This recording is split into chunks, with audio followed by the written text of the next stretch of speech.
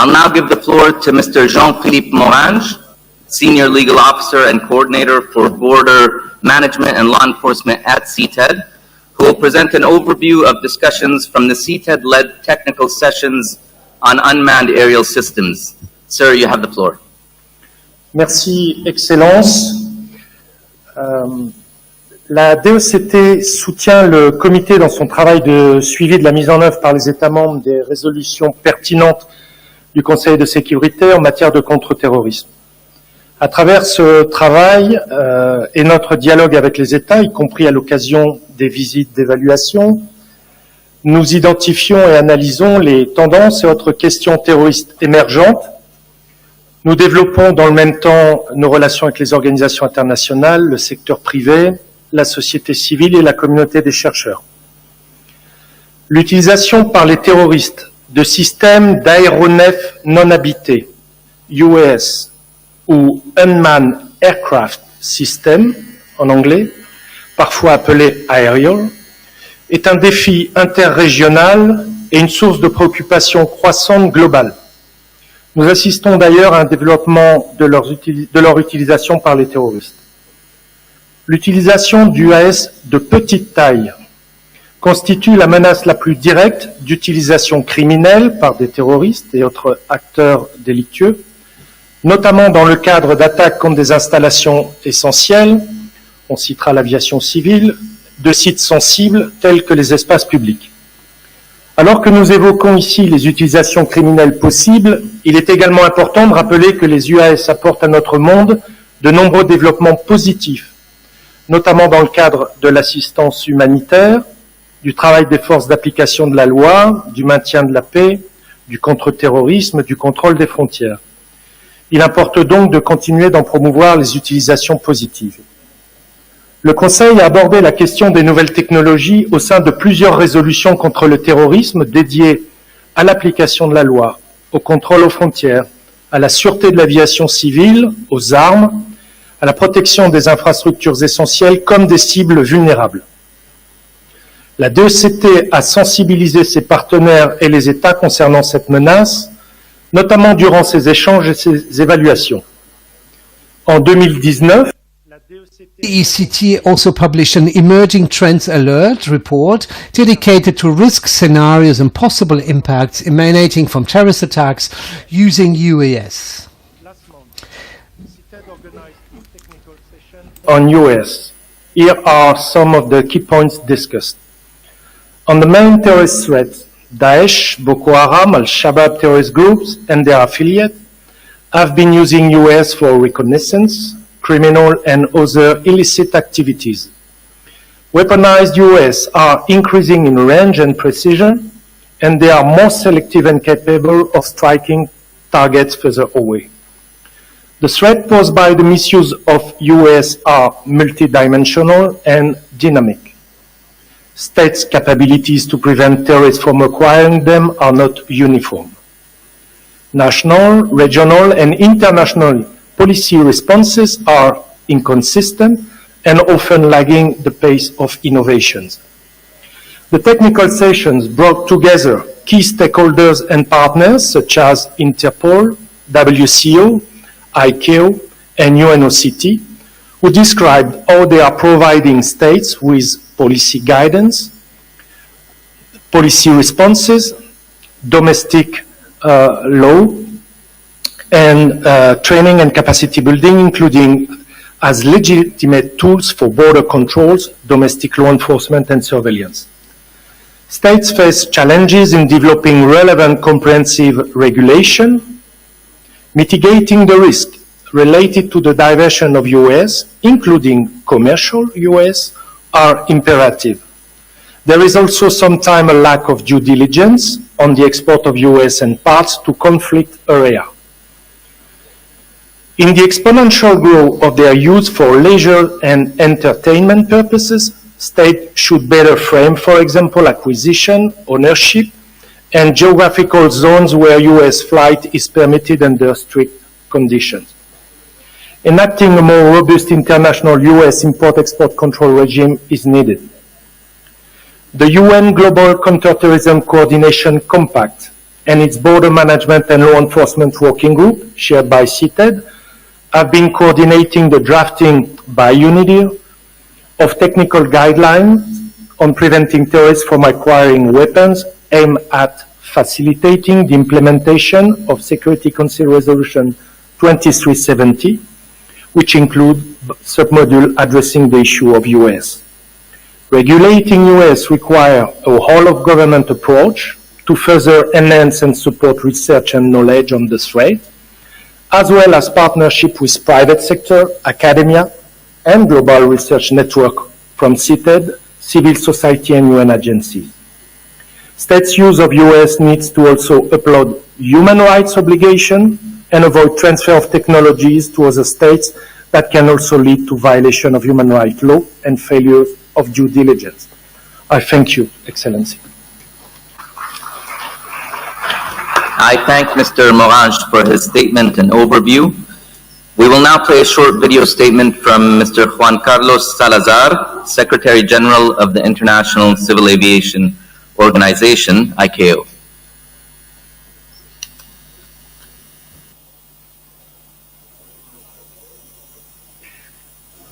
Excellencies, ladies and gentlemen, it is my pleasure to address this special meeting on behalf of the International Civil Aviation Organization, ICAO, which is the United Nations Specialized Agency for Civil Aviation mandated by the Convention on International Civil Aviation.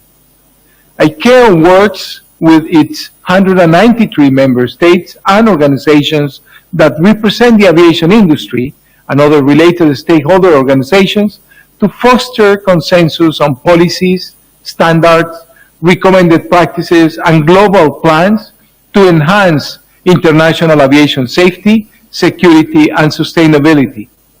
ICAO also provides implementation support for states' capacity building through related programs, projects, products, and training, and conducts audits of states' oversight performance in the areas of aviation safety and aviation security.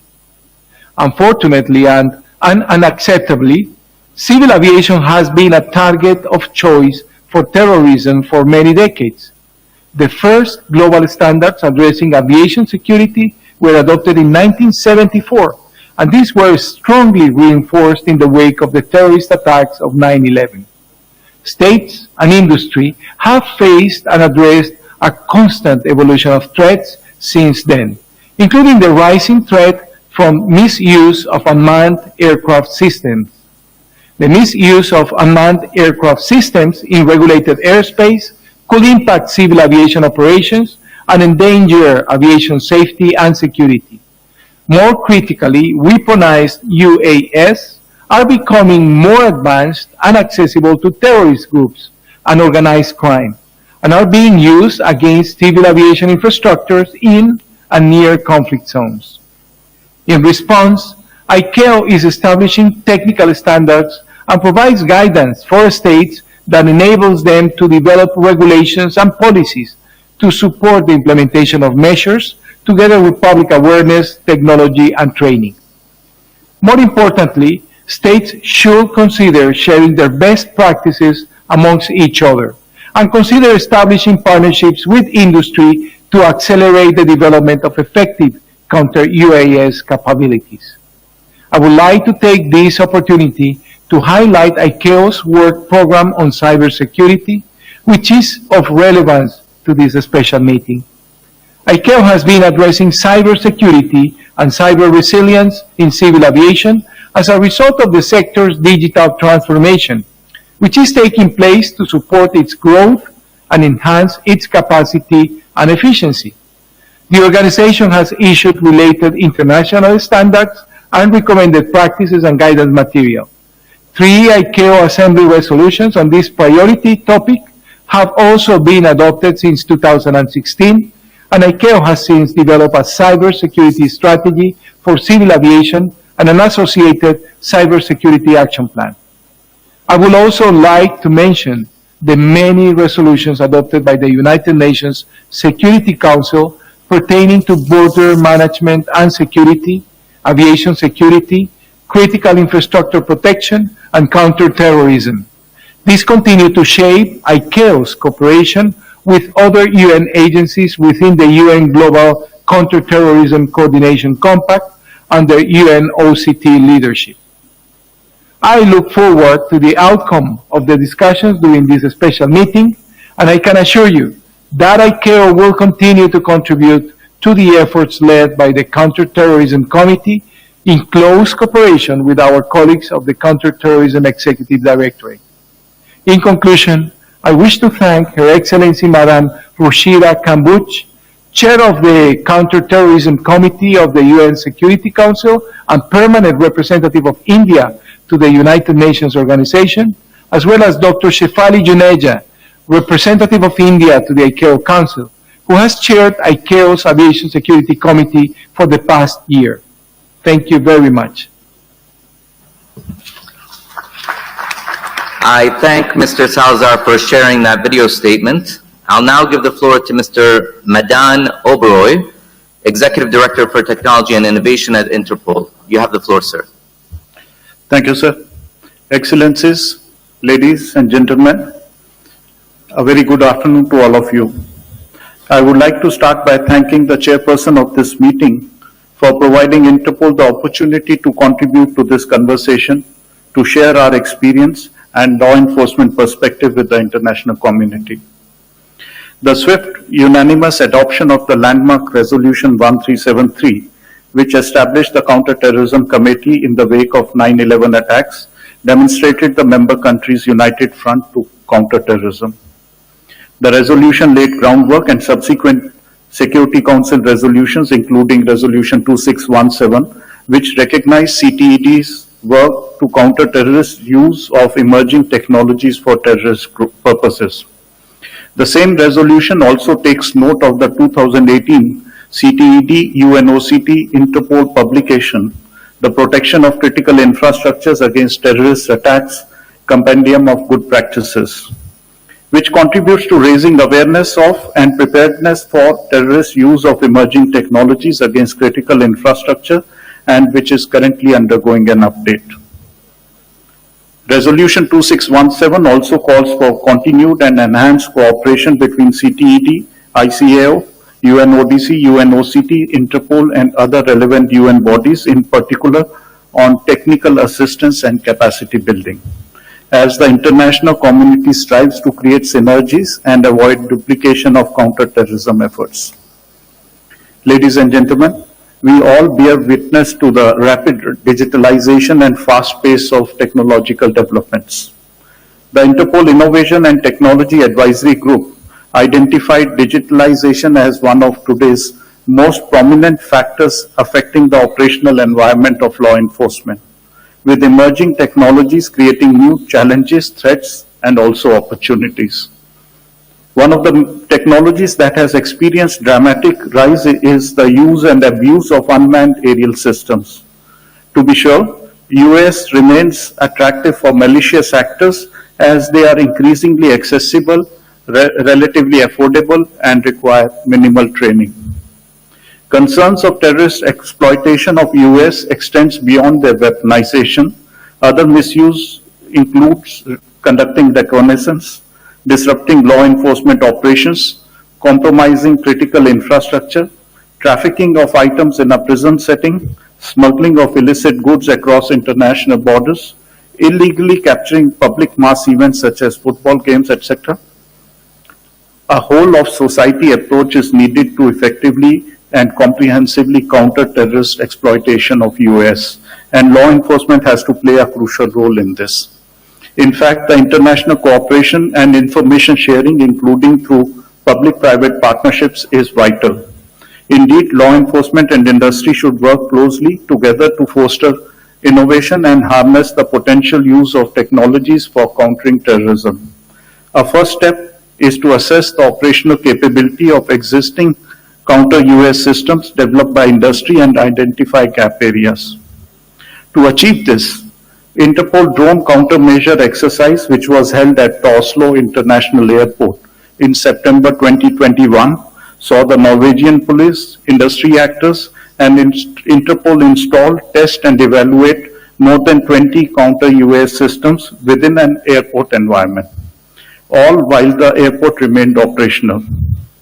The findings from this exercise can be found in the publicly available Drone Countermeasure Exercise Report launched at the 4th Interpol Drone Expert Summit, which was held this year. The report revealed that drone technology appears to be an asymmetric threat for law enforcement agencies, and it also identified several recommendations, including, amongst others, the establishment of a unified drone threat reporting system, further law enforcement engagement with industry, and a strong need for legislation and regulations to protect the restricted airspace, areas of national interest, and to safeguard the public at mass events. Interpol has been active in bringing together stakeholders to combat challenges posed by drones. It created the Interpol Drone Expert Group in 2017, and since then the technology and threat have evolved manifold. The fourth meeting of the Interpol Expert Group held this year in Oslo was attended by more than 300 participants from more than 50 countries. Interpol is also actively working in the domain of drone forensics and incident response. It developed and published Drone Incident Response Framework for First Responders and Drone Forensic Practitioners in 2020. And since then, this framework has been a source of reference and featured in most drone forensic discussions and presentations. Interpol is currently working on building law enforcement capabilities in the domains of counter-UAS systems, forensics, incident response, and enabling legislations. Excellencies, Interpol looks forward to continuing our fruitful cooperation with CTC, CTED, member states, and partners within the global security architecture in order to adapt to the new and emerging threats and to support the law enforcement community to adjust to the challenges of tomorrow. Thank you, and I wish all of you a very pleasant rest of the day. Thank you. I thank Mr. Oberoi for his statement and for highlighting the important work undertaken by Interpol in countering UAS abuse. I'll now give the floor to Dr. Tail Kang, Director of Capacity Building Bureau at the World Customs Organization. Dr. Kang, you have the floor. Thank you. Good afternoon. As I was introduced, my name is Tail Kang, the Capacity Building Director of the World Customs Organization. On behalf of the World Customs Organization and our 184 member customs, I'd like to express my special thanks to UN and the Indian government for this invitation. Since drones became more accessible to the general public, a concern is growing in the international community over the use of drones for terrorist purposes, since drones can be potentially armed both with conventional weapons and what is more frightening, with chemical, biological, radiological, and nuclear agents. From the customs perspective, drones are subject to export controls, and in recent years, a number of regulatory frameworks have addressed the need to regulate these strategic goods in order to prevent their misuse by criminal or terrorist elements. Since the protection of society and the fight against terrorism are very important roles for customs, the World Customs Organization and its members constantly follow the developments in the security sphere and update the harmonized system nomenclature used for the uniform classification of goods across the globe with new HS codes.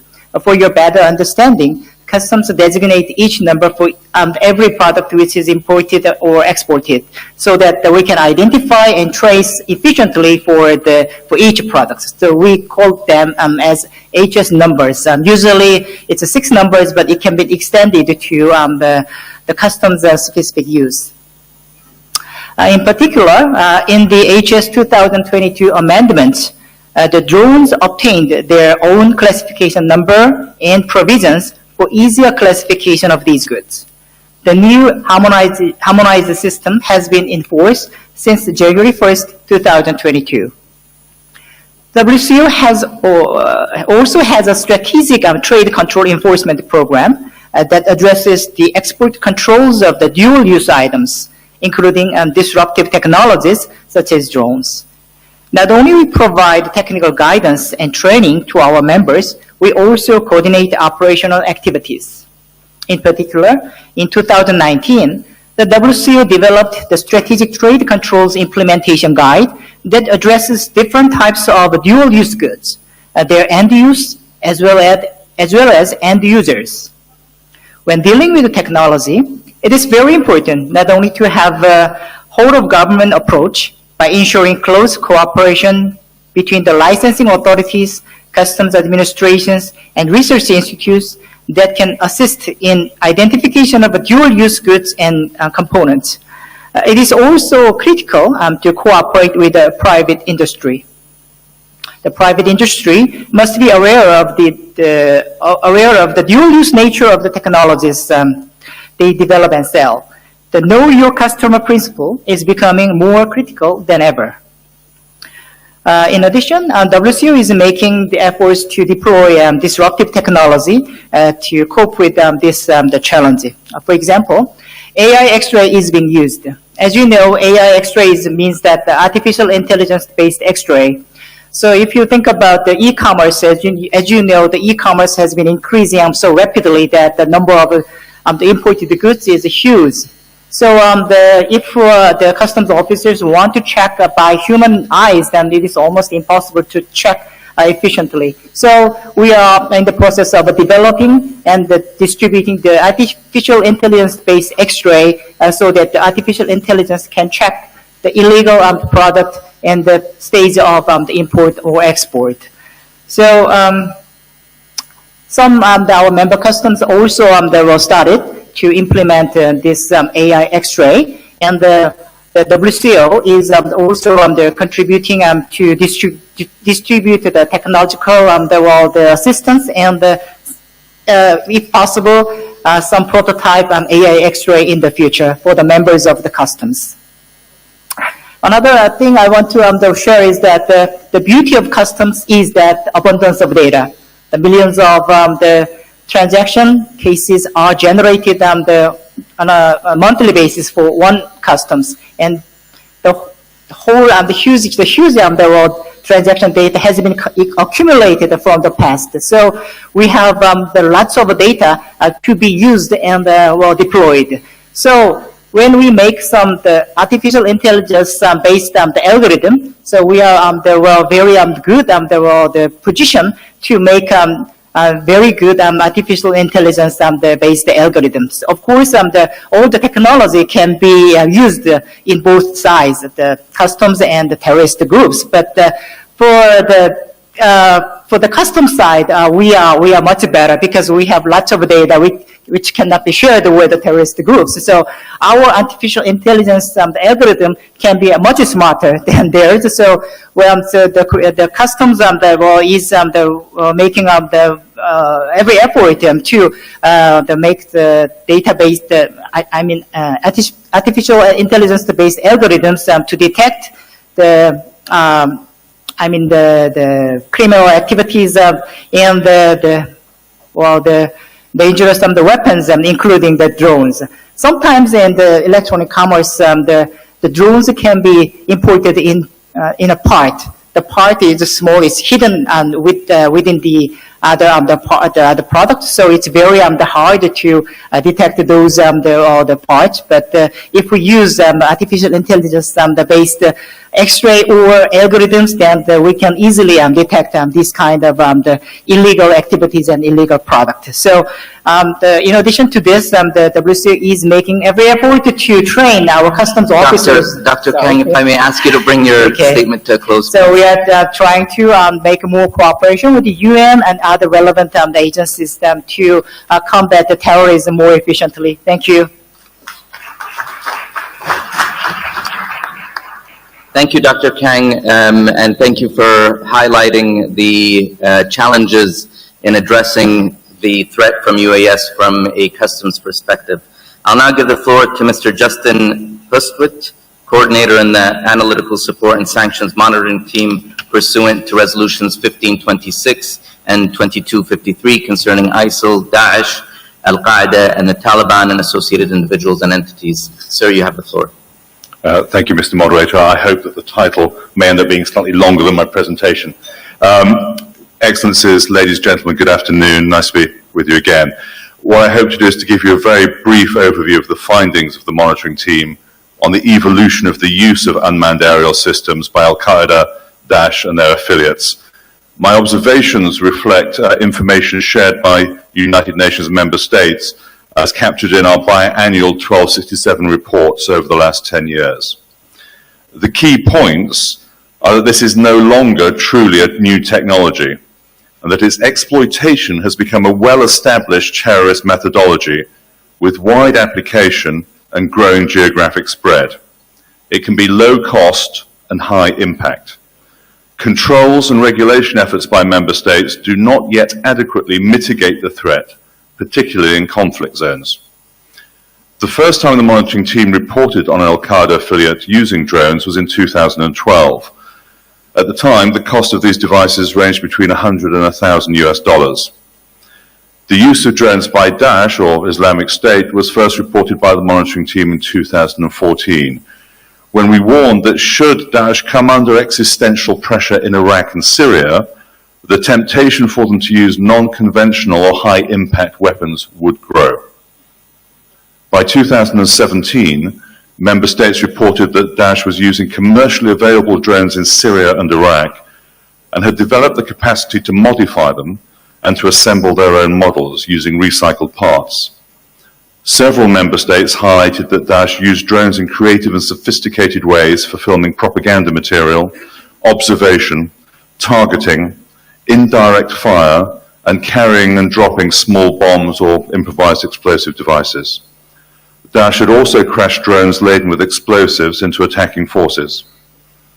Daesh was assessed to be developing the capability to design and construct larger weaponized drones, thereby increasing its ability to strike at distance.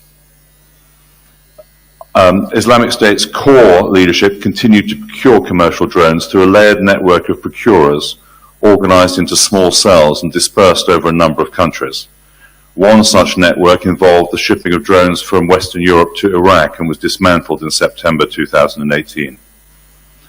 By early 2021, in parts of West and East Africa, the affiliates of Daesh and Al-Qaeda demonstrated a growing capability in the use of drones. In West Africa, fighters affiliated to Al-Qaeda occasionally deployed drones for aerial reconnaissance. And in the Lake Chad Basin, Daesh affiliates also used drones for reconnaissance and surveillance, raising concerns that it might have ambitions to weaponize them for attacks. In East Africa, Al-Shabaab significantly increased its use of drones for reconnaissance and surveillance. Member states expressed concern about the group's intent and capacity to launch attacks on aircraft and civil aviation infrastructure, and this was aroused when Al-Shabaab's plans to target low-flying aircraft within Somali airspace and along the border between Kenya and Somalia became clear, and incidentally that's a significant air corridor for both humanitarian support and commercial flights. In 2022, the monitoring team received reports of a significant increase in the use of UAS. Member states noted that Daesh had used front companies to acquire commercially available, low-cost, high-tech UAS in well-regulated markets in Asia and North America, and had subsequently converted them for lethal use. One member state reported that anti-aircraft weapons and UAS were sourced in the form of spare parts and assembled later to evade detection.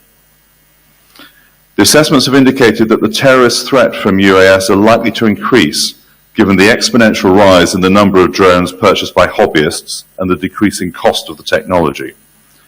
Rapid advancements in the technology of drones, including advances in speed, payload, fuel cells and resistance to radio interdiction, have made countering the threat costlier and more difficult. Member states have reported that challenges in mitigating the threat include the lack of harmonized regulatory standards across different jurisdictions. And some member states have flagged a need for cooperation in developing an international regulatory framework which recognizes the commercial and law enforcement opportunities of legitimate use of these devices. Thank you. I thank you, Mr. Hustwood, and particularly for sharing with us the evolution of the threat of UAS use by Daesh and its affiliates. I will now give the floor to Dr. Cecile Aptel, Deputy Director at the United Nations Institute for Disarmament Research. Madam, you have the floor. Thank you, Mr. Chair.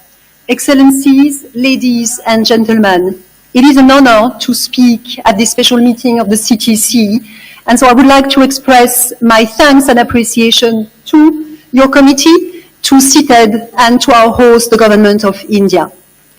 UNIDIR was established by the General Assembly to facilitate multilateral negotiations and efforts to ensure greater international security and disarmament. We carry out in-depth, forward-looking research to provide insights and stimulate new negotiations. Many areas of our work is directly relevant for this committee. In particular, UNIDIR researches the use, implications, and impact of existing, new, and emerging technologies that could be used for terrorist purposes. Our recent work in these areas include assessing the threat of the use of weapons of mass destruction by terrorists, in particular, the threat of chemical, biological, and radiological terrorism.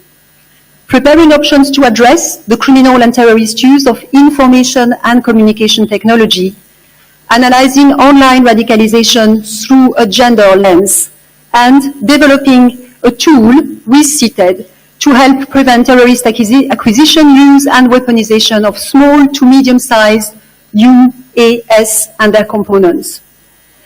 Allow me to share some of our findings. First, on UAS. The proliferation of relatively cheap, primarily small-sized UAS and their components, as well as their use and weaponization for terrorist purposes, has increased in recent years, in particular in conflict settings, posing significant challenges. We can safely project that UAS, from readily commercially available drones to sophisticated assembled weapon systems, will be increasingly available to and therefore used by terrorists, if only because of their cost decreasing while their capabilities are increasing. In response, UDDR contributed to the work of the UN Global Counter-Terrorism Compact to develop technical guidelines to support the implementation of Security Council Resolution 2370.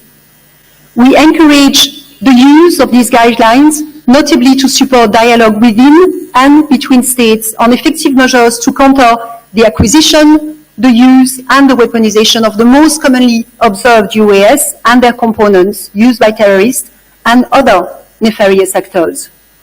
We also encourage and support ongoing efforts to improve the global understanding of the nature and scale of this evolving threat. Indeed, the fast development of UAS technology requires constant horizon scanning of existing or emerging threats posed by terrorist use of UAS, their components, and other uncrewed systems, including their use in conjunction with other types of weapons acquisitions and misused, as terrorist threats are also constantly evolving. UNIDIR just released primers, and a compendium is forthcoming on development in uncrewed systems in land, air, and sea domain to contribute to such efforts. Uncrewed ground systems and uncrewed maritime systems are of particular concern. Before I conclude, please allow me to mention two other important areas where our research shows how new and emerging technologies can or are used for terrorist purposes. One, our research on biological weapons points to the increasing accessibility of advanced biotechnologies, leading to growing risk related to bioterrorism. Two, as already mentioned by others this morning, there are many opportunities for terrorists to exploit the potential of rapidly evolving information communication technologies, notably to support transnational recruitment, financing, and propaganda through mis- and disinformation. Mr. Chair, Excellencies, to conclude, countering the use of new and emerging technologies for terrorist purposes is urgent, and yet needs to be achieved while remaining vigilant to prevent terrorist access and use of the old weapons, such as conventional weapons, and chemical weapons. We encourage states to support, respect, and implement all the relevant treaties, including those on disarmament and arms control. The implementation of these instruments at the national level can mitigate global terrorist threats. We also encourage states to actively engage in the multilateral processes seeking to regulate new weapons and technologies that can be weaponized in different ways. We hope that UNIDIR's existing and forthcoming findings and tools will be widely used to strengthen efforts to contribute to counterterrorism, disarmament, sustainable peace and development. We look forward to continuing to provide our research tools and also dialogue opportunities to tackle some of the critical issues under consideration by the committee and the international community at large. Thank you.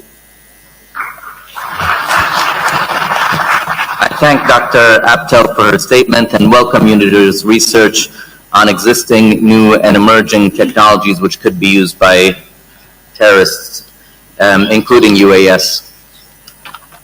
I'll now give the floor to Mr. Jonah Leff, Director of Conflict Armament Research. Sir, you have the floor.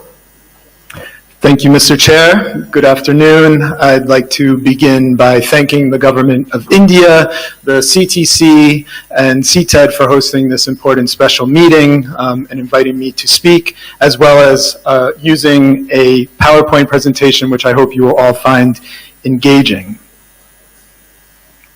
By way of introduction, Conflict Armament Research is an independent investigative organization. Founded in 2011, CAR deploys field teams into armed conflicts to document weapons, ammunition, and related material, including UAS, that have been diverted to armed groups, including terrorist actors. CAR is operational in more than 25 conflict-affected states around the world. Our evidence does not come from open sources or social media, but through in-person documentation of seized and recovered weapons carried out by CAR investigators. We then conduct tracing operations with governments and industry to map the transfer history of documented material and to identify vulnerabilities in supply chains and control systems. CAR investigators have documented UAS in multiple conflicts around the world. These range from lightly modified commercial off-the-shelf systems to entirely bespoke systems. CAR has also documented examples of UAS that have been weaponized through the addition of explosives or by dropping or launching modified conventional ammunition. This underscores the critical role of conventional ammunition diversion in aiding UAS weaponization, something that is highlighted in Security Council Resolution 2370. In Iraq, CAR has documented and traced a large sample of UAS data relating to the Islamic State forces, both in Iraq and in Syria. Our investigations have successfully illustrated how ISIL affiliates were able to access international, particularly online markets, to obtain material for UAS production. CAR investigators have documented a total of 28 rotary wing quadcopter UAS in Iraq and Syria, all made by the same manufacturer and of the same model. ISIL technicians customized some of these quadcopters so they could drop improvised or modified munitions onto ground targets from empty sealant tubes that were fitted to the underside of the aircraft. These commercial systems are easy to obtain online, and it is likely that ISIL affiliates did not purchase these UAS in large bulk sales, but rather obtain them through multiple diverse sources. Although CAR traced these quadcopter UAS to independent distributors across Asia and the Middle East, we are often unable to establish how these items subsequently reached ISIL forces.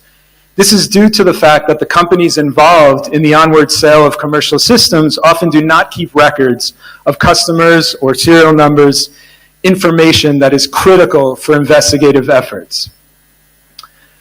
CAR also visited several ISIL UAS workshops and production facilities throughout Iraq and established evidence of attempts by ISIL forces to develop much larger systems than those that were commercially available. These bespoke systems appeared to be of a rudimentary and inexpensive design, but were composed of hardware that would need to be procured internationally, such as microjet turbines, altimeters, and servo motors. CAR has investigated some of the international acquisition networks that facilitated the procurement of this critical technology.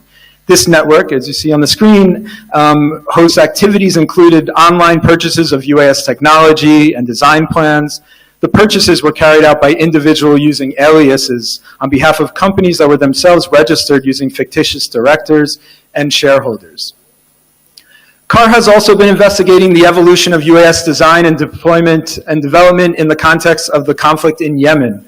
CAR investigators have documented a number of UAS recovered in Yemen and have analyzed the common technology that underpins the different models. Our analysis identifies that a number of critical components across the different models are identical to those that proliferate elsewhere in the region.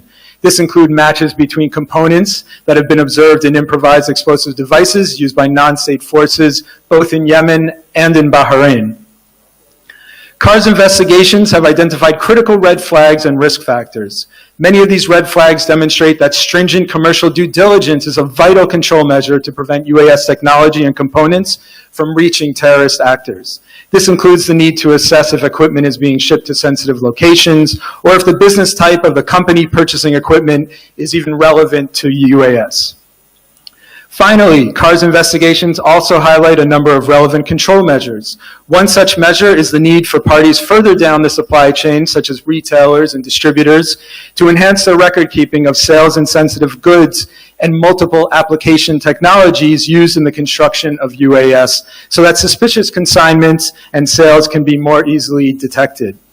Investigations into the diversion of UAS and UAS components by organizations like CAR can provide critical field evidence to help pinpoint specific vulnerabilities in supply chains. CAR is currently engaged in a joint research project with the UN Office of Counter-Terrorism to produce a global trends report on the acquisition, weaponization, and deployment of UAS by illicit non-state armed groups. And through this research, we will be mapping the existing threats and concerns of member states. Lastly, CAR will also continue to document and analyze UAS in the future, including tracing of critical components, in order to support the development of effective control measures and counterterrorism strategies. I thank you for your kind attention.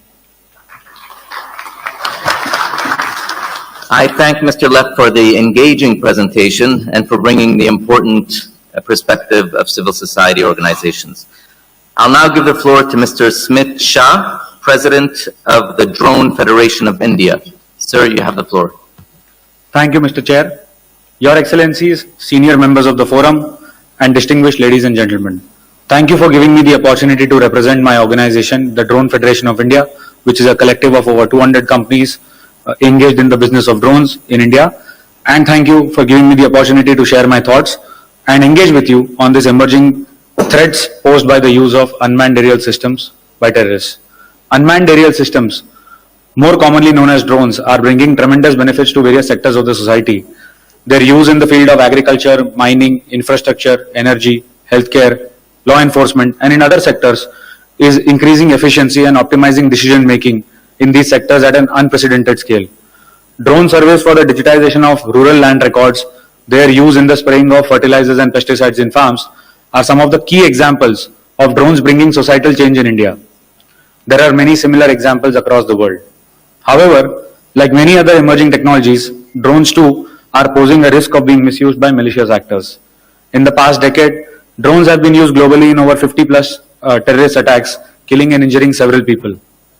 The use of drones for targeting key personnel, critical infrastructure, military establishments across the world are examples where sophisticated drones have been misused by terrorists. The world is already expressing concerns about the increasing capability of drones to carry larger payloads, sophisticated armament, CBRN weapons, or the possible use of hundreds of drones as a swarm. However, there is a need to closely look at another dimension, which is the dimension of smaller drones. The approach for small and large drones should be different. I say this because the development of large and sophisticated drones usually requires heavy investment, has long gestation periods, and generally leads to their use in active conflict zones. Existing air defense systems, which cater to defense from manned aircrafts, can be upgraded with industry experts, and the same is being done across the world for addressing the larger categories of drones. While in the case of small drones, they can be assembled using dual use or open source components, usually have limited range, limited capacity, and can be assembled with very less investment or operated with basic technical expertise. These drones also remain mostly undetected by existing air defense radars because of the simple fact that the existing radars are tuned and designed in a way to detect larger flying objects. The counter-drone systems that are still work in progress and need continuous development are also not covering all aspects of smaller drones. All of these reasons have actually made small drones an almost favorite among terrorists for their use in asymmetric warfare, especially across the borders. However, their limited capabilities require them to be launched closely from the border. Cross-border contraband smuggling across the Indian border is one such example of this scenario. The frequency of drones being used across the Indian border to smuggle drugs, arms, ammunition, and explosives is also becoming a major concern, with frequent sightings of drones on the border, a marked increase from last year. Many of these drones have been detected delivering contraband and have been shot down by the Indian security forces. While India and the rest of the world are already deploying counter-drone technologies to tackle this issue, the responsibility for solving this issue should lie on both sides of the border. If terrorists launch drones from a country, that country should also be responsible and should also increase their efforts to stop this menace. The victim country cannot completely solve this issue on its own without the support of its neighbor from where the drones are actually being launched, especially in the case where these drones are being launched very close to the border.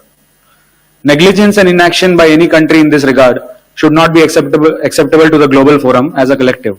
I make my statements by giving India and its neighbor as an example, but the argument is applicable for any two countries sharing a common border. Countries on each side of the border should be held accountable.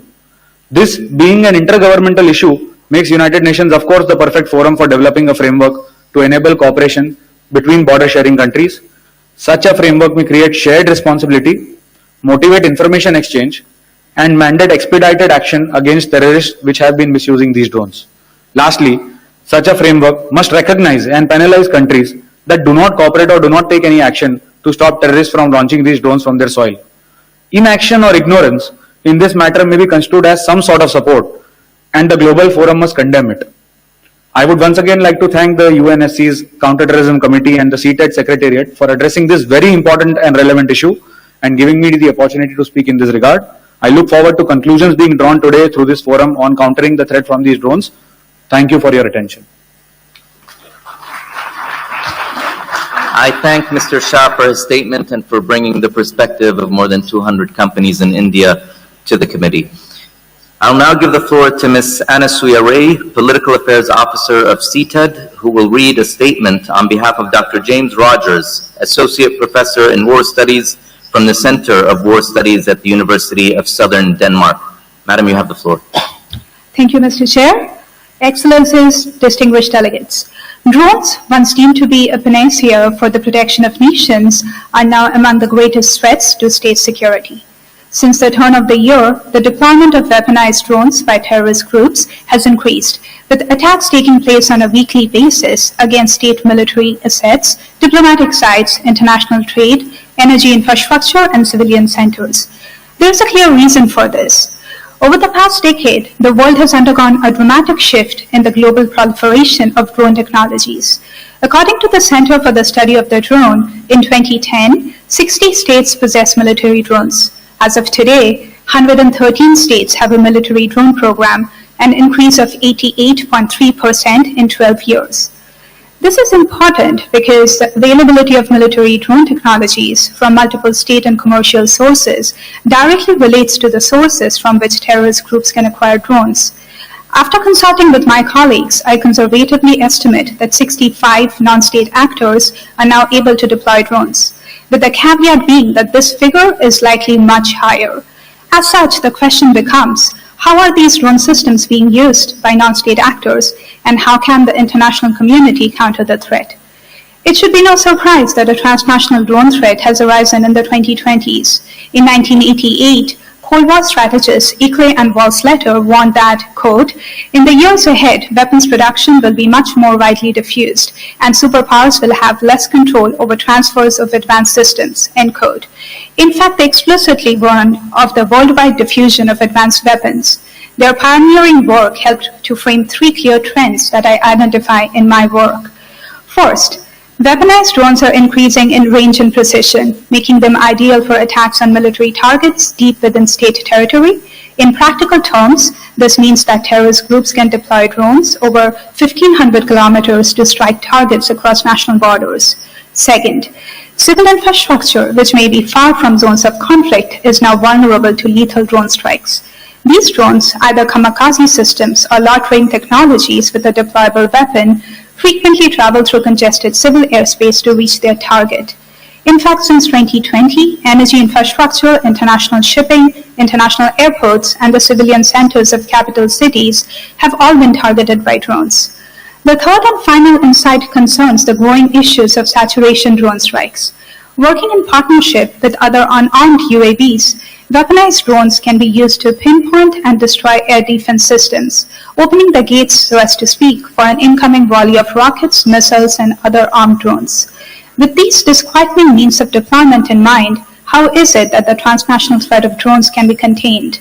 There is no easy solution, not least because today weaponized drones can be acquired by any actors who wish to possess them, and in many cases the weapons are similar in design or duplicates of state systems. This makes it harder to identify to whom a drone belongs when attacks are perpetrated. I term this drone deniability, as it makes it difficult to hold perpetrators of attacks to account and bring them to justice in a timely fashion. However, along with my colleagues, we have been working on a Drone Technology Control Regime, or DTCR. It will require international leadership, but such an agreement would prioritize state commitments to prevent the illicit transfer of drone technologies to non-state groups. It would mean a pledge to uphold international law and human rights in the state use of drone systems, to take collective action against those who breach these rules, and to limit the global proliferation of the next generation of weaponized drones through licensing, tariffs, trafficking, legal action, and/or quotas on specific dual-use systems, such as those augmented with advanced AI-infused autonomous and swarming technologies. Now is the time to act. These technologies are, after all, the future force multipliers for terrorist groups. Thank you very much for your time and attention. I thank Ms. Ray for delivering the statement from Dr. Rogers, which brought us the perspective of academia in countering the threat of UAS. With that, ladies and gentlemen, we have heard from all of our invited speakers in this segment. I'd like to once again thank all the speakers for their statements, and this brings us to the end of our third segment. We'll now take a very brief 2-minute pause to allow my colleague, the Vice Chair from the Russian Federation, to moderate the next session. The meeting is briefly suspended.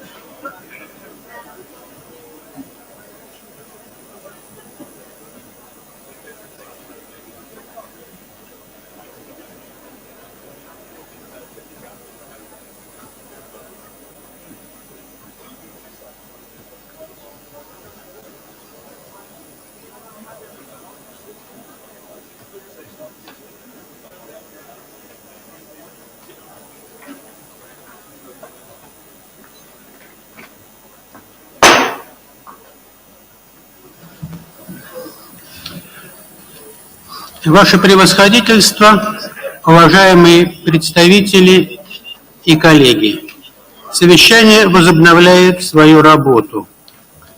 Я приветствую участников четвертого сегмента по теме «Общие соображения, касающиеся противодействия использованию новых и возникающих технологий в террористических целях». And imagine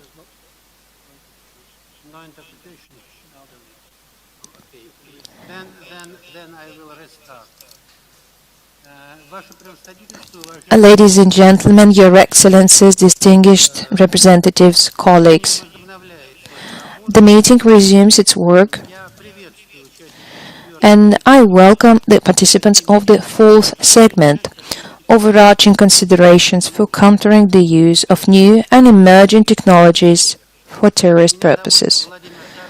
My name is Vladimir Tarabrin. I am Special Representative of the Minister of Foreign Affairs of Russian Federation for the International Counter-Terrorism Cooperation. I also act as Vice Chair of the Counter-Terrorism Committee, and it's an honor for me to be a moderator of this session. Ladies and gentlemen,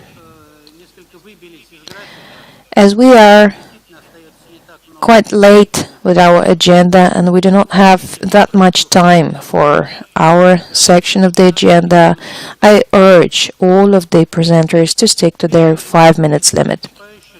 Number 1 on my list, I have a United Nations Special Rapporteur on the promotion and protection of human rights and fundamental freedoms while countering terrorism, Ms. Fenula Ni Elan.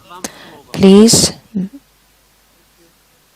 Ms. Nilan, the floor is yours. Opportunity to be here in Delhi and to address the Counter-Terrorism Committee of the United Nations Security Council in my role as United Nations Special Rapporteur on the promotion and protection of human rights and fundamental freedoms while countering terrorism.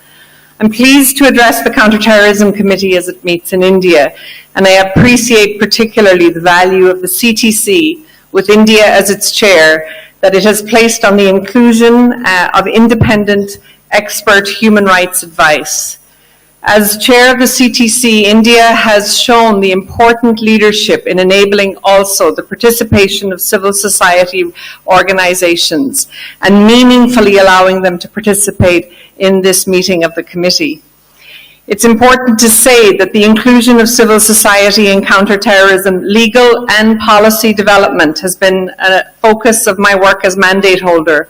And here I want to acknowledge the significant developments that we've seen in the last year, including the participative GCTS review process and the high-level conference on counterterrorism and human rights that took place in Malaga, Spain earlier this year.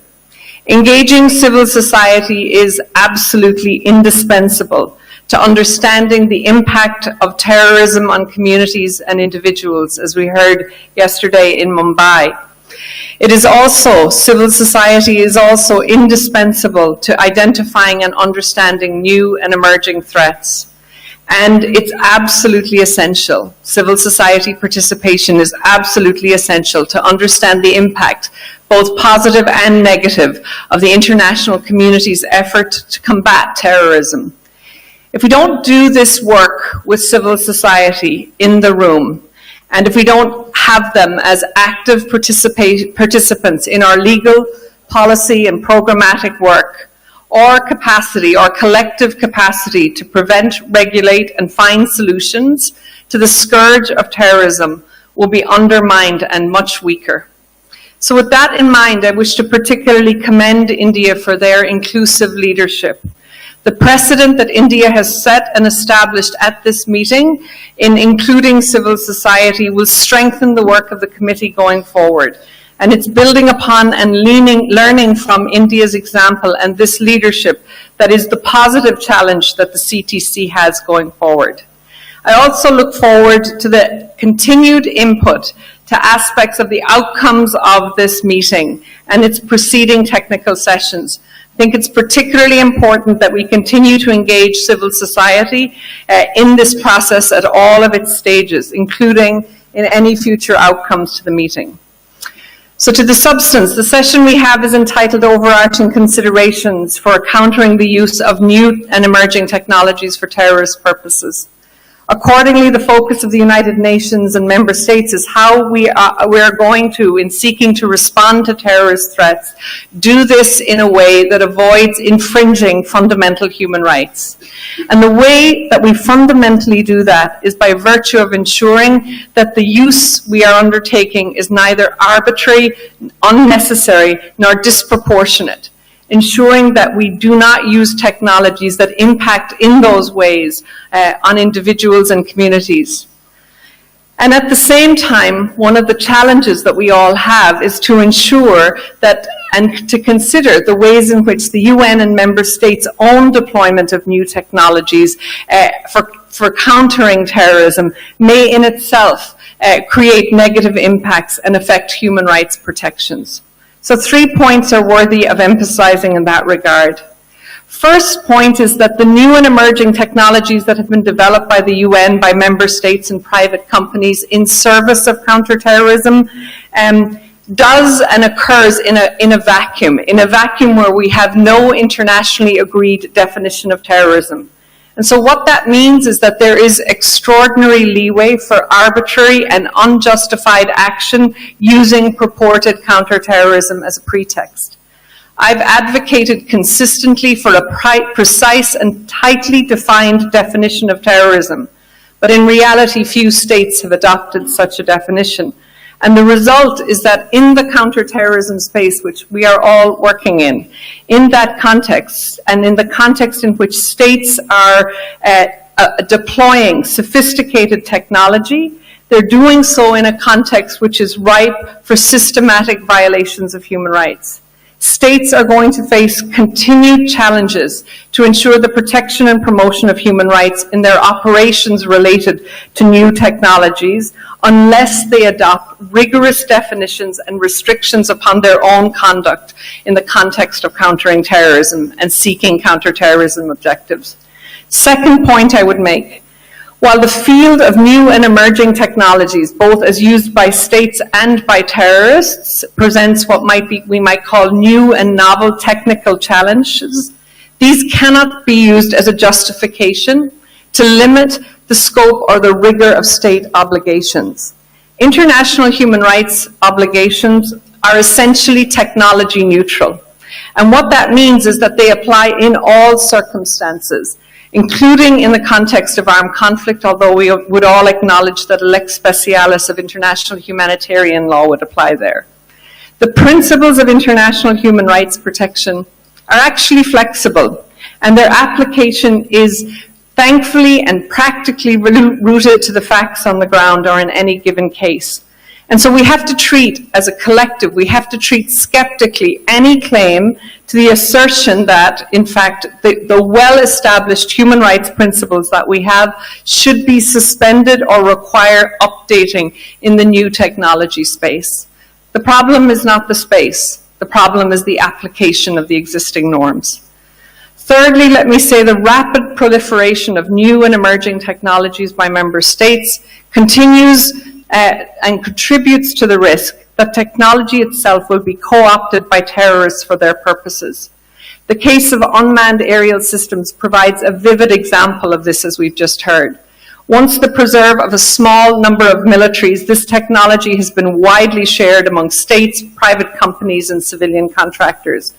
But as states have learned to their peril, once a sophisticated technology is promulgated wisely, there's actually very little way to control it. And as we know, that means that it's going to spread to non-state actors and terrorist actors. As the United Nations Special Rapporteur on Summary and Arbitrary Executions noted in a 2020 report, quote, at least 20 armed non-state actors have reportedly obtained armed and unarmed drone systems, including ISIL, close quote. So what have we learned? Well, we've learned that we can have every expectation that other sophisticated new technologies originally developed and promulgated to fight terrorism, such as spyware, biometrics, analytical tools, and artificial intelligence, that these are going to more or less follow the same course, the same path from state hands to non-state hands and terrorist hands in due course. So what does that mean to excellencies as I close? It means that we need an inclusive, multilateral regulation of the development, use, storage, and transfer of new technologies, and that such a multilateral regulation is essential. That regulation has to be human rights compliant, not only because these are inherently high-risk technologies, and that the failure to have that protection actually impinges on the dignity of each human person, but also that if we don't regulate in this way, we will have profound consequences for the reproduction of violence and the production of systems and contexts that continue to produce violence. Thank you very much.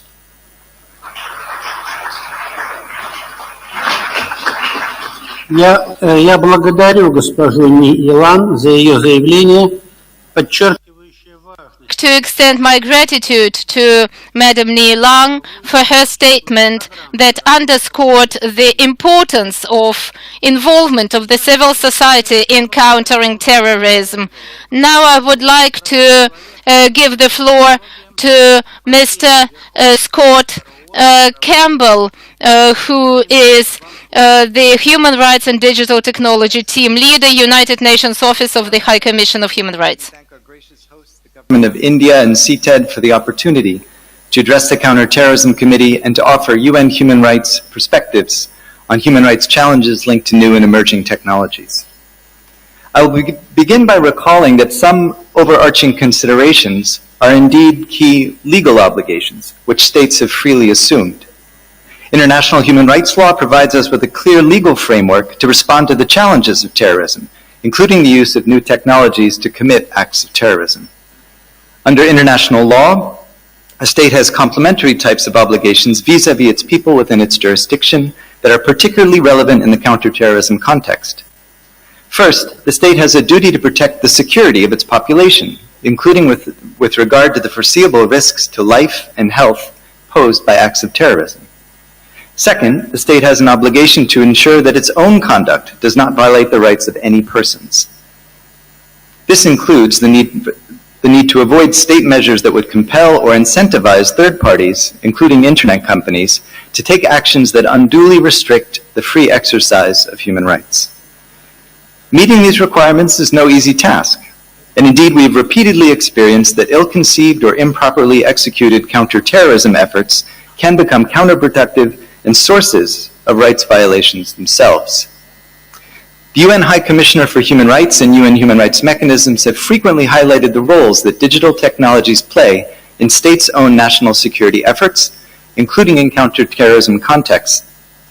State efforts to counter terrorism have often employed overbroad and vague definitions of terrorism or terrorist acts, and at times have granted extensive executive powers without sufficient safeguard against abuse, jeopardizing the enjoyments of the rights of many.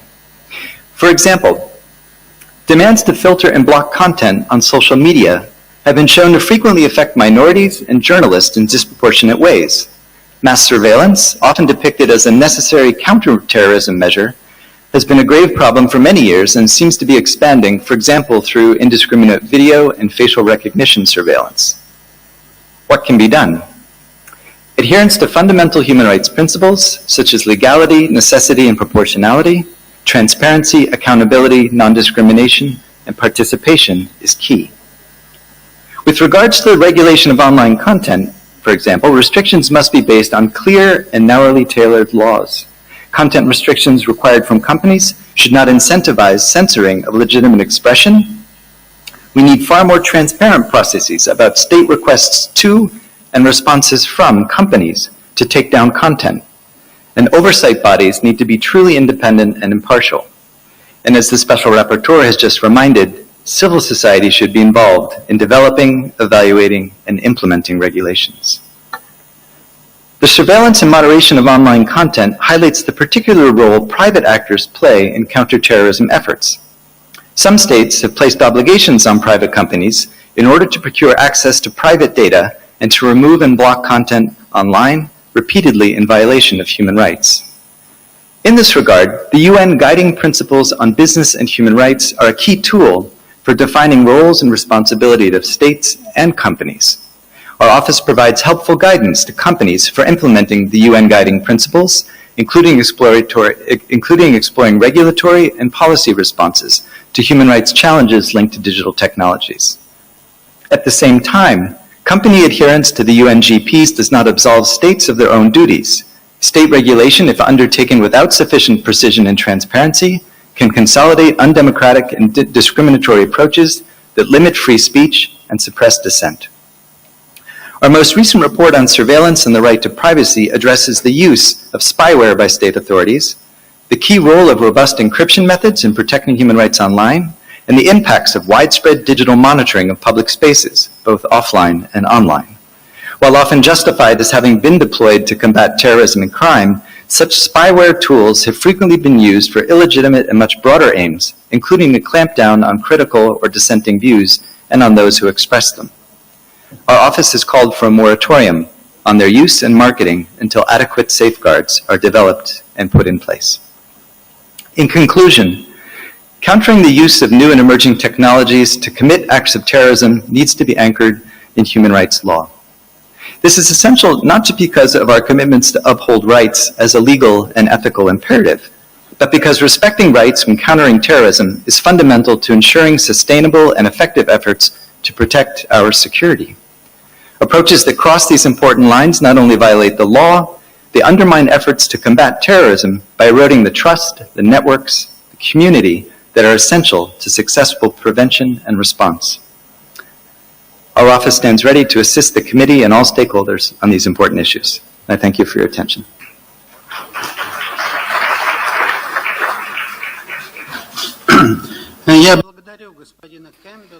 I would like to thank you, Mr. Campbell, for your speech, where Mr. Campbell underlined the importance of framework principles in countering terrorism and their implementation in the context of human rights. Our next speaker is Deputy Director of the United Nations Counter-Terrorism Center and Chief of the Special Projects and Innovation Branch of the United Nations Office on Counter-Terrorism, Mr. Mauro Miedico. He is going to speak on behalf of the Coordinating Committee of the Global Compact United Nations. Mr. Miedico, the floor is yours. Distinguished guest, allow me, of course, to begin by expressing our profound gratitude to the Republic of India for convening this meeting and for the warmest hospitality. The General Assembly's 7th review of the Global Counterterrorism Strategy specifically mandated the United Nations Office of Counterterrorism to support innovative measures to develop additional counterterrorism capacities of member states to address the challenges and opportunities that new technologies provide. And UNOCT has operationalized this commitment through its impactful capacity building work and by assuming a coordination role at the helm of the Global Counterterrorism Coordination Compact.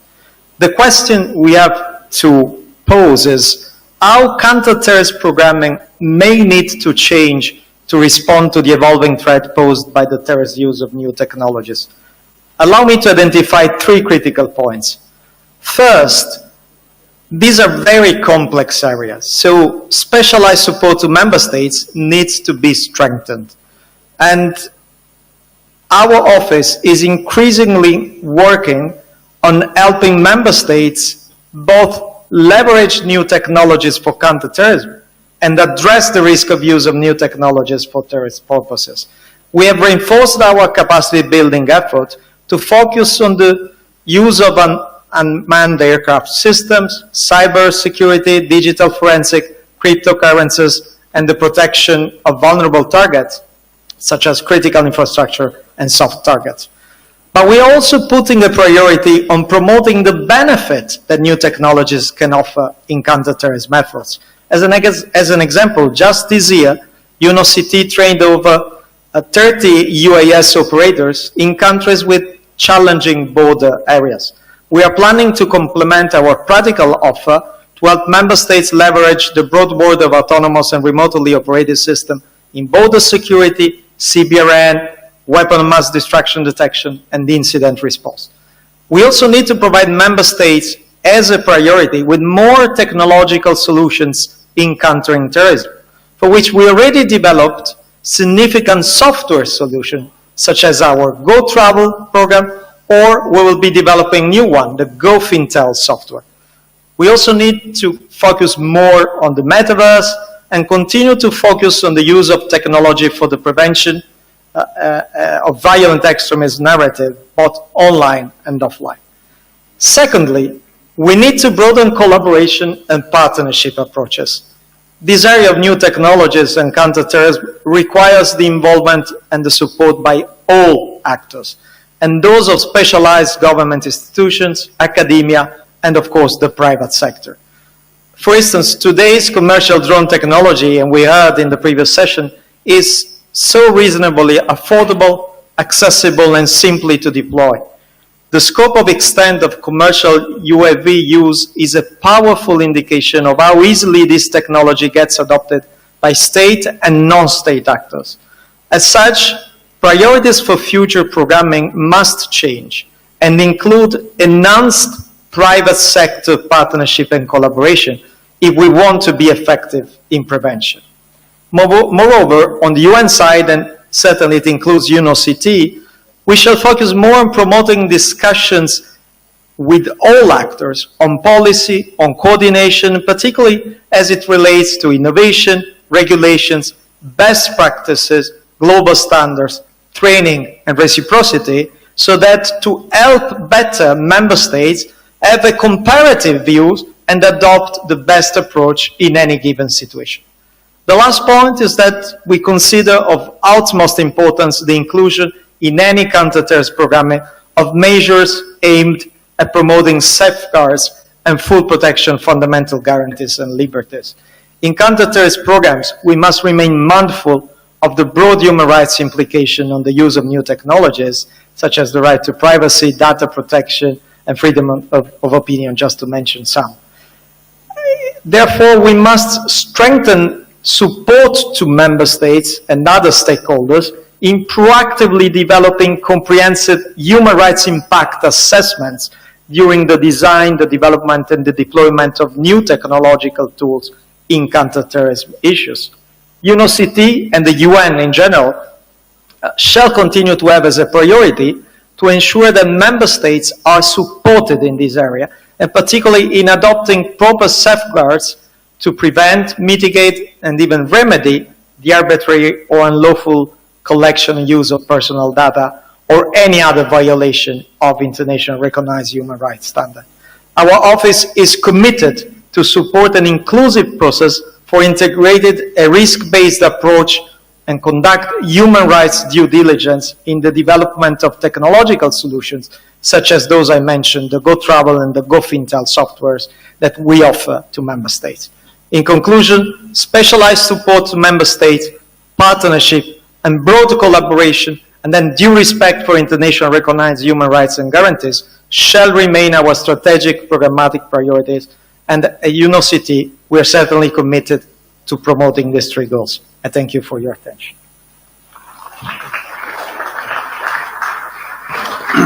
Я благодарю господина Мейдика за его выступление и его представление. To extend my gratitude to Mr. Miediko for his speech and for the fact that he has represented strategic approach in capacity building. Now I would like to give the floor to Mr. Marco Teixeira, Regional Office for South Asia, United Nations Office on Drugs and Crime. Thank you, Mr. Chair. Good afternoon, Excellencies, distinguished delegates, UN colleagues. On behalf of UNODC, I would like to appreciate the invitation to participate in this important meeting, which focuses on an issue of critical importance to address modern terrorism. Also, a special thanks to the Government of India for hosting this meeting and the reception that we have all been enjoying. As we have heard from the previous speakers, new technologies are increasingly exploited by terrorists to fund, to plan, and engage in terrorist attacks. Terrorists are using the internet for radicalization, recruitment, financing, and planning, using new methods and new technologies and new platforms to hide their activities. It is therefore, in our opinion, essential that the international community continue to work together toward responding to these evolving threats. National governments need the technical tools and the data sources to effectively assess national risks, respond to evolving threats, and allocate resources using a risk-based approach.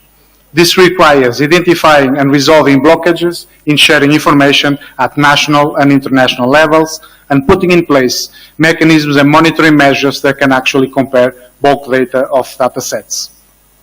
There is a risk, however, that these new technologies can be abused, infringing the rights to privacy, to freedom of speech, and therefore, in our opinion, we must ensure that robust oversight mechanisms and legal framework are carefully conceived, planned, and implemented. When states put in place measures to deal with the content of the electronic evidence and data collection, any infringement of the right of privacy must be compliant with principles of necessity, proportionality, and non-discrimination.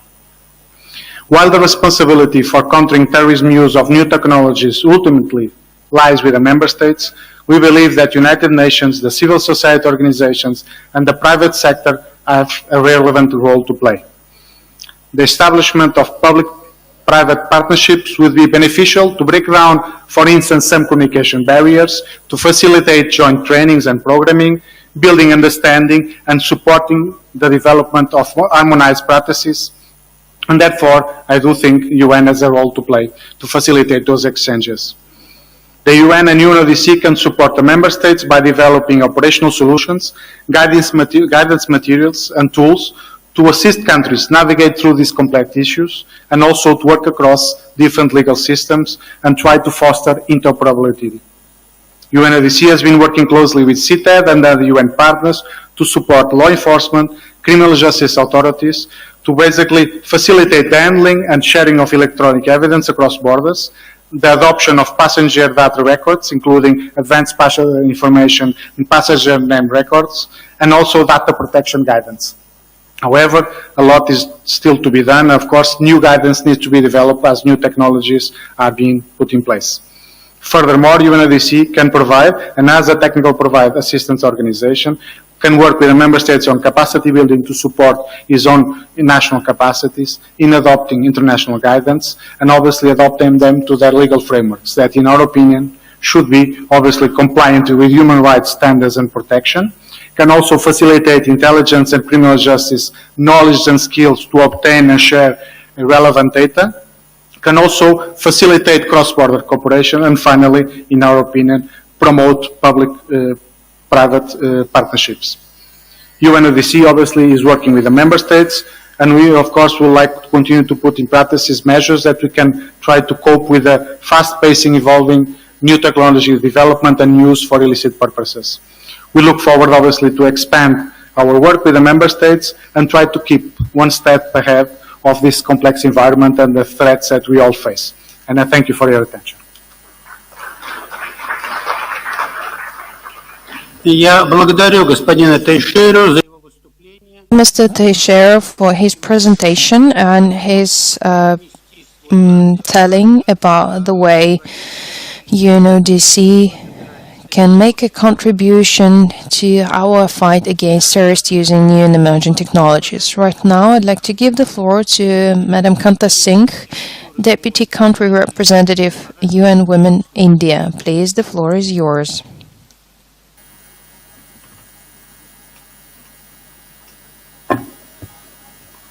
Good afternoon, Mr. Chair, Excellencies, ladies and gentlemen. On behalf of the Executive Director, UN Women, I would like to express my most sincere thanks to the Counter-Terrorism Committee, Government of India, and each one of you to give us an opportunity to speak today. Give me a second, please. As you all know that that UN Women is very pleased to provide a gender perspective in the security policy platform. Excellencies, UN Women is in its contribution in the area of hate speech that we have been working under the UN Secretary General Special Advisory leading on the implementation of the action plan on hate speech. UN Women's work contributes directly to achieving the objectives of the strategy by working closely with line ministries and civil society to address the impact and root causes of hate speech, especially as it pertains to women, violent misogyny, and other forms of violent extremism. This work has been rolled out in Bangladesh, Indonesia, Sri Lanka, Jordan, and Pakistan, among other countries. UN Women's Asia Pacific Catalytic Regional Program to prevent violent extremism in South and Southeast Asia has, for example, empowered approximately 6,000 women at the community level to participate in decision-making in the prevention of violent extremism through leadership training, advancing a whole-of-society approach to addressing violent extremism. Furthermore, the program strengthened the capacity of 420 young leaders, including 12 men, representing indigenous, transgender, urban poor, and rural individuals to identify and report online hate speech, misinformation, and fake news, protect individuals against these harms, as well as to produce and disseminate alternative narratives to terrorism, violent extremism, and hate speech through the use of social media. These young leaders have become lasting agents of social change in their society and have passed on their skills and knowledge by providing digital literacy training to other peace builders and raising awareness to the communities. We all understand that public discourse can be abusive and hateful, in particular towards women active in public and political life. As highlighted in the Secretary General's report on report to UNGA 77 on violence against women, women in public life are at heightened risk of online violence and abuse, including gendered and misogynistic hate speech. In Asia and the Pacific, through UN Women's work on cybersecurity implications for the women, peace and security agenda, we have also seen that other harmful acts on digital platforms such as cyberbullying, trolling, hacking, and unsolicited spread of personal information and data disproportionately affect women, particularly women in public positions such as politicians, journalists, and human rights defenders. These acts risk causing self-censorship and disrupting women's civic engagement and efforts to build sustainable peace and social cohesion. In building back better, women's safety in the online sphere needs to be prioritized by relevant stakeholders to support democratic progress and improve gender equality in public life. There's a connection between the root causes of gender inequality and the persistence of gendered censorship, but also violence against women and hate speech when women express their opinion. Women should not need to choose between their right to be free from violence and the right to freedom of opinion and expression. Gender-sensitive interpretation of right to freedom, an internationally accepted standard on what constituted online gender-based violence, hate speech, and disinformation, and ensuring response by the member states are aligned with the level of harm are much needed. Major social media platforms have committed to curbing online violence, including gender-based hate speech, as part of the Action Coalition on Technology and Innovation during Generation Equality Forum. However, leveraging the positive potential of technology for gender equality is essential to reaching the Goal 5, as it encourages the enhancement of the use of enabling technology, in particular ICT, to promote the empowerment of women. Excellencies, I would like to urge member states to pass legislative changes allowing sanctioning of violence against women in politics and public life, including aspects of hate speech, both online and offline, as their mandate allows. In the end, I would like to reiterate that such call for legislative changes must strictly be construed within the parameters established by International Convention of Civil and Political Rights, in particular Article 19 on freedom of expression, that is only limited by provisions outlined in the Article 20 to outlaw calls for and propaganda for war and advocacy on national, racial, and religious hatred that constitutes incitement to indiscrimination, hostility, or violence shall be prohibited by law. Strict encroachment on freedom of expression through internet shutdowns undermines access to women's and girls' critical support and protection, and are generally seen as a measure disproportionate to the threat as it attempts to address. Thank you. Thank you very much.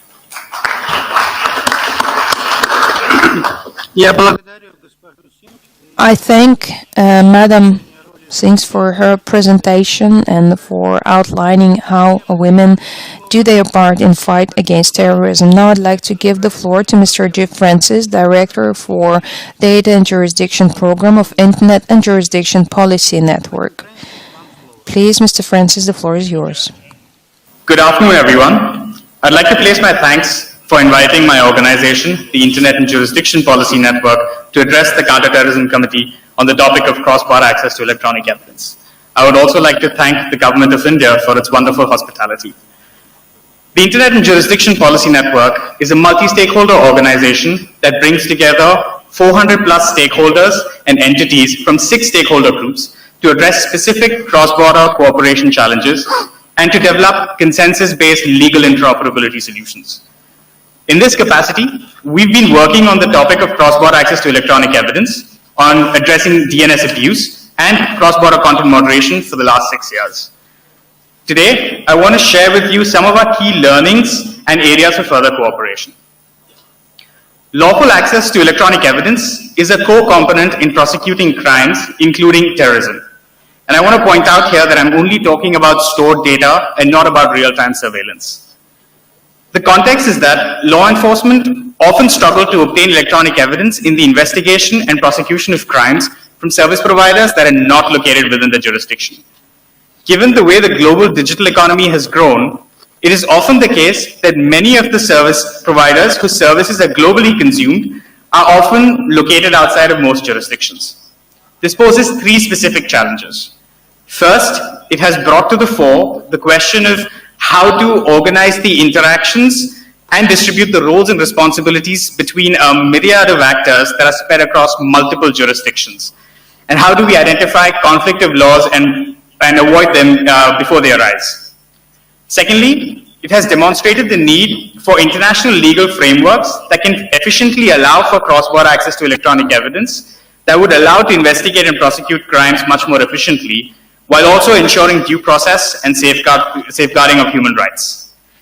Thirdly, it sets out the need to identify applicable levels of protections and due process requirements for digital data collected and stored by service providers. To contextualize this challenge, let's consider an example. Imagine that a murder took place in country A.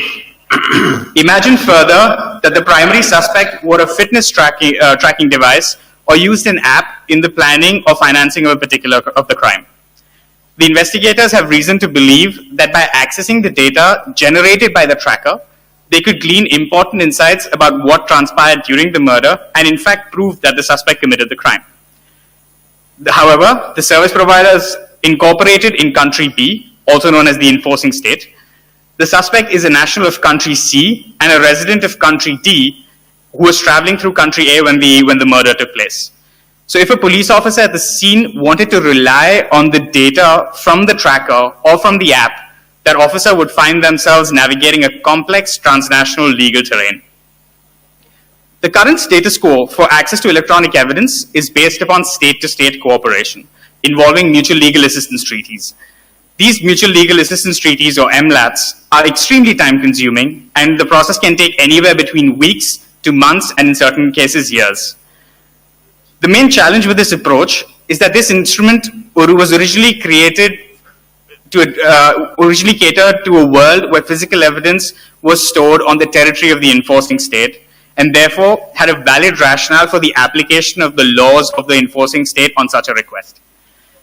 In the case of data or electronic evidence, there often is absolutely no connection to the stored data except the fact that the service provider is incorporated in the enforcing state.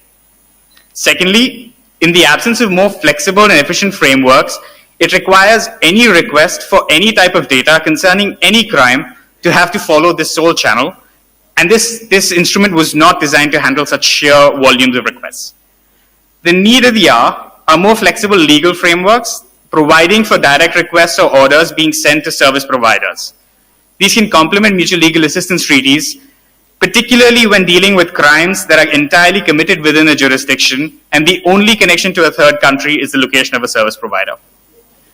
Finally, given the ubiquitous nature of internet services and the sheer diversity and quantity of different types of data that are being collected by service providers, there's a need to identify, particularly in a multi-stakeholder setting, what are the appropriate safeguards that are applicable in such requests and orders in the national context, but even more so in a cross-border context.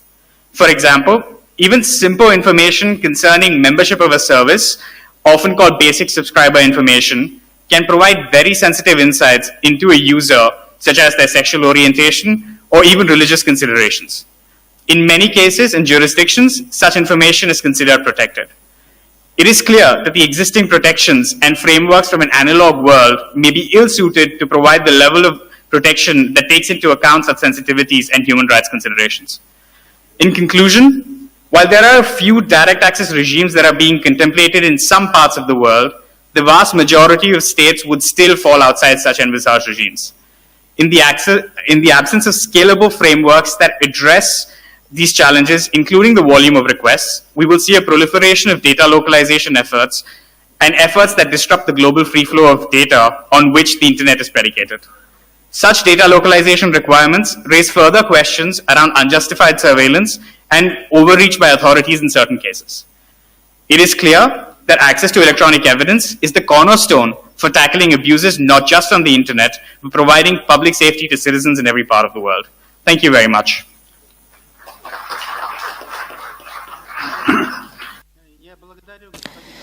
I thank Mr. Francis for his presentation and the accents he made on the need to strengthen the cooperation in the area of digital responsibilities. Now I'd like to give the floor to Mr. Tommaso Falchetta, Coordinator of Global Advocacy Coordinator, Privacy International. The floor is yours. Distinguished delegates, ladies and gentlemen, I would like to thank you for the opportunity to address this special session of the Counter-Terrorism Committee.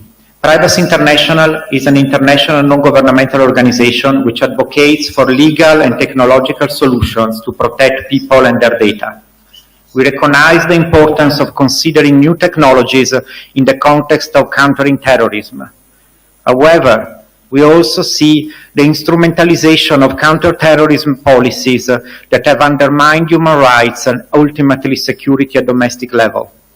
This concern is not new, and it is shared by human rights and security experts. Since the adoption of Security Council Resolution 2396, Privacy International has documented how biometric data technologies have been introduced in ways that undermine the protection of human rights. In December 2021, CTC also noted how biometrics technologies have also been introduced without an adequate legal framework. Looking at current and future challenges, Privacy International is particularly concerned at the expansion of new technologies employed for the surveillance of public spaces, online and offline. Social media monitoring, for example, is often justified for counter-terrorist purposes. It is also abused to surveil peaceful assemblies and profile people's social conduct. The type and amount of personal information that is collected and analyzed is staggering and includes facial images and other sensitive data. The information is collected by governments as well as private companies, which make it available to law enforcement and other security agencies. Concerns about the AI technologies employed to analyze this vast amount of data have been raised in consensus resolution of the UN General Assembly and the UN Human Rights Council.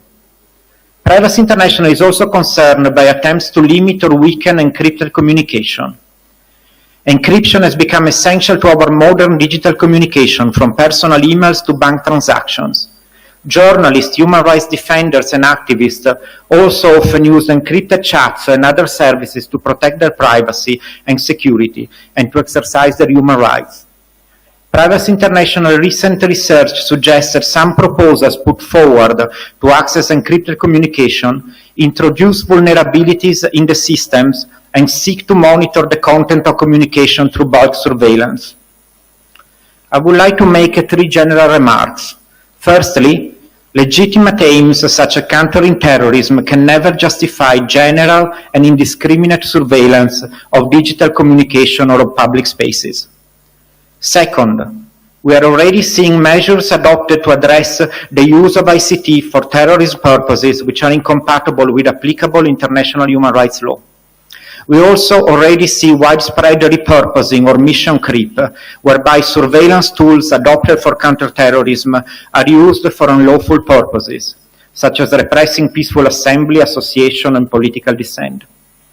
Thirdly, and lastly, the characteristics of digital services and infrastructure are such that the consequences of weakening their privacy and security will often have negative impact well beyond the intended targets, and can put many, arguably all users, at risk of abuse by governments, organized crime, and terrorist organizations. For this reason, Privacy International recommends that the UN CTC and member states exercise extreme caution before introducing measures that interfere with people's privacy and security of communication online. Human rights due diligence and comprehensive impact assessment must be conducted before new surveillance technologies are introduced. Any future guidance to states and companies on using new technologies for counterterrorism needs to put human rights at the center. It also needs to be developed with effective participation of human rights experts and of civil society organizations. I thank you.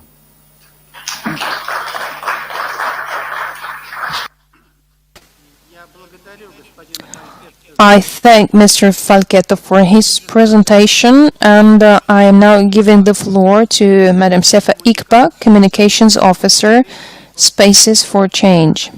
Please, the floor is yours. Thank you, Mr. Chair. Good afternoon, Excellencies, ladies and gentlemen. I realize it's been a long day, so I am going to be very fast and stick to the things that have not been said. I would like to start by acknowledging the Government of India and the Counter-Terrorism Committee for the inclusion of civil society organizations in important deliberative processes like this. It is important that civil society voices be heard, especially when discussing emerging technologies for terrorist purposes. Civil society organizations work with people in both urban and far remote areas, and therefore understand the positive and negative effects of technological products and services in an increasingly digital world. For that reason, through consultations with CSOs, declarations made in high-level multilateral platforms like this should uphold due diligence, respect human rights, ensure inclusive access to the benefits of scientific advancements, and also safeguard access to the right uses of technology while addressing the misuse of emerging technologies for terrorism. I work with Spaces for Change, a Nigeria-based organization that uses research, advocacy, and policy influencing to protect the civic space. We interrogate how international CT global norms, like the UN Counter-Terrorism Architecture, influence national policy development and practices, especially in developing countries. Spaces for Change hosts a database at closengspaces.org that tracks and monitors the extent governmental security measures affects the rights of citizens to speak, assemble, and associate freely. The lessons we have learned through the analysis of trends documented over the years show that terrorist threats are continuously evolving according to the changing technological landscapes. Speakers today have extensively discussed how these threats manifest across contexts and the drivers and tactics deployed by subversive elements. State governments are responding with equal ferocity, increasing policing powers, budgetary allocation for surveillance infrastructure, and unleashing a litany of restrictive measures and regulatory controls to curtail terrorist abuse, but which often leave huge trails of unintended consequences. Our documentations show that these CT measures and infrastructures have both intentionally and unintentionally resulted in the stifling of civic freedoms of expression, association, and assembly. Internet shutdowns, Twitter bans, Facebook suspensions, and a plethora of cybercrime laws designed to combat the use of emerging technologies for terrorist purposes have resulted in the criminalization of free speech, sanctions on online media, restrictions of media content, and disruption of digital communication.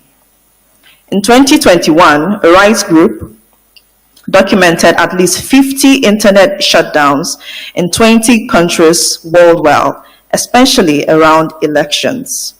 In countries like Nigeria, where I am from and where we work, online platforms have democratized the electioneering process, expanding voters' access to electoral information in real time, while increasing their ability to monitor and defend votes cast during elections.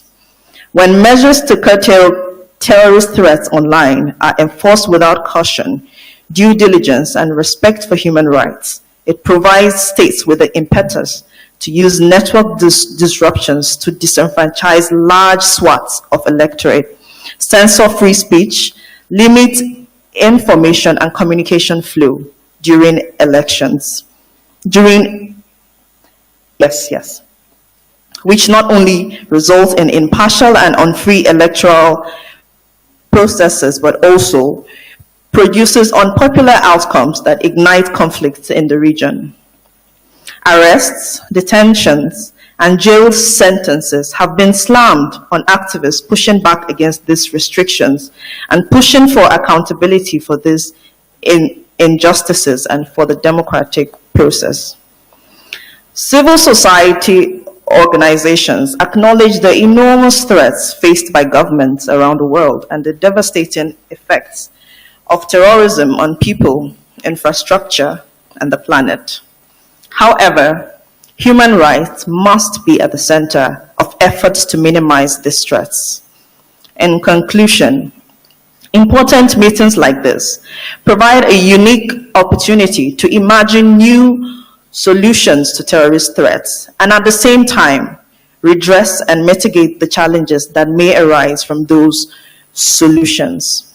I join colleagues in the civil society to acknowledge the tremendous work that the United Nations has done and is doing around combating the threat of terrorism globally and the danger that emergent technologies pose to these threats. While framing new solutions to these risks, it is important to ensure that these solutions do not provide legal impetus for the expansion and misapplication of fine intentions. Thank you for listening.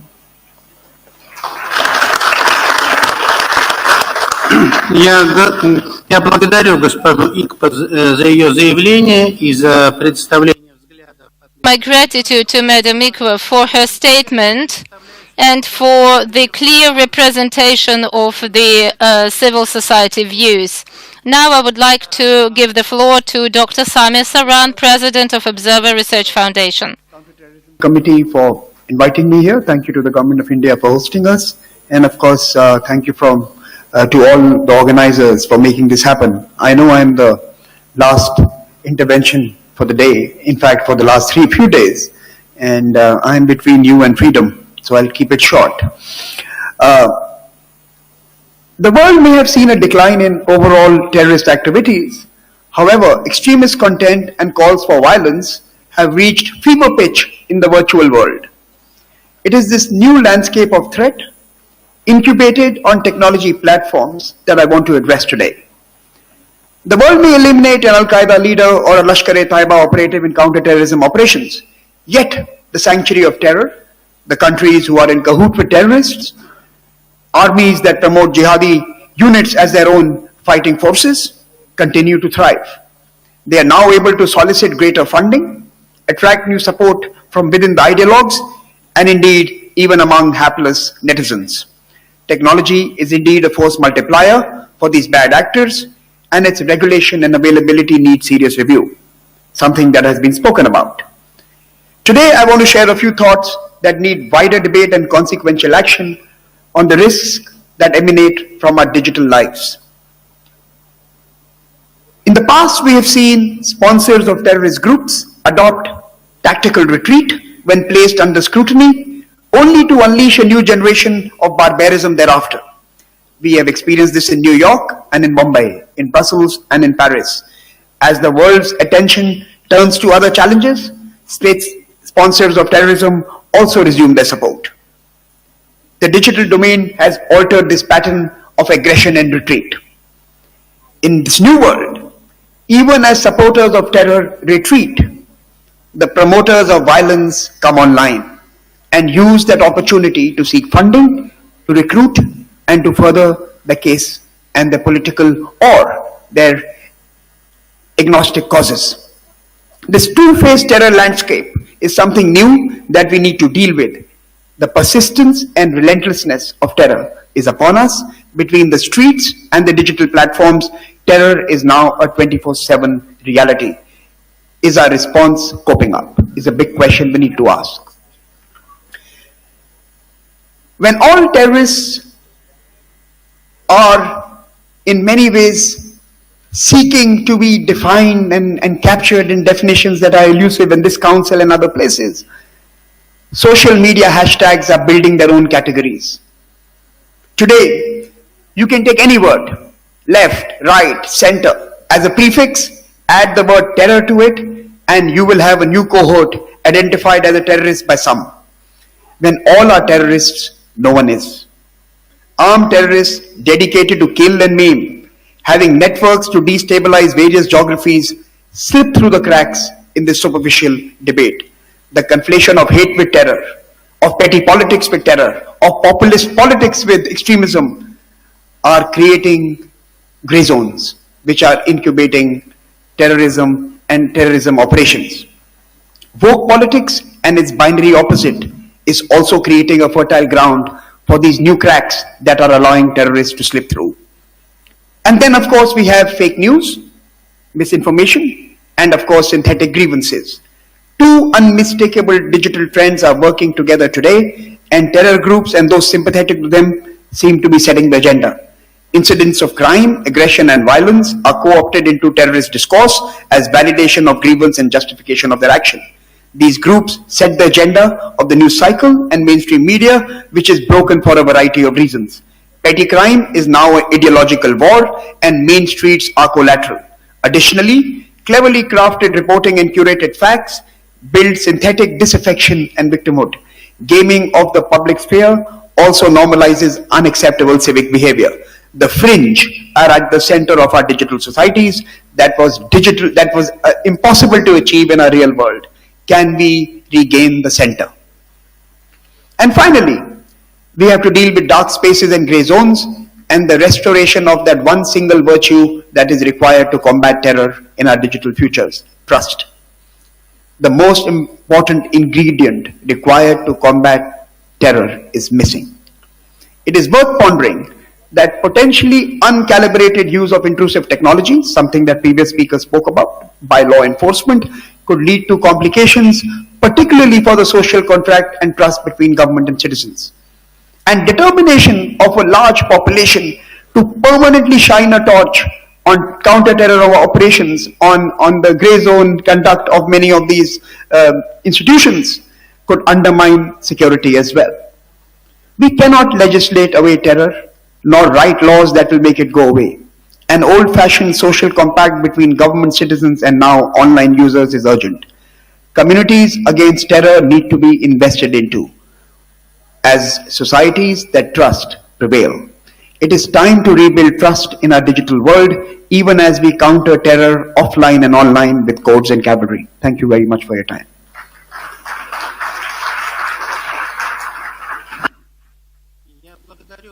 I would like to extend my gratitude to Dr. Saran for his speech and for shedding light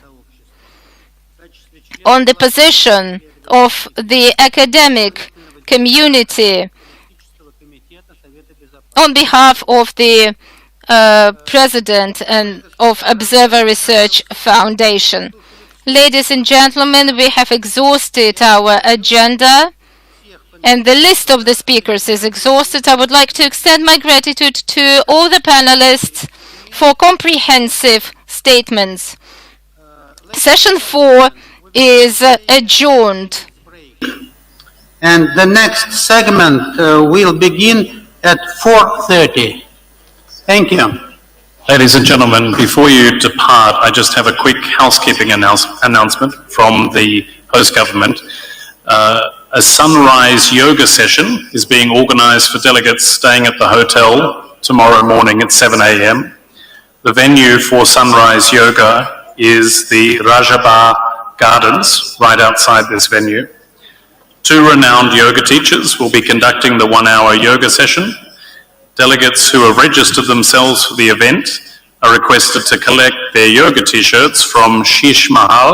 Those interested can do so now. Thank you.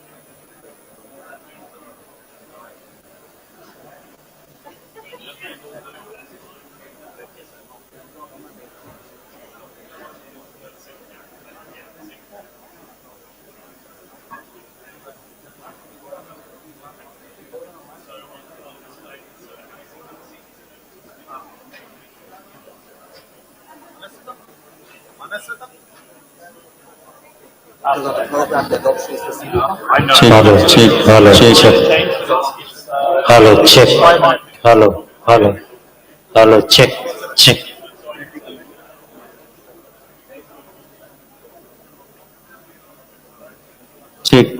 hello, check, hello, check, 1, 2, 3, check.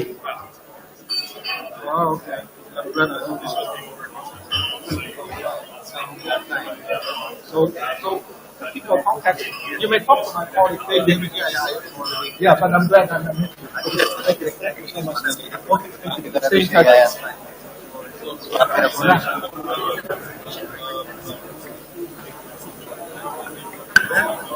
ऐसे vertical lift. For what?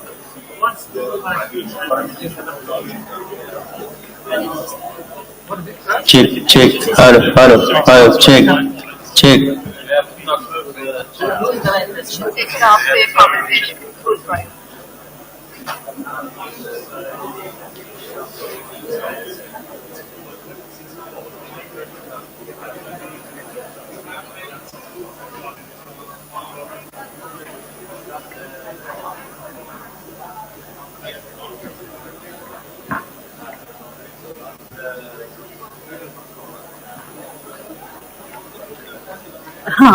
Right.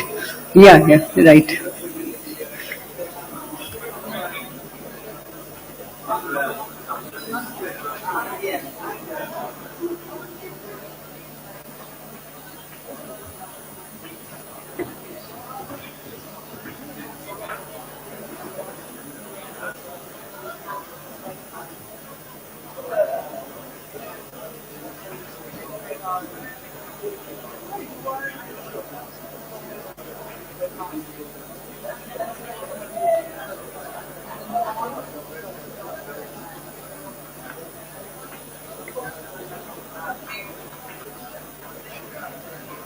هذا الصورة صح. يس. ما قد انتبهنا، ما قد جهزنا. أنا بطلع بعد شوية.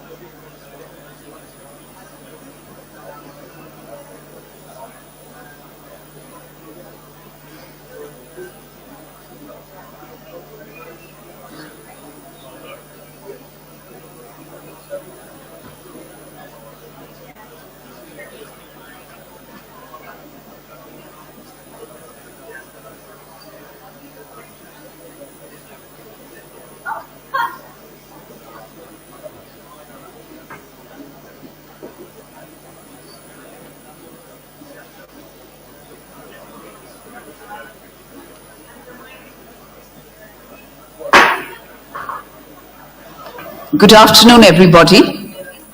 In this post-tea session, we will now open the floor for statements from committee members. I will now give the floor to the representative of Kenya. You have the floor.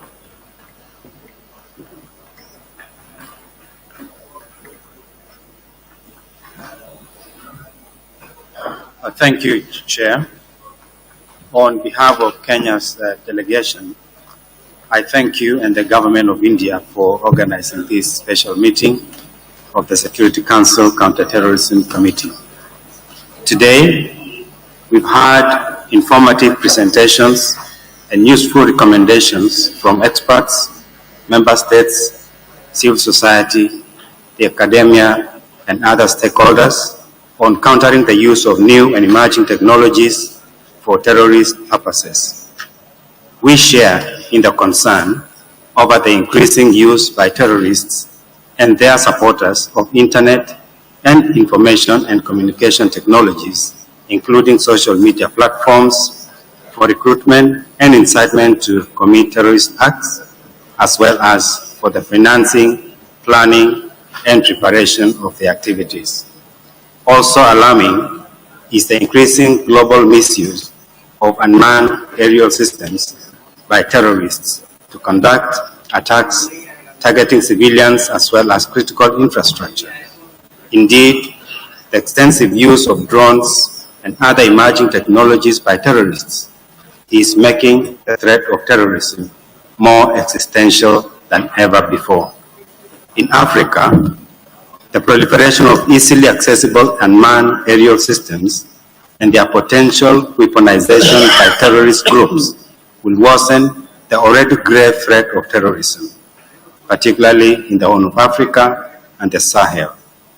There are indications that Al-Shabaab is already using commercial drones to conduct surveillance and reconnaissance activities aimed at stalling the military advances of the Somalia's National Army and the African Union Transition Mission in Somalia.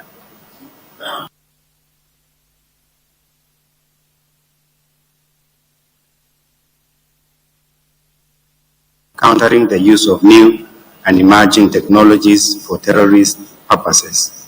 In this regard, Kenya welcomes the Delhi Declaration and underscores the following 5 action points. Number 1, member states must urgently design and roll out robust defense and security strategies to counter the misuse of new technologies by terrorist groups. 2, law enforcement agencies must pursue collaborative efforts at national, regional, and multilateral level to stay ahead of the evolving technology curve. This is with a view to deny terrorists the ability to access the digital space or acquire unmanned aerial systems or their components for operational purposes. 3, it is critical to deprive terrorist groups territorial space from where to spread their toxic propaganda and launch attacks. In this regard, countries in conflict situations or those in fragile situations should be assisted to build the necessary capacities to effectively administer their ungoverned or inadequately governed territories. 4, there is need to adopt a multi-sector approach in countering the use of new and emerging technologies by terrorist groups.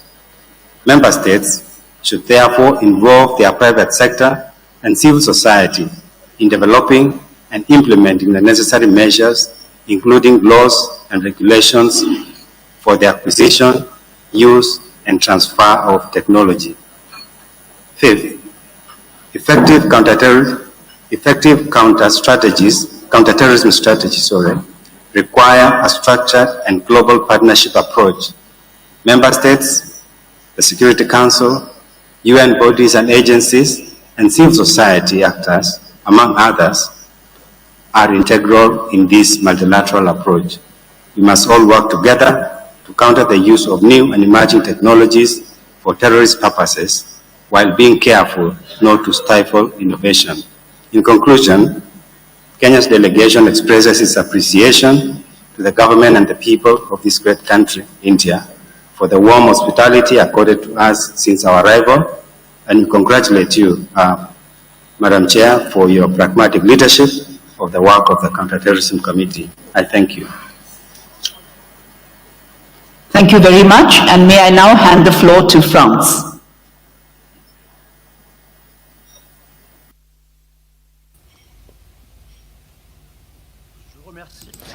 I would like to thank the Indian chairmanship of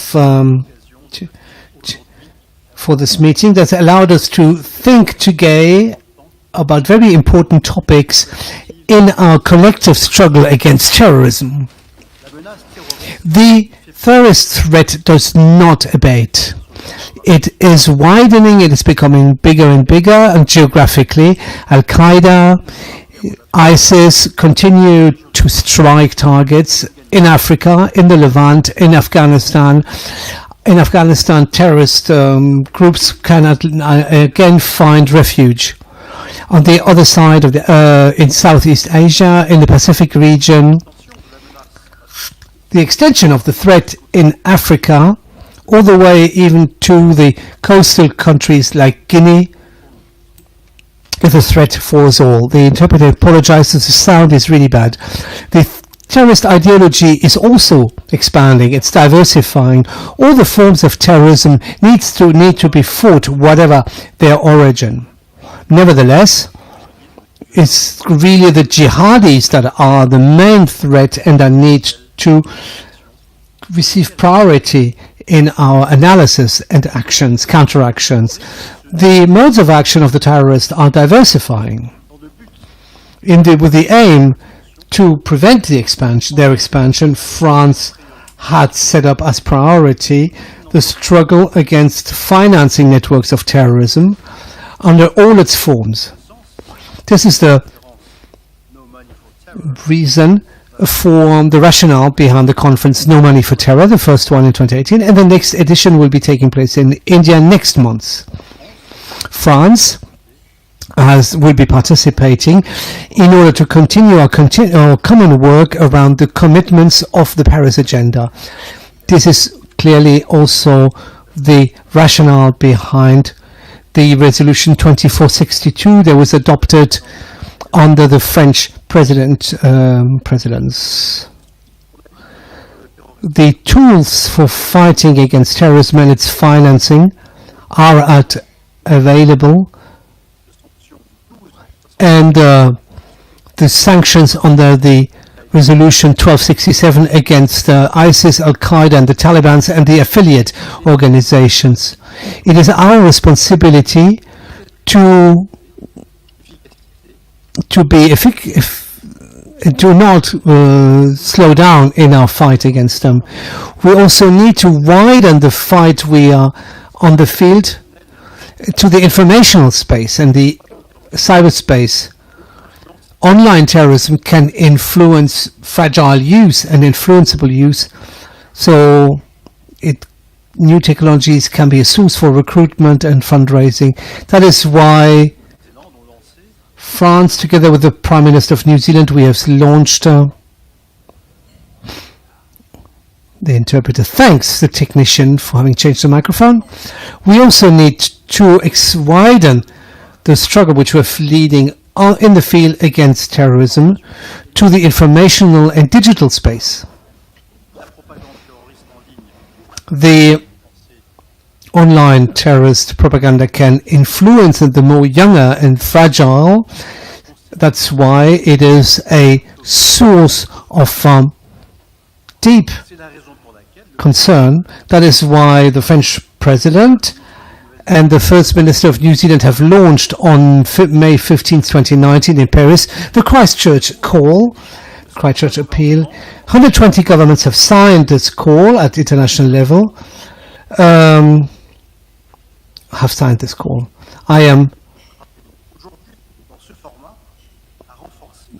that we're calling today in this format to reinforce our struggle against the use of internet and new technologies for terrorism actions. Non-state actors are using indiscriminate use of unarmed, like Russia in its war against Ukraine, in which it is using drones to bomb. Yeah, now it's much better. Okay, start again. On the battlefield, state actors, but also states in itself, are using indiscriminately drones and unmanned vehicles against violating international law, like Russia in its war aggression against Ukraine, by which they are violating the fundamentals of peace and of international order. France will continue to carry the values of multilateralism, of democracy and international law in our common fight against terrorism and against destabilizing actors of the international order. And I thank you for your attention. Thank you. Federation.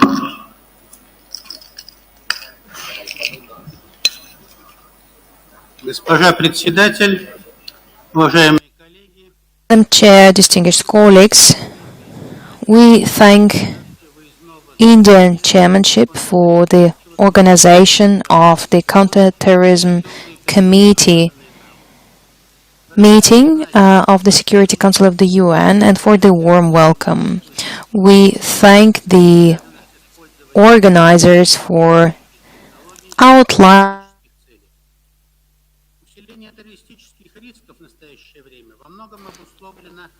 как последствиями пандемии коронавируса, так и обострением геополитической ситуации в мире.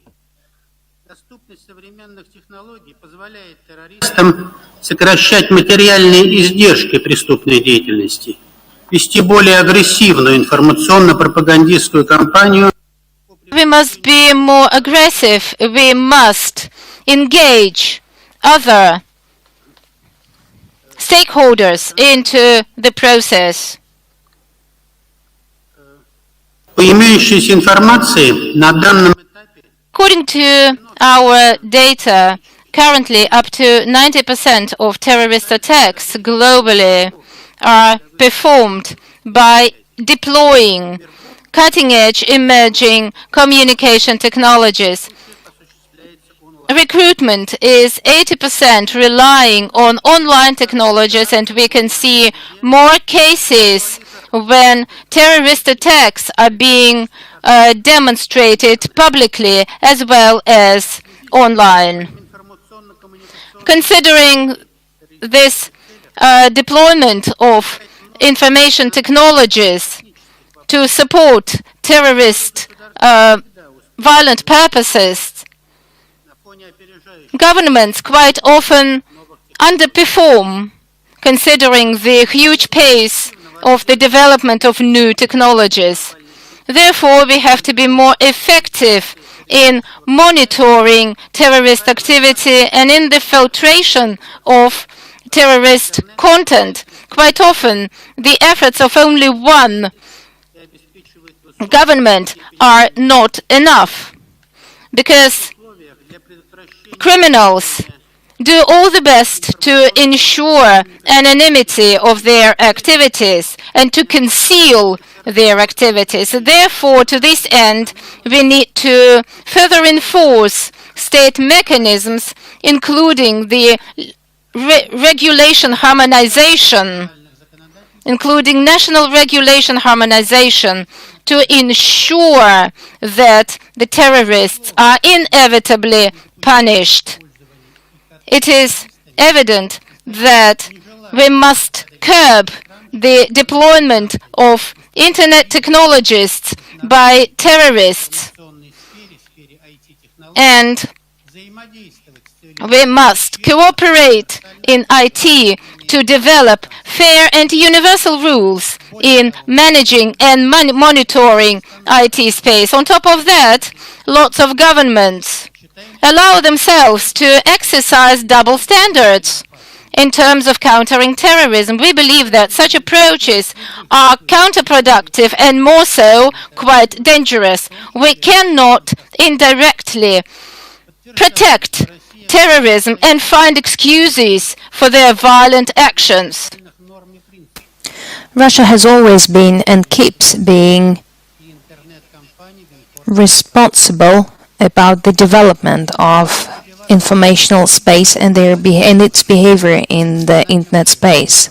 We plan to urge for more balanced management system for the online environment. We plan to keep counting on our partnerships. In the conditions of the faster digitalization and digital transformation, we see how international terrorist organizations are doing their best to diversify their financial sources, including what they're trying to do is to make sustainable revenue channels online. The so-called crowdfunding online platforms now seem to be one of the most popular among terrorist organizations. Modern software that provides for the very high level of anonymity at the same time makes it easier for terrorist organizations to diversify their financial sources. Another significant challenge: very active use by terrorist organizations of crypto chains and crypto instruments.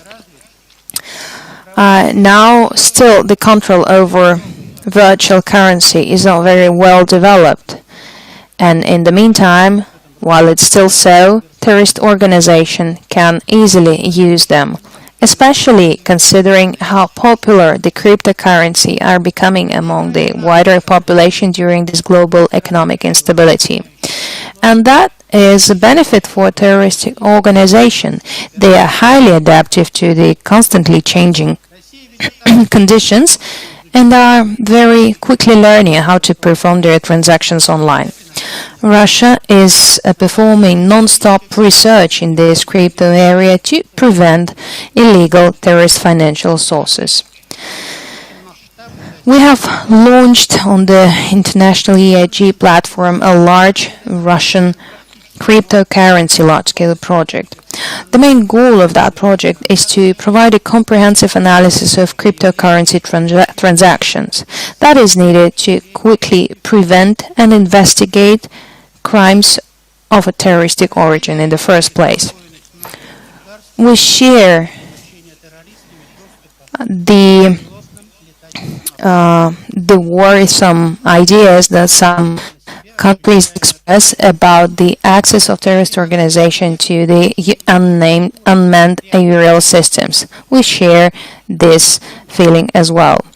We see how these UASs are used all over different regions.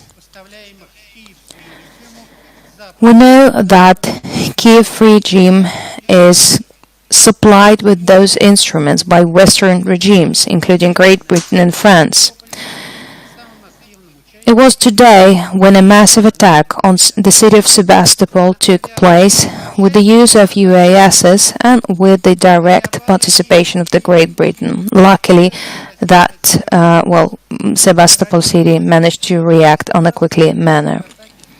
Terrorists from the escalation zone are constantly performing attacks using the unmanned aerial systems from some unofficial sources. We believe that all of our efforts should be used to prevent terrorist use of unmanned aerial systems that can also be used for military purposes. We believe that one of the most efficient instruments here is the permanent improvement of national control systems, not forgetting about international cooperation as well. That would also include licensing of any trans-border good transfer and goods and technologies transfers that could possibly be used in terroristic attacks. At the same time, it is important not to create any artificial challenges for the legal use of new and emerging technologies. We should be also using export control as a political leverage to make some pressure on some relevant countries.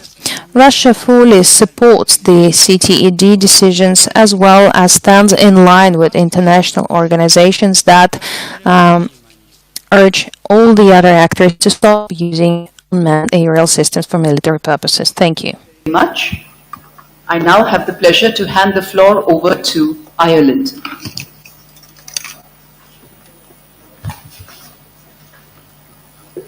Thank you, Madam Chair. Allow me at the outset to convey Ireland's thanks to you, the Indian delegation, and CTED for convening the committee here in New Delhi, and for the warmth and the hospitality shown to us since our arrival in Mumbai yesterday. Madam Chair, the briefings today underscore the risks posed by the misuse of new and emerging technologies for terrorist purposes in a number of areas. First, we have heard the growing sophistication with which terrorist groups, including ISIL, Al-Qaeda, and their affiliates, can repurpose and weaponize commercially available drones.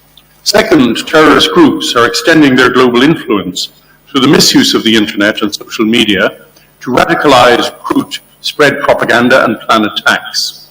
And third, terrorists are misusing new financial payment methods to generate funds, including cryptocurrencies, virtual assets, and crowdfunding platforms.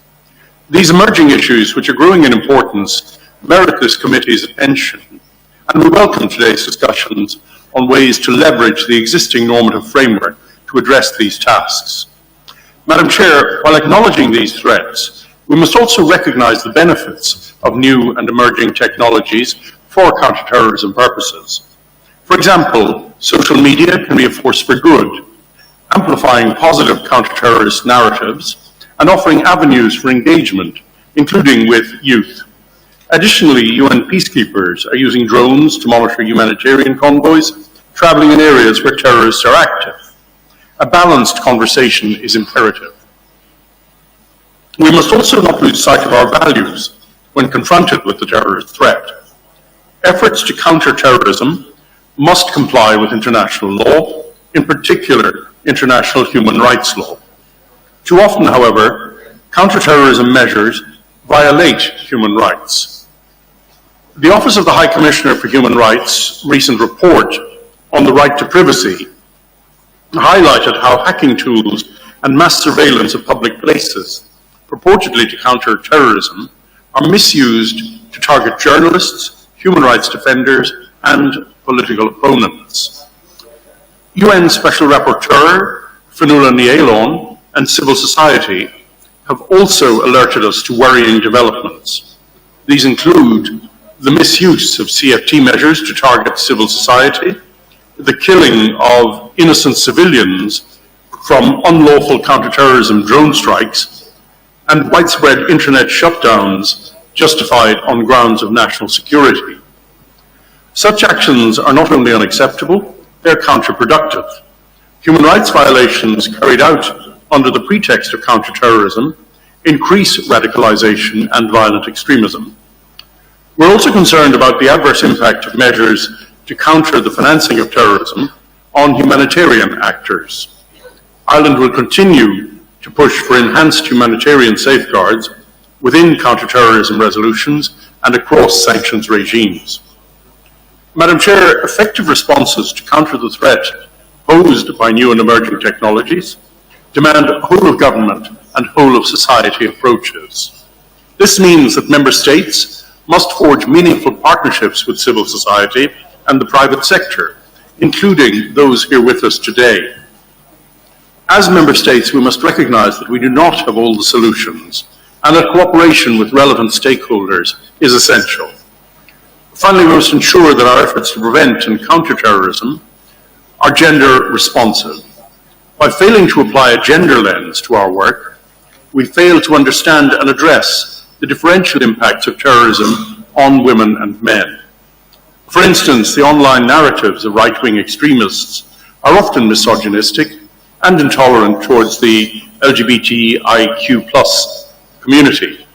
Terrorist groups also often exploit male sentiments of emasculation and use notions of male power and violent masculinity to radicalize and recruit men online.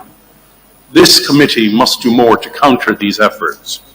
In concluding, Madam Chair, I want to reaffirm Ireland's commitment to working with India and all other committee members to counter terrorism in all its forms in compliance with international law. The victims and survivors of terrorism deserve no less. Thank you. Thank you very much, and I now give the floor to Norway. Thank you very much, Madam Chair. And let me again express Norway's gratitude to you and your government for convening this special meeting of the Security Council's Counter-Terrorism Committee. I'd also like to thank CTED for the administrative and technical support they have provided, and of course all the panelists today for their rich insights during today's session. Rapid technological advancements over the past few decades have revolutionized our societies, in many ways for the better, yet we also know that these same technologies are vulnerable to misuse. A key challenge of our time is to harness the benefits of technology while minimizing its adverse impacts. Whether or not we succeed will determine our legacy on critical issues ranging from climate change to public health. It will also affect our counter-terrorism efforts. Information and communication technologies, new virtual payment technologies, and uncrewed aerial systems may all be exploited for terrorist purposes. The international community increasingly recognizes this threat. The most recent report by the monitoring team for the Security Council's ISIL Al-Qaeda Sanctions Committee cites widespread member state concern regarding the evolving role of social media, the dark web, and virtual technologies for terrorist propaganda.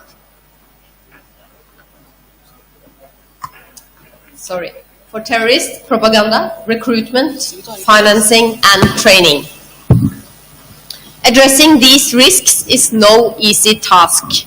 It requires a coordinated, cross-sectoral approach on both the national and international level, in consultation with all relevant stakeholders, the private sector, civil society, and academia. In the newly completed revision of Norway's national counter-terrorism strategy, technological development is one of 5 identified focus areas. The strategy specifies a range of measures meant to address both risks and opportunities associated with technology in the context of counter-terrorism.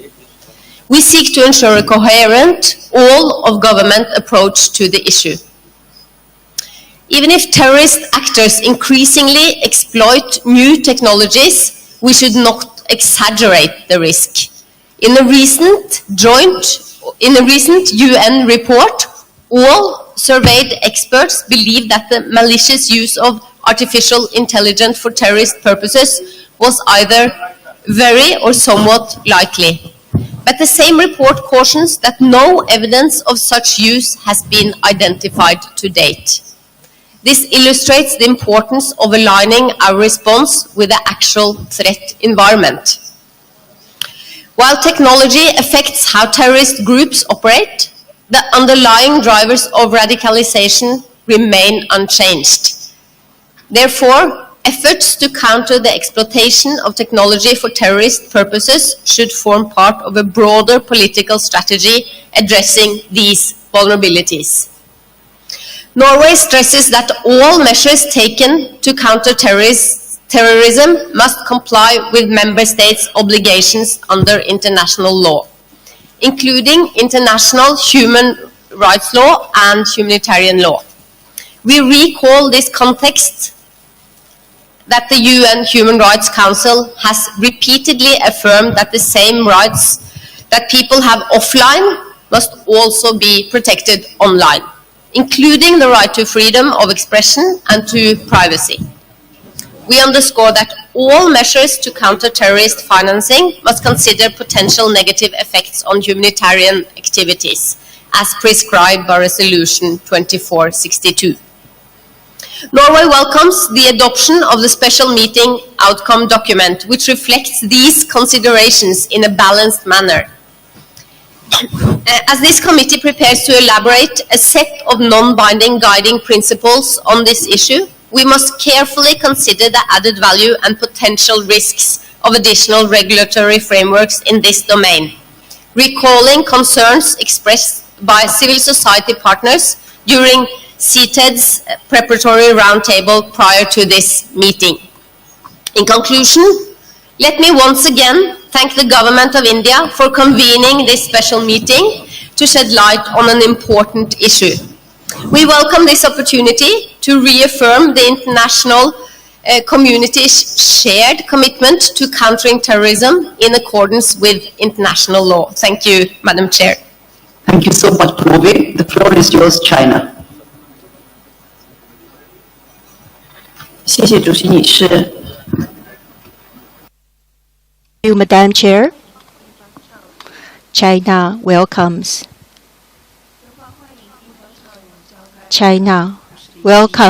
India for convening this meeting, this special meeting on the Counter-Terrorism Committee on countering the use of new and emerging technology for terrorist purpose. And we thank you for your thoughtful arrangement.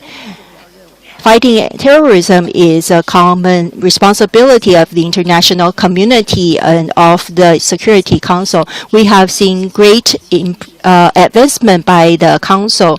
At the same time, the pandemic and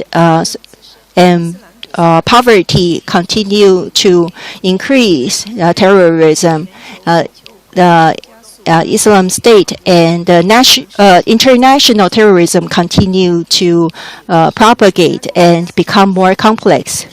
Madam Chair, China President and is promoting new collaboration and new safety value to safeguard safety in traditional and non-traditional arena to together fight global terrorism problems.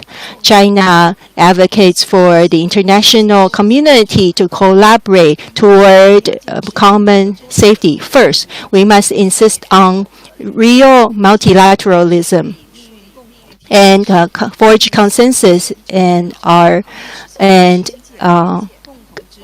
fight bias on geopolitical front to leverage China's central coordinating function.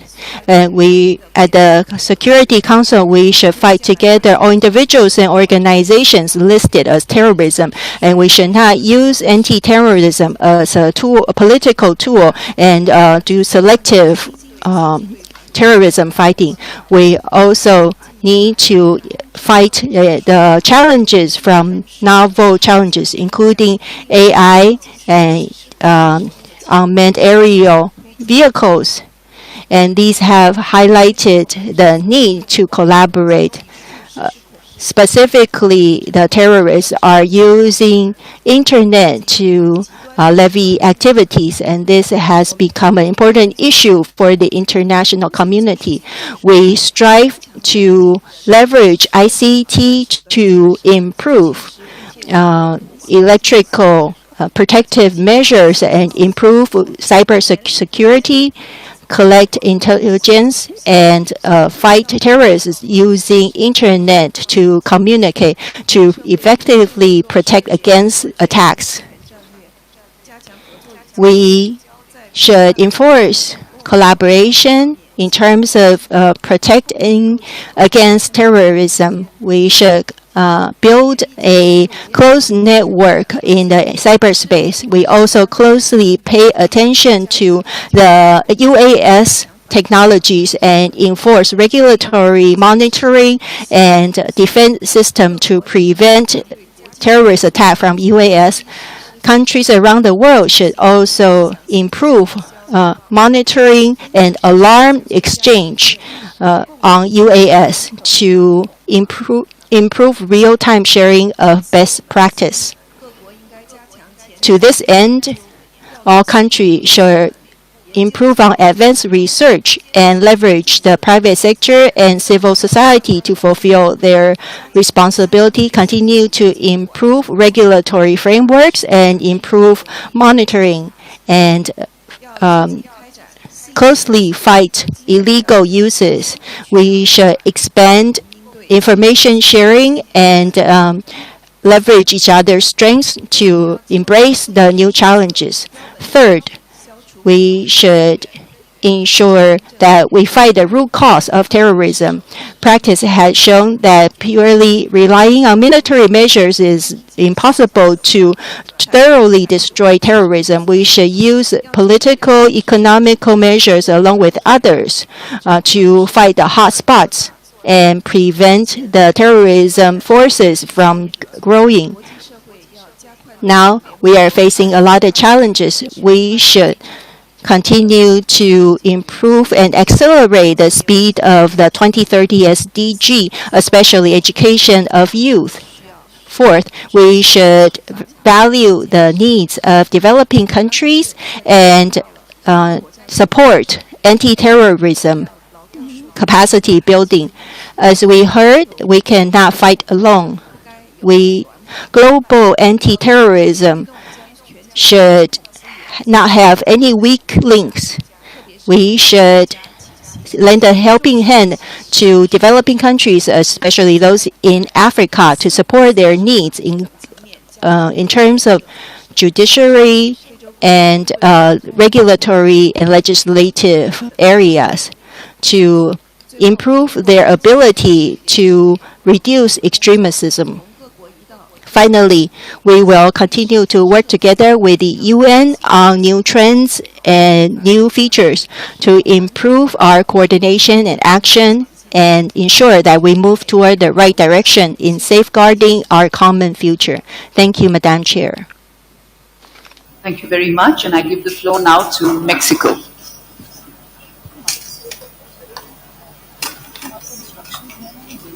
Gracias, señora presidenta. México agradece la convocatoria. Thank you. Thank you, Mexico. Thanks the opportunity for this event and the use of new emerging technologies without and social media of terrorist and extremist groups about the financial terrorism. During the last years, we have been witnesses of how the criminal organizations have evolved and developed new ways of recruiting, organization, and financing. That is why it's fundamental to analyze those mechanisms to stop financial flows and prevent future attacks. Mexico participates actively in different forums like Gafi and part of the efforts to prevent and face money laundering and illicit traffic of weapons.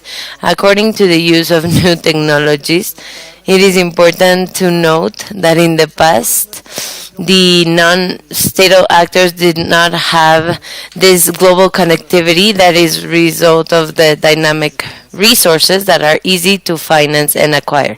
The new technologies have grown, are economically accessible and easy to use. It's not to stigmatize the emerging technologies, which are a powerful tool for development and prosperity of our societies. The goal is to impede that these are acquired and exploited by criminal groups in a certain way that put in risk peace and international safety. Terrorist groups and extremist groups that are violent have shown the interest in taking advantage of these technologies, considering considering how they make these terrorist acts and to reinforce the recruiting efforts. We should take advantage of the technology precisely to counteract the violent narratives, to promote tolerance and the respect of human rights, and especially attention to gender equality and development of our nations and the way of being it better in our societies. Seeing it other ways, it's true that the exploitation of new technologies could put the risk of the international securities, but take advantage positively. These tools could have a fundamental role in canceling the reach of the narratives and ideologies that are terrorist and promote the values, the social values that we aspire. According to the Global Index of Terrorism 2022, the social media platforms have had a crucial paper in 90% of the cases of radicalization. In this same line, a study of 2018 showed that through Facebook, it was identified a connection of 1,000 followers of ISIL in 96 countries, concluding that the presence of this organization in this platform was dominant and growing. In 2019, we were witnesses of the terrorist attack in Christchurch in New Zealand, which was transmitted online through social media, showing how perverse could be the abuse of these technologies. From there, similar cases continued as the attacks in El Paso and Buffalo. Just to say a few examples. For these reasons, it is fundamental to reinforce cooperations between the public and private sectors to improve monitoring of these platforms, including the transmissions, the live transmissions.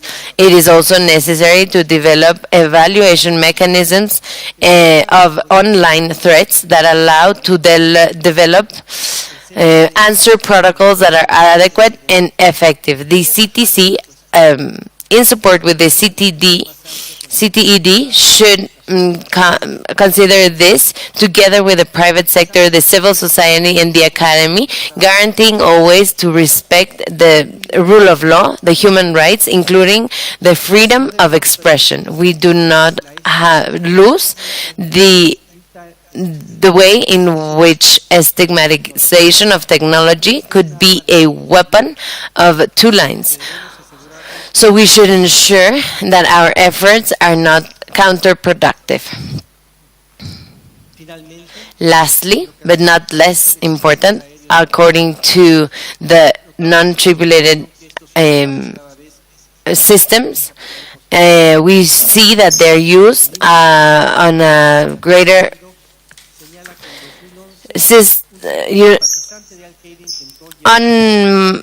unarmed aerial systems are used more and more every time with the index, the global index of terrorism, which we have been saying. And in 2011, Al-Qaeda tried to use it in the drone that in the capital of the United States. In 2016, ISIL has actively used drones to take into consideration intelligence activities, surveillance activities, and missions of recognition. In this context, the United States should develop and review periodically measures of security to impede access of drones for part of the actors, non-statal actors, and limit their military capacity in act of the human nation's rights and the human rights.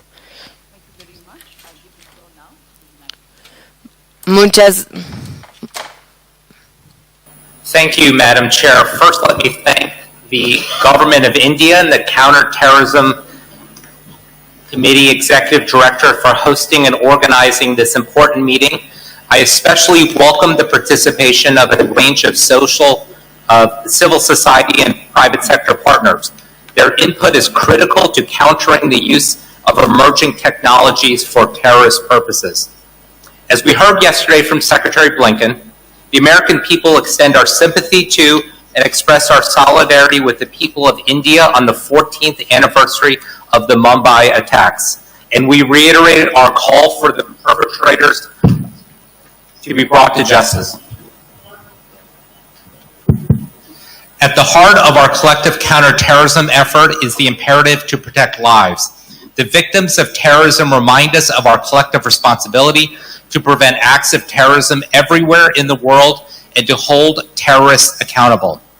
Today's special meeting builds upon previous commitments and strategies. In line with Pillar 4 of the UN Global Counterterrorism Strategy, we must make sure that efforts to counter terrorism respect human rights. In addition to the importance of upholding human rights in the fight against terrorism, the United States welcomes that today's outcome document recognizes the importance of gender as a cross-cutting issue for counterterrorism. The role of gender in counterterrorism is multifaceted. In that regard, I highlight CTED's report earlier this year on masculinities and violent extremism. Turning to the evolving terrorist threats we face, an April 2020 trend alert from CTED found that there has been a 320% increase in what the United States calls racially or ethnically motivated violent extremism, or REMV, globally in recent years. We welcome the Global Counterterrorism Forum's new REMV policy toolkit, adopted last month as a set of recommended whole-of-society and whole-of-government responses to this emerging international terrorism challenge.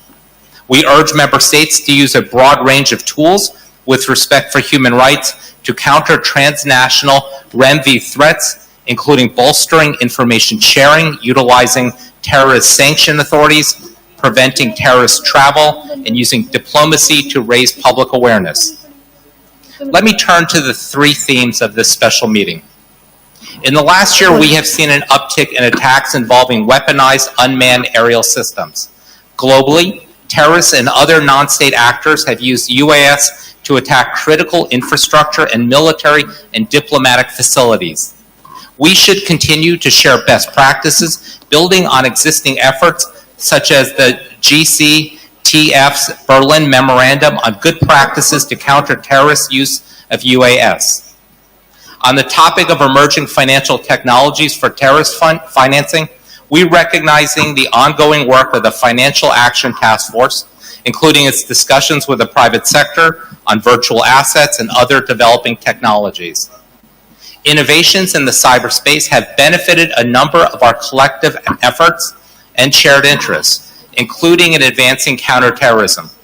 However, the use of the internet for terrorist purposes remains a major challenge for international counterterrorism, cybersecurity, and digital governance.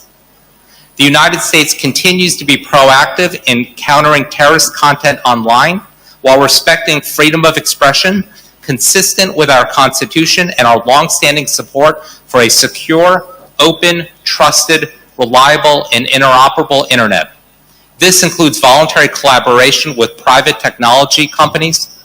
For example, we encourage companies to enhance and enforce their terms of service to ensure that platforms are not being used to host terrorist or violent extremist content. However, the U.S. condemns the use of counterterrorism as an excuse to shut down, block, or disrupt communication services. These actions undermine freedom of peaceful assembly, association, expression. They disrupt access to essential services, and they negatively impact the economy. In conclusion, while this committee has made many important contributions to the global terrorism efforts, our work is not done.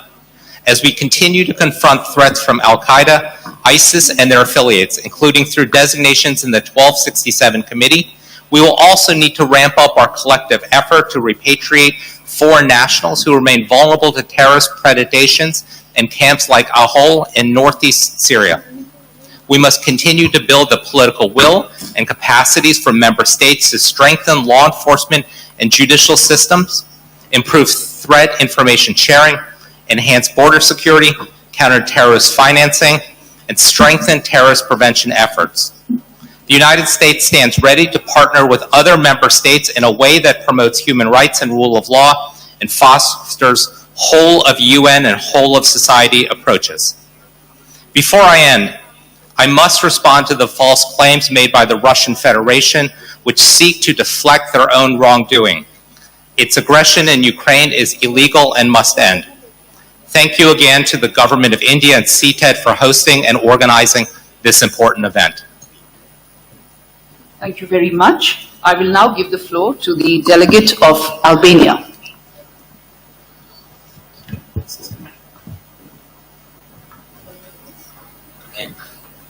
Thank you, Madam Chair. First of all, let me join the others in thanking you for chairing this important committee and India for hosting this event, and also a big thank you to CTAD and others for supporting and facilitating this special meeting. The yesterday and today's discussions showed once again that terrorist networks rely more and more on the use of novel information and communication technologies, UAS, and particularly drones. Terrorist groups use information technology to spread their hateful propaganda online, offline, to justify violence, mobilize resources, plan attacks, radicalize, recruit children, sometimes, unfortunately, as young as 13 years old. The use of children, UAS, drones in horrific attacks in different parts of the world, a familiar notorious tactic made by Daesh and Al-Qaeda, but also from other terrorist groups, bears testimony of their intact barbarity. It must be stopped.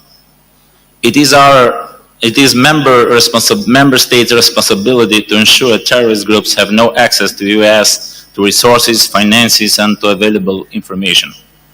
Zero money to terror policy, if implemented by all, has the power to cut the terror wings and neutralize their operational capabilities. Although the exploitative use of emergency technology by terrorist groups for terrorist purposes remains a deep matter of deep concern, we should not be seeing the problem at the innovation at the movement of digital communications, but we should find in it the solutions. It is a complex issue that poses significant challenges for all stakeholders, members, states, private sector, civil society, UN bodies, in terms of legal framework in responding and human rights protections. The principle of check and balance, proportionality, rule of law, due process, accountability must be applied to anyone, anywhere. We must not allow conditions that violate the basic principles and human rights which we seek to protect, including in particular in our fight against terrorism. We need to seek and find solutions through partnership, multilateral cooperation, inclusive discussions, strengthening the rule of law, strengthening the data sharing and the best practices among the member states. Albania welcomes our common agenda of Secretary General that advocates for a comprehensive whole of society, human rights compliant, a gender sensitive approach, and echoes the vital importance of interreligious and intercultural dialogue as one of the most effective preventive tools in prevention. In this regard, my country represents a unique case in which the peaceful interreligious coexistence has created a peaceful environment where being different, having different opinions and different beliefs are considered added values.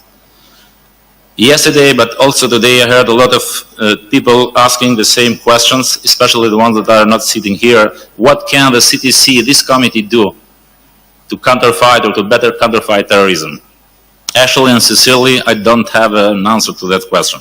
But what I do strongly believe is that this Security Council, this committee, and all the relevant stakeholders, all human beings, each of us individually or collectively, have the responsibility to ensure a future with no space for evil terror. To succeed, we need to rebuild people's trust in each other, overcome our differences, and take concrete actions. In looking forward and addressing properly the new emerging threats, we must never forget the victims of terrorism, and we must do more to protect the survivors and their families in their rights and fulfill their needs. In conclusion, I want to pay tribute to all victims of terrorism and echo the bravery of the survivors who never gave up and never broke down by terror. Terrorism will never win. Thank you. Thank you very much. I give the floor now to the UAE. Thank you, Madam Chair. Undoubtedly, modern technologies have profoundly improved billions of lives with transformative possibility. However, over the past 2 days, we have heard about the existing and anticipated threats posed by terrorists' use of new and emerging technologies. I want to thank member states, UN representatives, and representatives from civil society, academia, and the private sector for the rich and comprehensive discussions. I will use my time to share the United Arab Emirates' perspective on the three topics we have been discussing today. First, over the last 3 decades, the internet has fundamentally reshaped our world, becoming an indispensable source of limitless information, services, and connectivity to billions of people across the globe. It has, however, also been misused for nefarious purposes. Terrorists and extremists have consistently exploited advances in technology to disseminate dangerous content in pursuit of radicalization, incitement to violence, and recruitment. Efforts to moderate and remove such content have proven extremely challenging, one reason being the absence of international agreement on what constitutes terrorism. Nevertheless, we could combat such content with a strong, factually based, effectively deployed counter-narrative that promotes tolerance, social cohesion, and peaceful coexistence. Strengthened cooperation among the different sectors of society is crucial for these efforts. Second, the recent revolution in digital payment systems has made a real difference in the daily lives of people across the globe. For instance, it has become easier for individuals living abroad to transfer family remittances, contributing to financial inclusion. At the same time, these financial options, which are quicker, cheaper, and harder to trace, are also more likely to circumvent conventional enforcement mechanisms, making them vulnerable to abuse by terrorists. There is an urgent need for the global CFT guidelines that apply to financial services such as virtual assets, payment methods embedded in social media platforms, and money transfer apps, irrespective of where they are based. Third, the benefits of the legitimate use of unmanned aerial systems, some of which we have heard about today, underscore that innovation must not be stifled. However, we must contend with the growing evidence of UAS deployed by terrorists on an increasingly transnational and cross-regional level. In the Middle East, Daesh has used drones for propaganda and attacks with small bombs. In East Africa, Al-Shabaab uses drones for reconnaissance. And Al-Qaeda affiliates on the African continent use drones to disseminate propaganda. One group, however, tops the list in terms of drone use for terrorism, the Houthis. In the past, they have targeted the UAE as well as our neighbor, the Kingdom of Saudi Arabia. They have deployed increasingly sophisticated technology, building UAS with greater reach, stealth, and lethality. Comprehensive targeted measures at the regional and international level are long overdue and should address all the following: the procurement by terrorists of UAS and their components, the deterrence, tracking, identification, and neutralization of drones, post-deployment recovery and forensic investigation, and the prosecution of perpetrators. At the national level, the UAE continues to improve laws and regulations to prevent the criminal use of UAS by way of strict registration and licensing requirements and the establishment of no-fly zones, among other measures. I will conclude with a final point that the UAE considers universally relevant for any efforts to prevent and counter terrorism and extremism. Terrorists and extremists thrive in environments that lack state presence, where hatred and intolerance are rampant, where natural riches are up for grabs, where living conditions are devastated by climate change, or where the population's legitimate aspirations for a peaceful and prosperous life are not being met. Confronting those vulnerability factors and building resilience are key for communities to be able to stand up against terrorists and extremist groups. Madam Chair, I would like to thank you and your government once more for organizing this special meeting on an urgently pertinent matter for our committee. And as incoming chair of the CTC in 2023, the UAE hopes to build on India's exemplary leadership. I thank you. Thank you very much, and in anticipation, we wish you the very best for 2023. The floor is yours, UK. Thank you, Madam Chair. I'd like to start by saying thank you, as others have, to the Government of India and to the UN Counter-Terrorism Committee Executive Directorate, for organising this important meeting this weekend. And thank you to all those who have given such informative presentations today. We thank India for assembling such a diverse range of expert, civil society, private sector and human rights focused briefers. Before I continue, I must respond to comments made earlier. Russia has made claims here today about the UK and US, but what cannot be disputed, is that the violence in Ukraine is a result of an illegal invasion by Russia in a clear violation of the UN Charter. We call on Russia to end its illegal acts that have caused so much suffering in Ukraine and worldwide. Okay, turning back to my previous prepared comments. It is clear that the risk from all forms of terrorism remains a global concern that requires a global response. Tackling the risk from terrorist groups such as Al-Qaeda and Daesh and their affiliates, as well as other growing threats such as that from the extreme right, remains a high priority for the UK. We are taking an international response to tackle the problem of terrorist use of the internet and social media. We work in collaboration with our international partners and technology companies to ensure there are no safe spaces for terrorists to operate online. We are ensuring that law enforcement can combat other emerging threats and trends in terrorist financing, such as crypto assets, and we are funding the development of counter-drone technologies, which goes much wider than counter-terrorism. We recognise the value and important applications of this technology, but we mustn't allow terrorists to exploit these developments for their own ends. The UK welcomes additions to the UN Counter-Terrorism Executive Directorate's mandate last year to raise awareness of the risks posed by these new technologies, and we are concerned about the diversion of conventional weapons and commercially available components being used by UN-listed entities to assemble drones. The UK was pleased to announce at the GCTF Coordinating Committee held in the margins of the UN General Assembly High-Level Week, the new joint United Kingdom and United States GCTF initiative on countering unmanned aerial systems.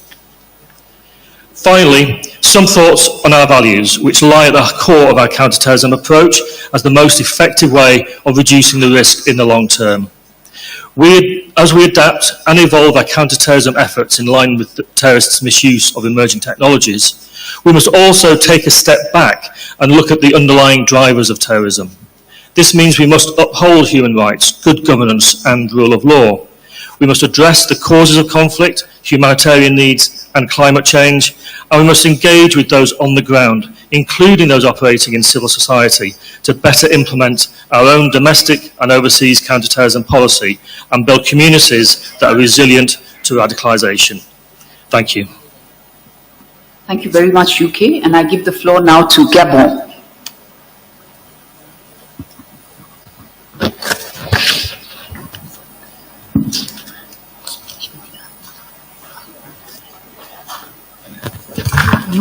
Merci, Madame la Présidente, de donner la parole.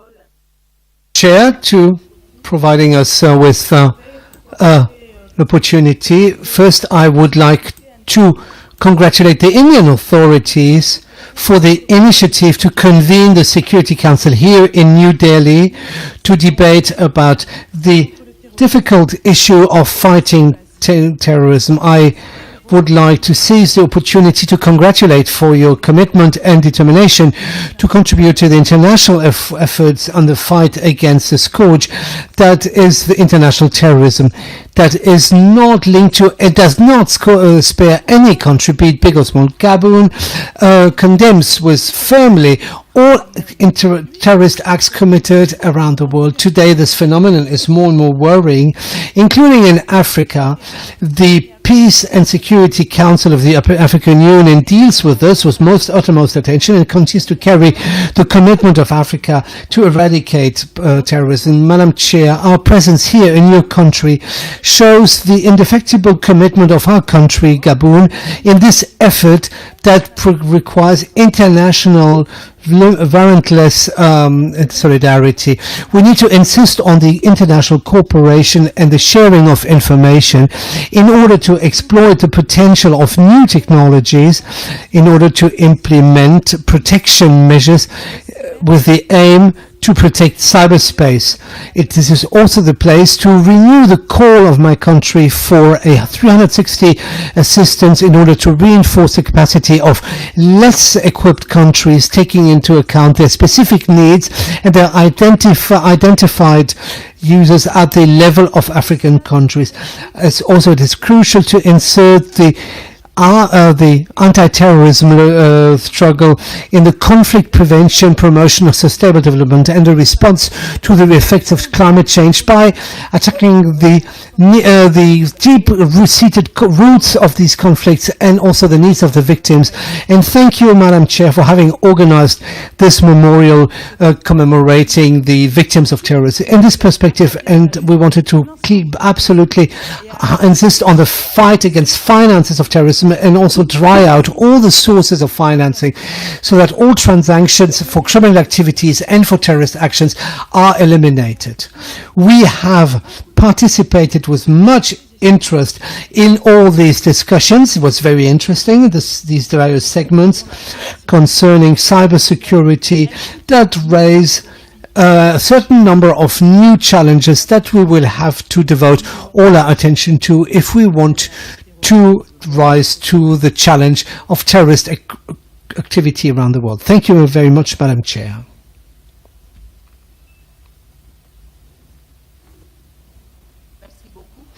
Thank you very much. Ghana. Thank you, Madam Chair. Ghana would like to join earlier speakers in thanking India for hosting this meeting. The generous hospitality is very much appreciated. We welcome the continuous efforts of CTED to support countries facing severe terrorism and thank the Executive Director and all briefers for their thought-provoking presentations on the subject. The information provided today confirms our worst fears of growing misuse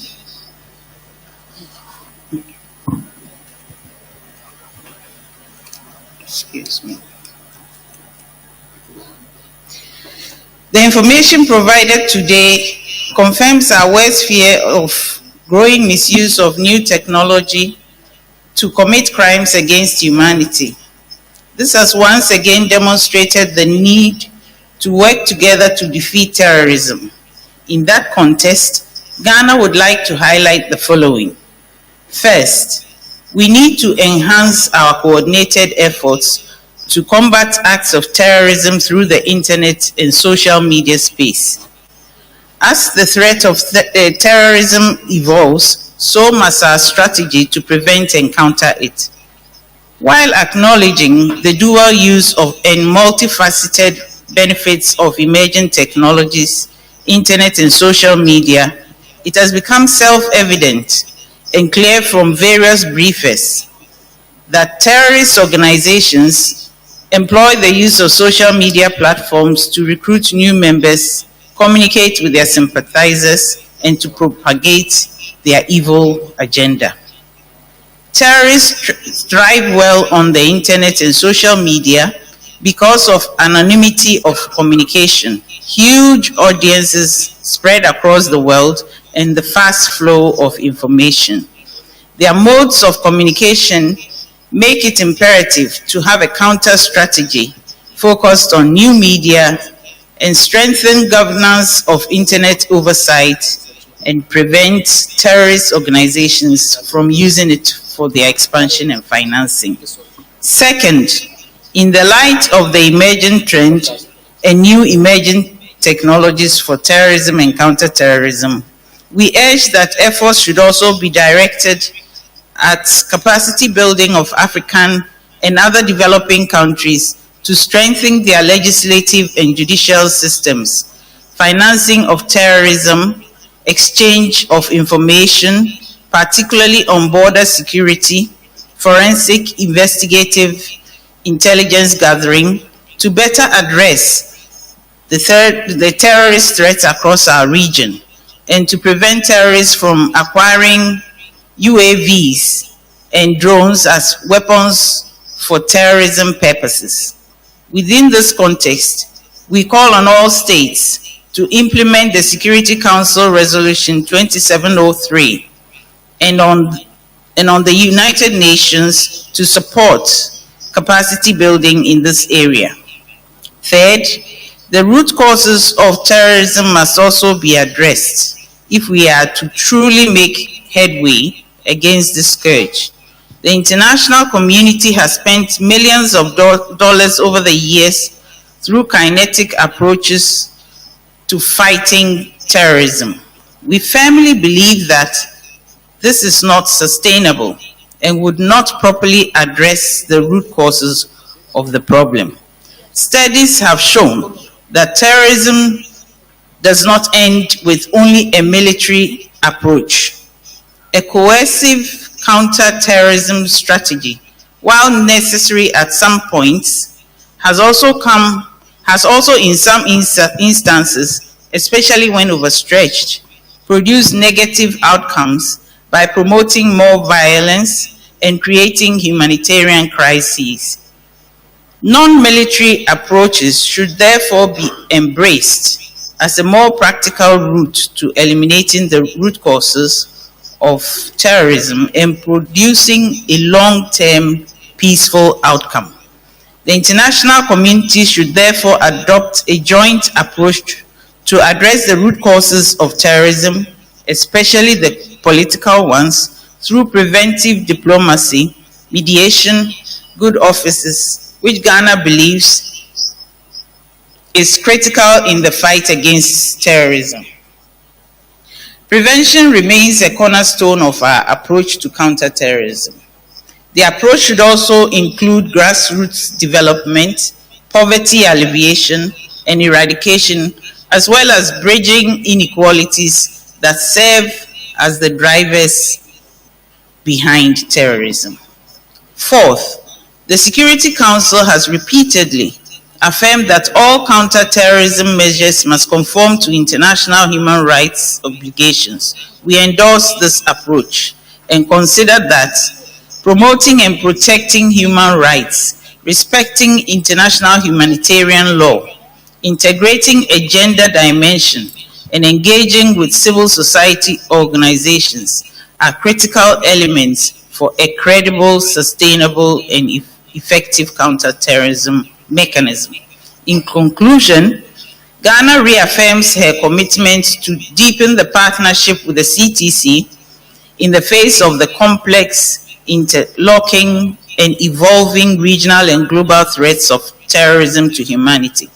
Ghana is against all forms of terrorism and will cooperate with other countries and the international community to actively implement all relevant UN resolutions in order to promote peace and stability across the world. Finally, Ghana's adoption of the National Counter-Terrorism Strategy, the policy framework, and the National Action Plan for preventing and countering violent extremism and the National Terrorism Fusion Center are a clear indication of our readiness to root out terrorism and end the destructive activities of terrorist organizations in our region, as well as partnering for a safer and resilient community around the world. I thank you. Thank you very much, Ghana. The Russian Federation has asked to exercise its right of reply. I give the floor to the Russian Federation.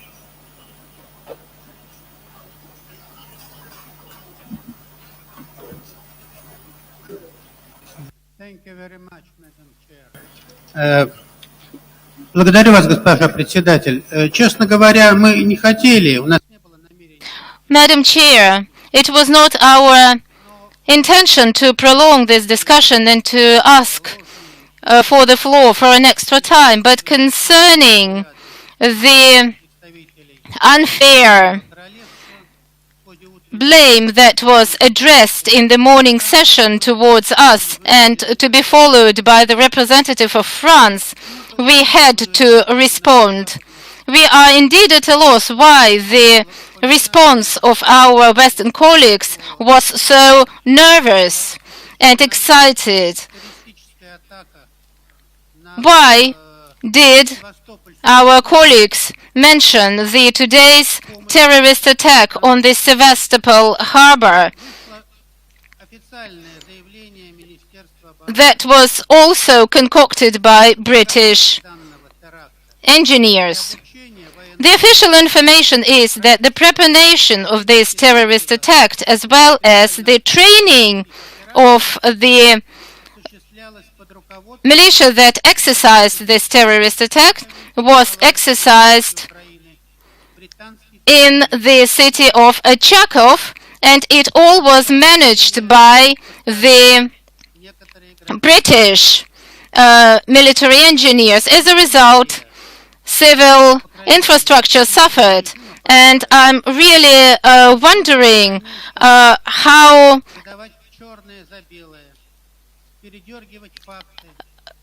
actively the representatives of the international community lie blatantly into our faces and follow the double standards.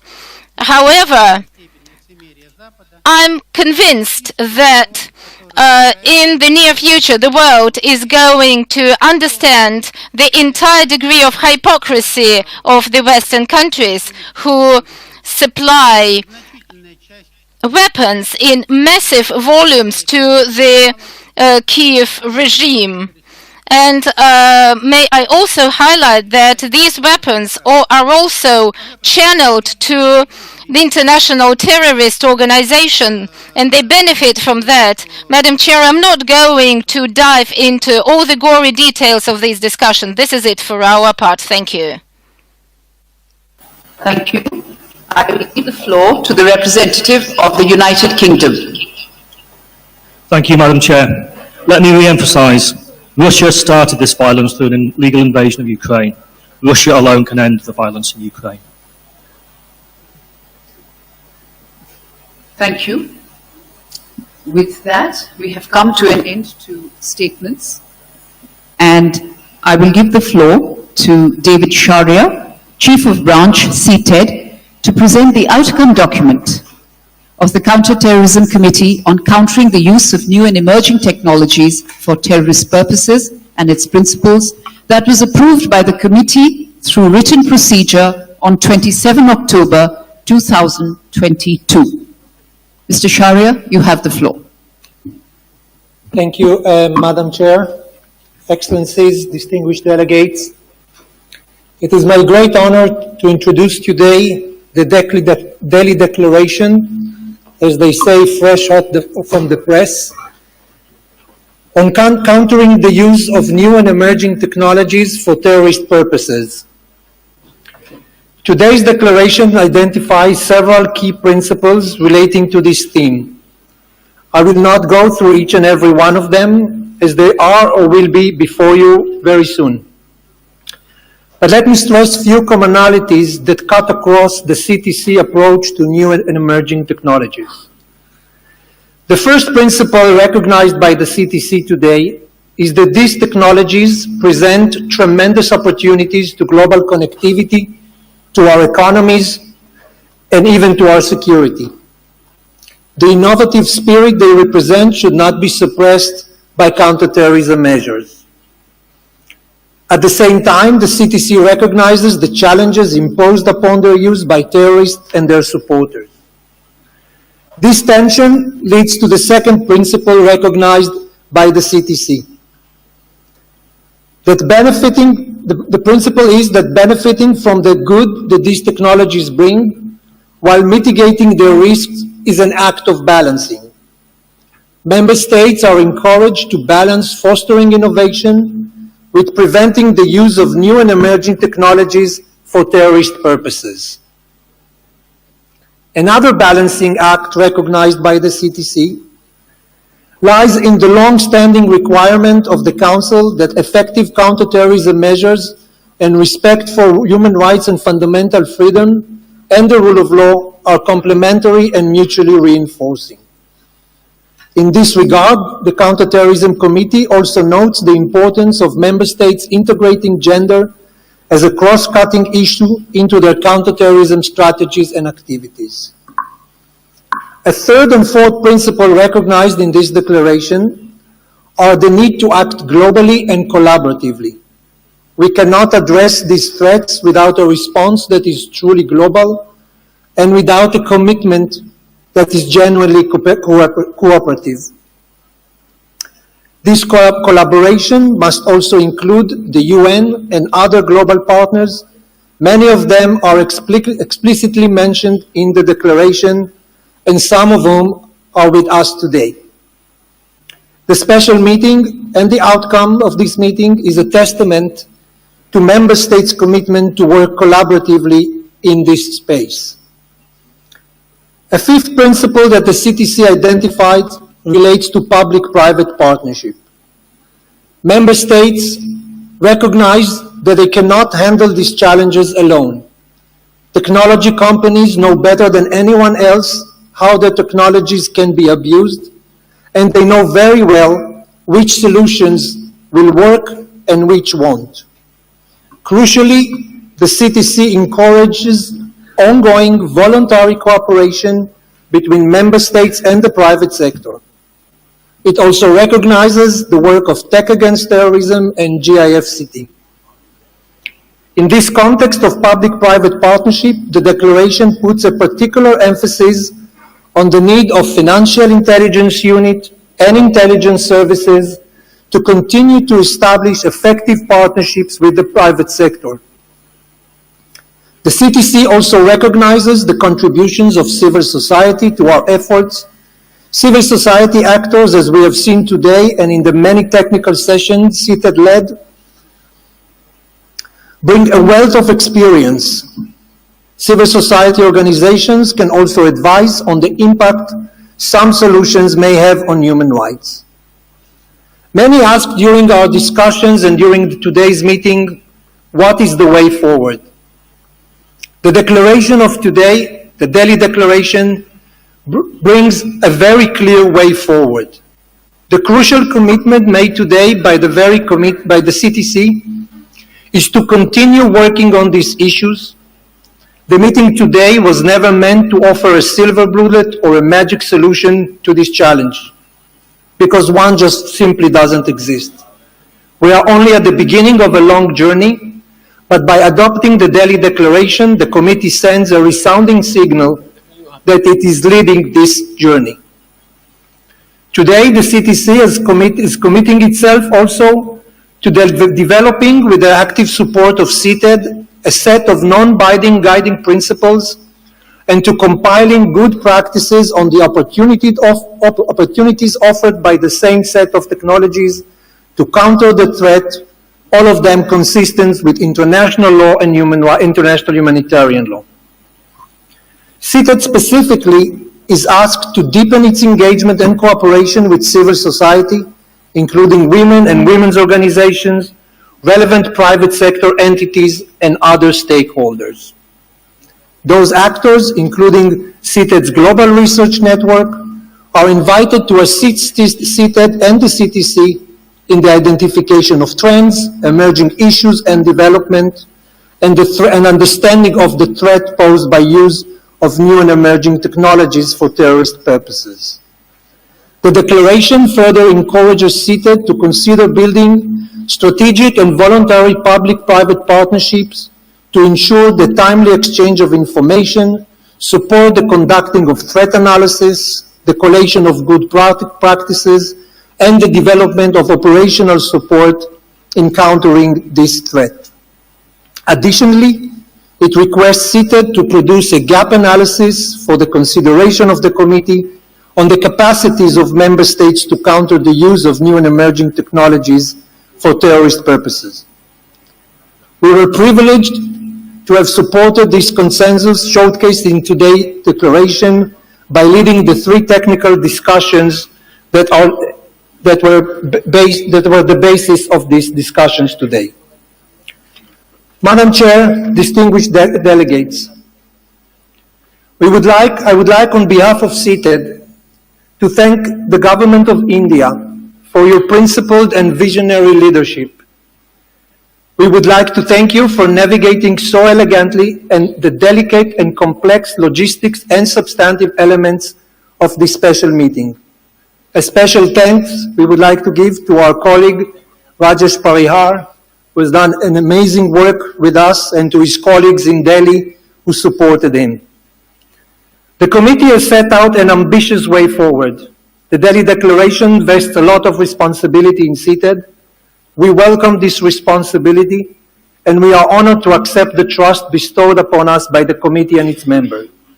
In close and inclusive cooperation with our partners, we commit to doing our utmost in supporting the committee in these efforts today and in the years to come. Thank you. Thank you. Thank you, Mr. Sharia, for your presentation. Moving on to the adoption of the outcome document, I will ask the members of the Counter-Terrorism Committee to indicate by a show of hands that this outcome document has been adopted. Kindly raise your hands. The outcome document is adopted.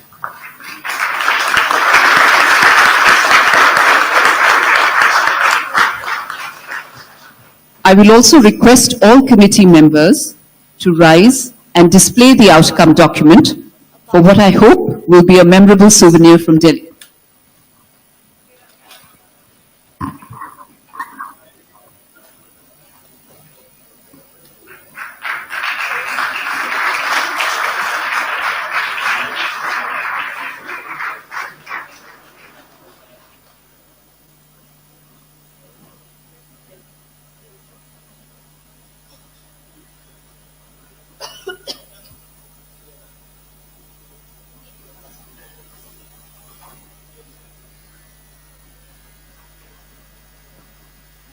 Thank you very much. And it is now my pleasure to give the floor to the Foreign Secretary of the Government of India to deliver his concluding remarks.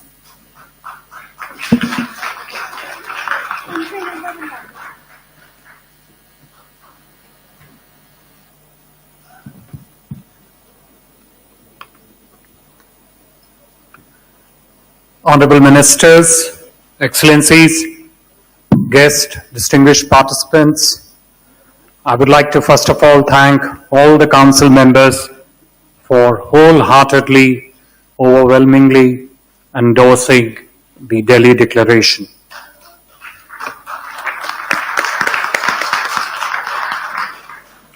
It is for the very first time ever that the Security Council came to India and held its deliberations at two of India's most iconic cities, the financial capital, Mumbai, and the national capital, New Delhi.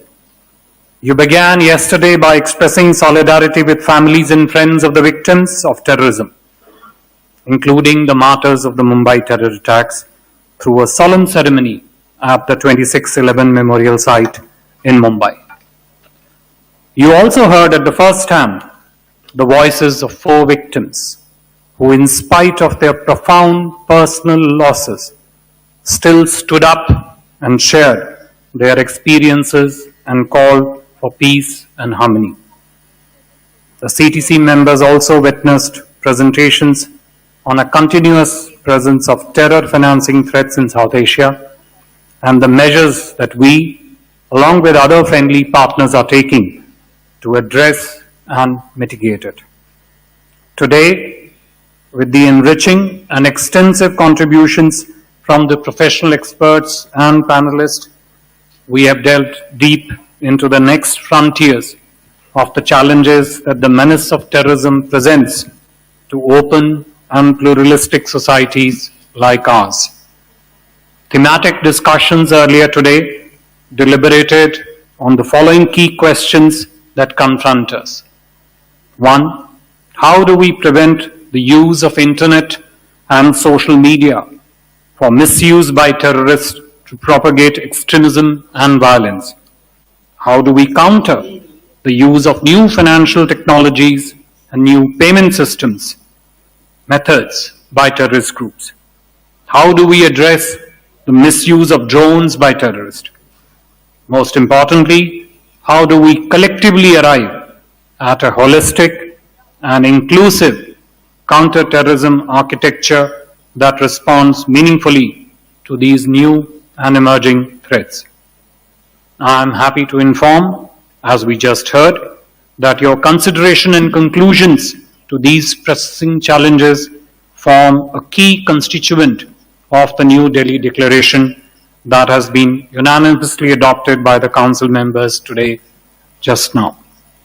Today's Delhi Declaration is not only a shared determination of the Counter-Terrorism Committee to collectively fight the scourge of terrorism, including the threats posed by the new and emerging technologies, but also marks a commitment of the Security Council in setting up a larger normative framework to address this menace, this threat.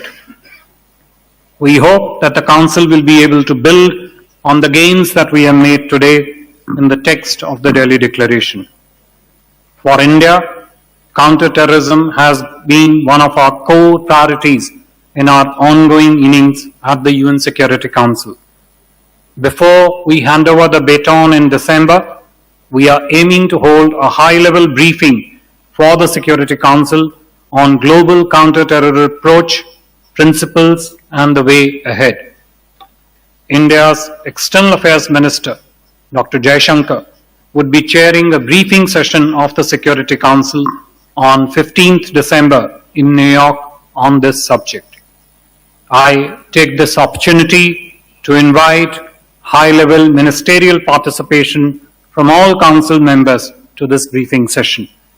Your participation and engagement would help us all build a larger global consensus on a principled approach to counter-terrorism. If indeed we are to be honest to the deliberation we have held in the last 2 days, we must shun away double standards and politicization of the CT sanctions regime. I would like to express our sincere gratitude to the Foreign Minister of Gabon and the President of Security Council for the month of October for traveling all the way to join us at this special meeting. Our thanks also to the Foreign Ministers of Ghana, the United Kingdom, and other ministerial participants from UAE, Albania, and Brazil for their valuable participation, which is deeply appreciated by all of us. I would like to express our sincere appreciation to all the distinguished representatives of the current and incoming members of the UN Security Council for their contributions during our engagements in Mumbai yesterday and in New Delhi today. I know that you all plan to begin your tomorrow morning with a sunrise yoga session, sometimes difficult, early morning starts, and thereafter a road journey to see and experience the wonders of incredible India at the Taj Mahal. I wish you all safe travels and hope you carry back happy memories of your India experience. I thank you all. Namaskar.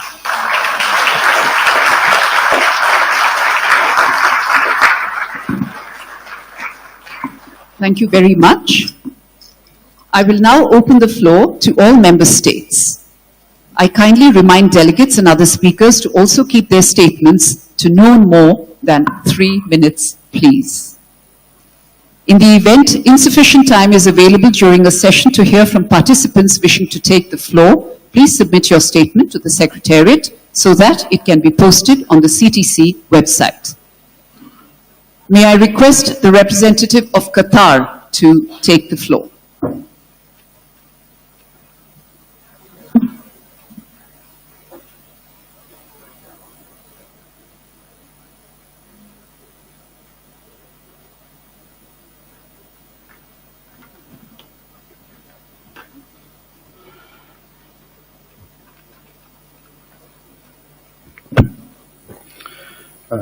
السيد الرئيس أصحاب السعادة أعضاء اللجنة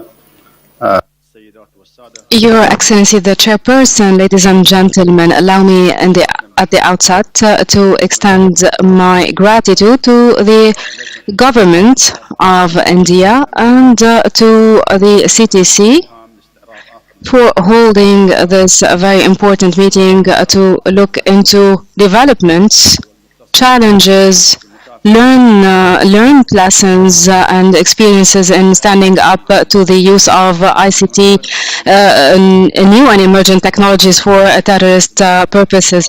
Also, allow me to thank the CTED for its prominent role and specifically for holding the preliminary consultative meetings preceding this meeting. Ladies and gentlemen, the new developments in the fast and rapid developments in the ICT provides us with opportunities to stand up to terrorism and financing of the terrorism and fighting extremism and violent extremism.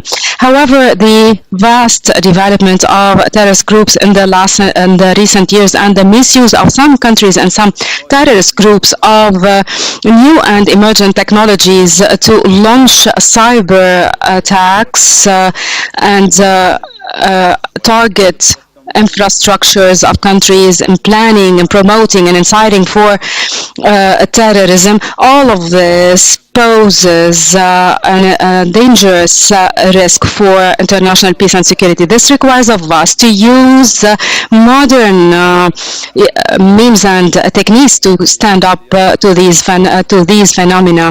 Most important of which would be through a comprehensive revisiting of national legislations and international instruments and putting down new codes, new regulations, especially when it comes to cybersecurity, fighting cyber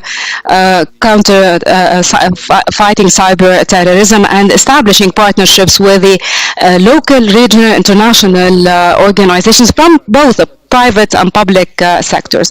Also, we need to exchange data and information related to terrorist groups. We also need to be familiarized with the techniques that are being used by terrorist groups when it comes to abusing modern, new and emerging technologies. Allow me to reaffirm to you that Qatar is keen and willing and always ready to work with the CTED.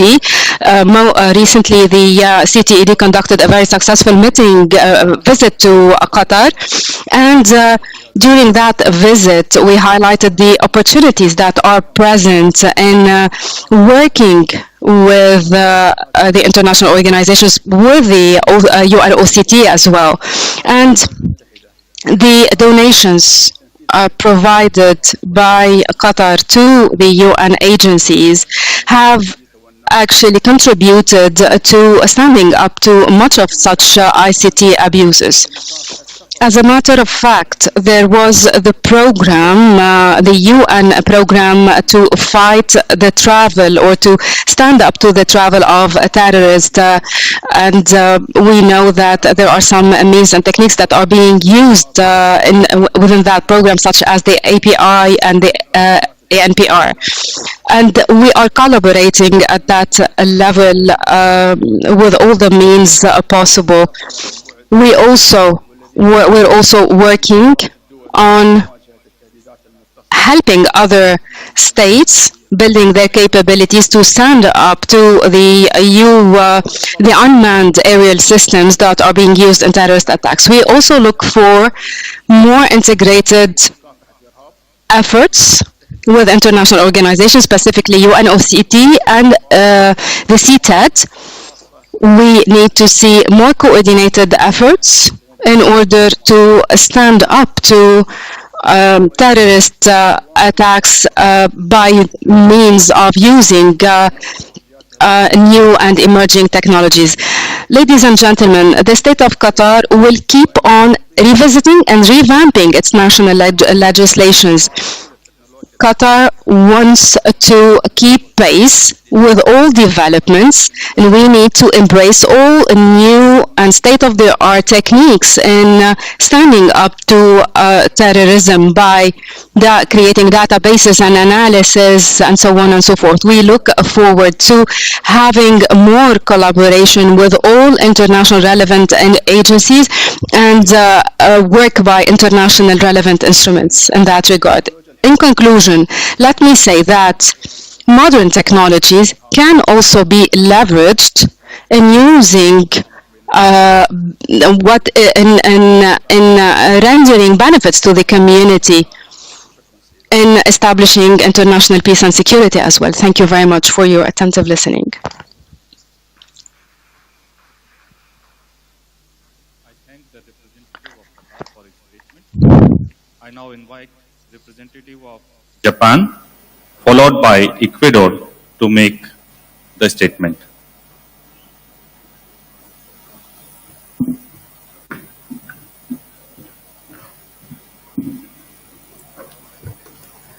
Thank you, Mr. Chair. Let me start by thanking you for holding this very timely and important special meeting.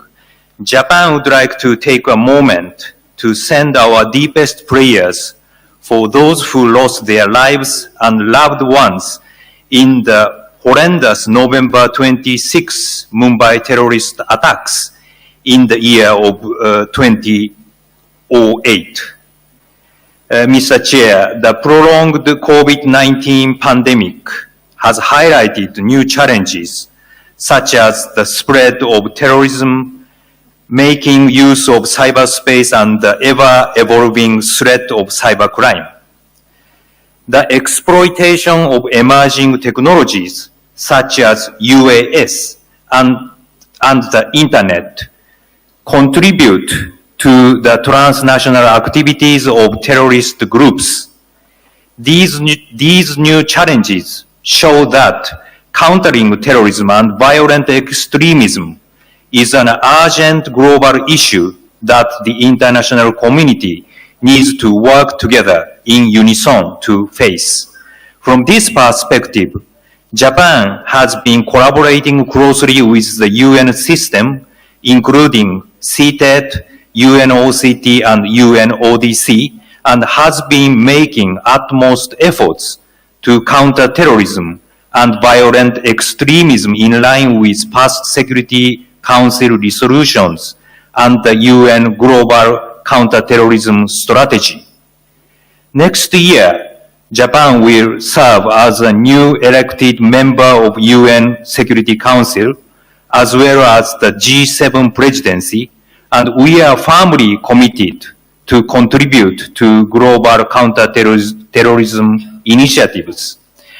Ladies and gentlemen, we would like to introduce our collaboration with the international community with respect to the three key areas of this special meeting as follows. First, the prevention of the malicious use of the Internet and social media platforms. Due to growing utilization of and dependence on ICTs, in the wake of the pandemic, terrorists has been increasingly exploiting the Internet and social media to inspire and recruit young people. Such online terrorist activities, including propaganda and recruitment, are transnational in nature.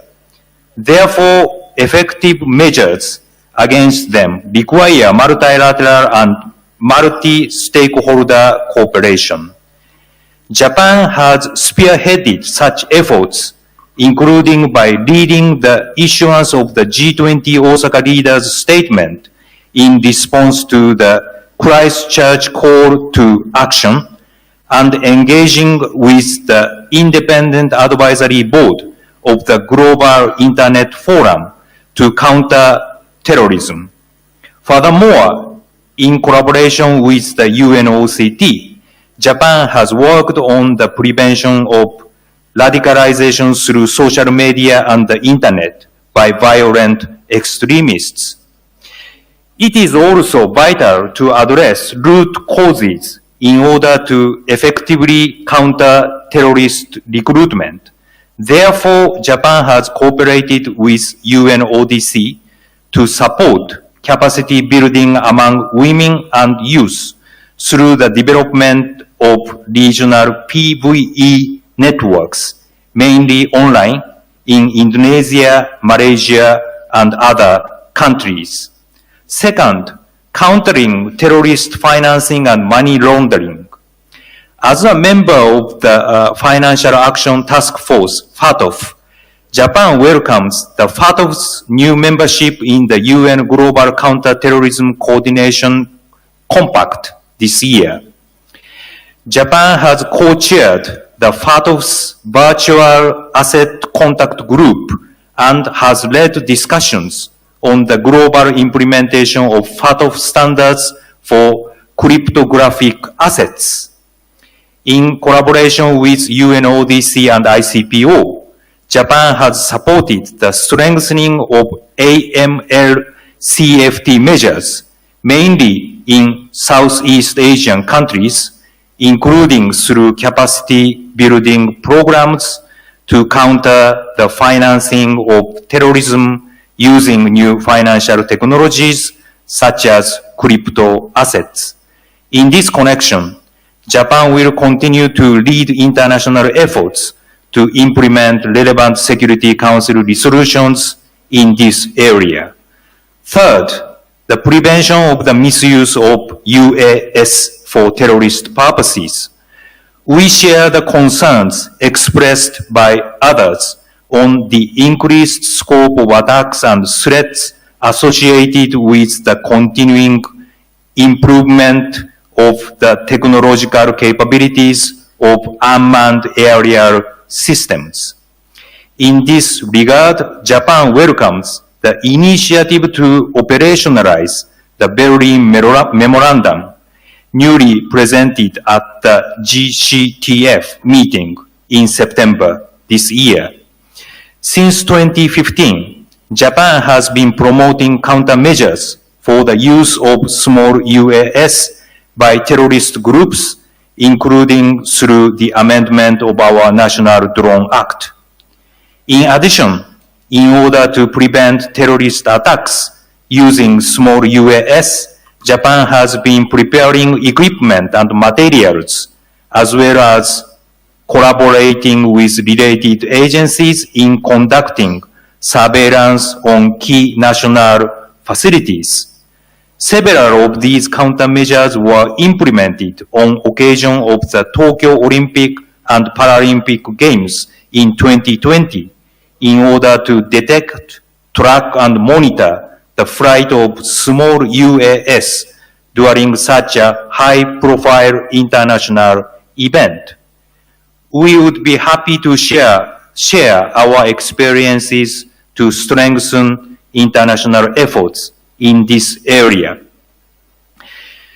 To conclude, let me reassure you of Japan's firm commitment to continuing to play its part in global counterterrorism efforts, including addressing the abuse of new and emerging technologies for terrorist purposes.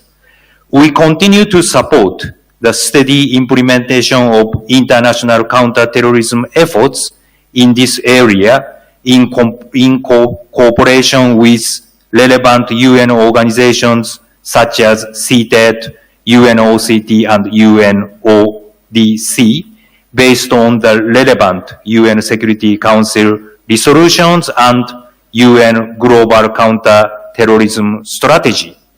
We will keep working closely with the international community. I thank you.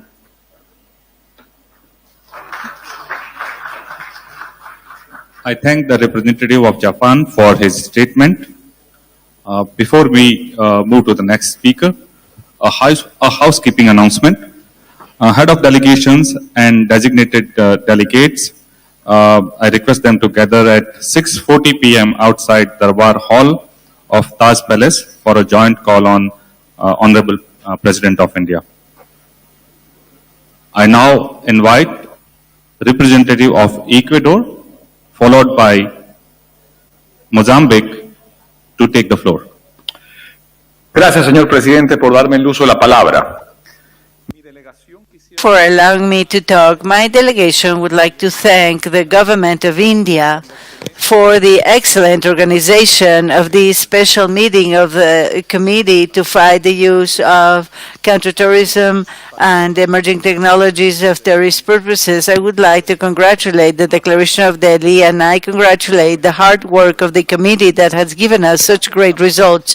Thanks to the support received by the state members, Ecuador will assume, as of January of 2023, one of the non-permanent posts in the Security Council for a 2-year period. Under that context, discussion spaces like this one will offer a privileged space in order to keep an open and wide dialogue about matters that have great relevance, such as the fight against terrorism.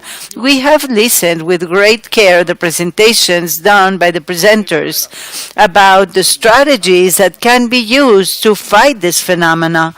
Likewise, we think of a very importance the relative presentations in order to fight financing against terrorism, and also the new payment methods and new fund recollection for terrorism. Under this environment that my country gives greater importance because it considers that this is an essential component in the fight against terrorism, eliminating the financing sources. That is why Ecuador has been implementing many actions, among which we can underscore strengthening the financial intelligence analysis that has as its main goal to identify money laundering and terrorism financing, as well as regulatory changes.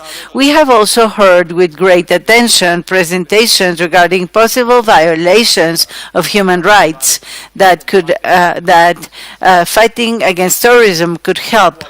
And on that regard, Ecuador says that the measures that the states adopt against terrorism are legitimate as long as they are compatible with international law, humanitarian law, and human rights.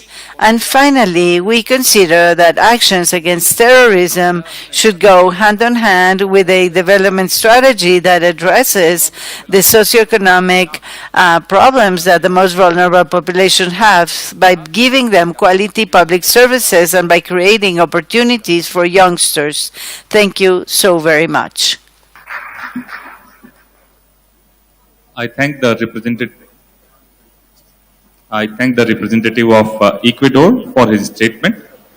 I now invite representative of Mozambique, followed by Malta, to take the floor.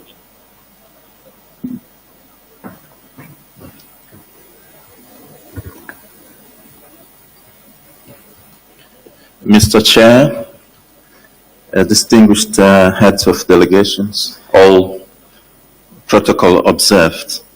First of all, allow me to express my sincere appreciation to the people and the government of India for the invaluable support and hospitality afforded to my delegation.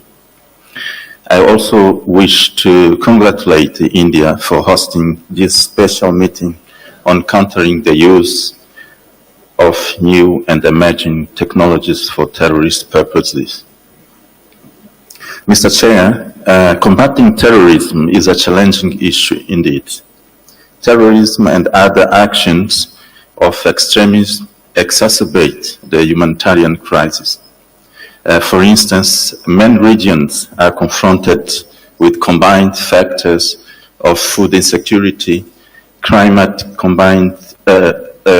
change, conflicts, and the effects of the COVID-19 pandemic, which amplify the vulnerability of our people. The possession and the proliferation of small arms and weapons in the hands of non-state actors are also fueling terrorism. For instance, as I mentioned yesterday, Recent studies conducted by Global Terrorism Index in 2022 show that Sub-Saharan Africa alone accounted for 48% of the total global deaths. Other regions also have been targeted. Therefore, we would like to commend the efforts made by the United Nations Security Council through Resolution 1540 of 2004. In fact, we want to point out that global action is needed to prevent terrorists and any other non-state actors from using arms, science, technology, and financing. Mr. Chair, it is important to emphasize that an effective action against terrorism will come through a strong cooperation and coordination among various stakeholders within the framework of the United Nations Charter. To this end, we would want to highlight few measures that we consider that should be taken by the international community. First, all the countries need to be prepared to fight terrorism. The most vulnerable countries need technical and financial support to equip them with the adequate resources to deliver on their responsibility to ensure security. In Africa in particular, terrorism is growing and threatening state institutions. In that regard, it is important that the UN Security Council and the African Union and regional economic communities continue cooperating to sustain momentum to fight terrorism and eliminate the proliferation of small weapons. Second, the global counter-terrorism strategy of United Nations Security Council must be implemented at the ground where most terrorist actions occur. The active participation of local actors in fighting terrorism would contribute to reduce radicalization of segments or groups of people. Third, collaboration between the United Nations and regional organizations need to be improved in order to meet political and financial solutions to address the security challenges of today. This includes an adequate sanctioning of terrorist groups or any form or manifestations of terrorism. Fourth, there is a need to promote a multidimensional and proactive approach through a broader strategy that combines the military with the political, economic, social, and ideological actions to address the root causes of terrorism. Fifth, the world needs to put into place measures to address access by non-state state actors to new technologies such as drones and other weapons, as it was clearly spelled out in the previous interventions. And lastly, particular importance should be given to the nexus between terrorist organizations and other criminal groups, including bandits, gangs, and various other organized criminal groups. Mr. Chair, distinguished delegate, I thank you for your kind attention. Thank you. I thank the representative of Mozambique for his statement. I now invite representative of Malta, followed by Switzerland, to make the statement. Thank you. Mr. Chair, Excellencies, ladies and gentlemen, first of all, let me take this opportunity to thank the Government of India for its hospitality, for providing this beautiful venue to host a special meeting of the Counter-Terrorism Committee. As an incoming member of the UN Security Council, Malta will be working closely with the Counter-Terrorism Committee and will continue to reaffirm the importance of this committee and its work. There are numerous factors which contribute to the rapidly changing landscape in preventing and countering terrorism, and to the evolving strategies and tools which are employed by terrorist organizations. However, none can claim to have risen to more prominence than the use of new and emerging technologies. The latter have become an integral part of our societies and have contributed in no small measure to economic and societal progress across borders. Whilst bringing along increased capacity in the human experience, new and emerging technologies have also been exploited to promote terrorist activities and violent extremism. The ease of access to such emerging technologies have rapidly changed the rules of the game and is continuing to do so to the detriment of policymakers and law enforcement agencies. The use of social media platforms to spread radical, violent ideologies and disinformation is surely a phenomenon which has been experienced across the globe. The exploitation of the environment brought about by the restrictive measures surrounding the COVID-19 pandemic have clearly illustrated this. Access to ICT tools have enabled terrorists to expand their influence, build networks, and have greater access to financing. The proliferation of viral payment methods is another example whereby new technologies are being exploited to facilitate money laundering and the financing of terrorist activities. Increased access to new categories of weapons, such as UAS, is also posing serious challenges to counter-terrorism activities. What is worth noting is the fact that while new and emerging technologies represent the biggest challenge in counter-terrorism efforts, they also represent the tools which can help us stay ahead of the curve. Artificial intelligence is a clear example which has a role to play in border security and law enforcement. Human rights, fundamental freedoms, and the rule of law are complementary and mutually reinforcing with effective counter-terrorism measures. This is especially so when it comes to preventing and countering the use of new and emerging technologies for terrorist purposes, which require us to be more focused and refined. Respect for human rights, including the freedom of expression and the right to privacy, will ensure that our counterterrorism measures that are not counterproductive and achieving long-term results.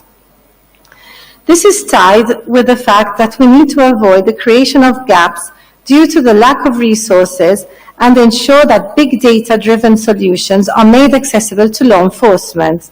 In this regard, we must also acknowledge the role of the private sector and civil society in order to keep ahead of the curve and to have a clear picture of what's next on the horizon. Malta looks forward to continue these important discussions in the Counter-Terrorism Committee and in ensuring that counter-terrorism issues are given the importance they deserve in the Security Council. Thank you. I thank the representative of Malta for her statement. I now invite the representative of Switzerland to take the floor, followed by Morocco. Monsieur le Président, Excellences, distinguished delegates, we are very thankful for the hospitality that India has showed us for this special CTC meeting, and it's my honor to make some concluding remarks as a future member of the Security Council and strongly committed on these issues. Switzerland has always pleaded for a balanced approach towards new technologies. We need to do our best to benefit from the vast opportunities they offer us. Next to the socio-economic advantages that are obvious, we can also use these new technologies to prevent and counter terrorism in an efficient and targeted manner. Thanks to them, it is possible to identify terrorist groups, to prevent attacks, and to bring to justice the person responsible for violence. This also allows us to protect the victims of terrorism and also implement their rights. We also need to remain vigilant as far as abusive and nefarious use of internet by terrorist and violent groups. Nevertheless, anti-terrorist means that limiting access to internet or to information can be negative for human rights and restrict the civic space accorded to civil society. We need to ensure that these restrictions are in conformity with the right and that there are true possibilities to have them checked by institution of the rule of law. I also would like to underline that within the World Forum of Fight Against Counter, the GTCF, the UK and Switzerland have elaborated recommendations, the Zurich and London recommendations on the fight against on violent extremism and online terrorism promotion. On this case, we salute the references of JEFCT and Tech Against Terrorism in the final document of the daily declarations. Cooperations between the public partners and private partners, it's the only way to fight in an efficient manner terrorism. As an important financial platform, Switzerland is particularly engaged on the topic of new technologies and fintech for payment methods and fundraising. We are absolutely convinced that these technologies can strongly reinforce and accelerate the fight against financing of terrorism. Switzerland would like to insist on one essential aspect and the measures that can be taken in this context. It is absolutely fundamental to consider upstream and to avoid as much as possible any impacts on human rights and the negative consequences on legitimate activities, including non-for-profit organizations, humanitarian organizations, and civil society. The threat of drones and unmanned systems need to be addressed particularly. All the systems have lots of advantages for civil aviation. There is also a strong potential of abusive use by terrorist groups. So this is why we need to ensure that they are regulated in the full respect of international law, particularly the humanitarian international law and human rights. We salute the Declaration of Delhi brought by the CTC because it manages to establish a clear balance between the promotion of innovation and the prevention of its abuse by terrorist groups. We hope that member states, civil society and private sector will continue their multilateral talks also within the CTC forum. I thank you for your attention.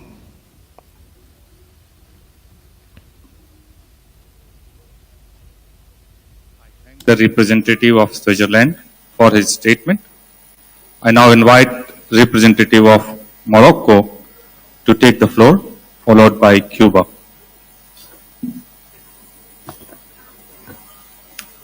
Good evening, Chair. Bismillah ar-Rahman ar-Rahim.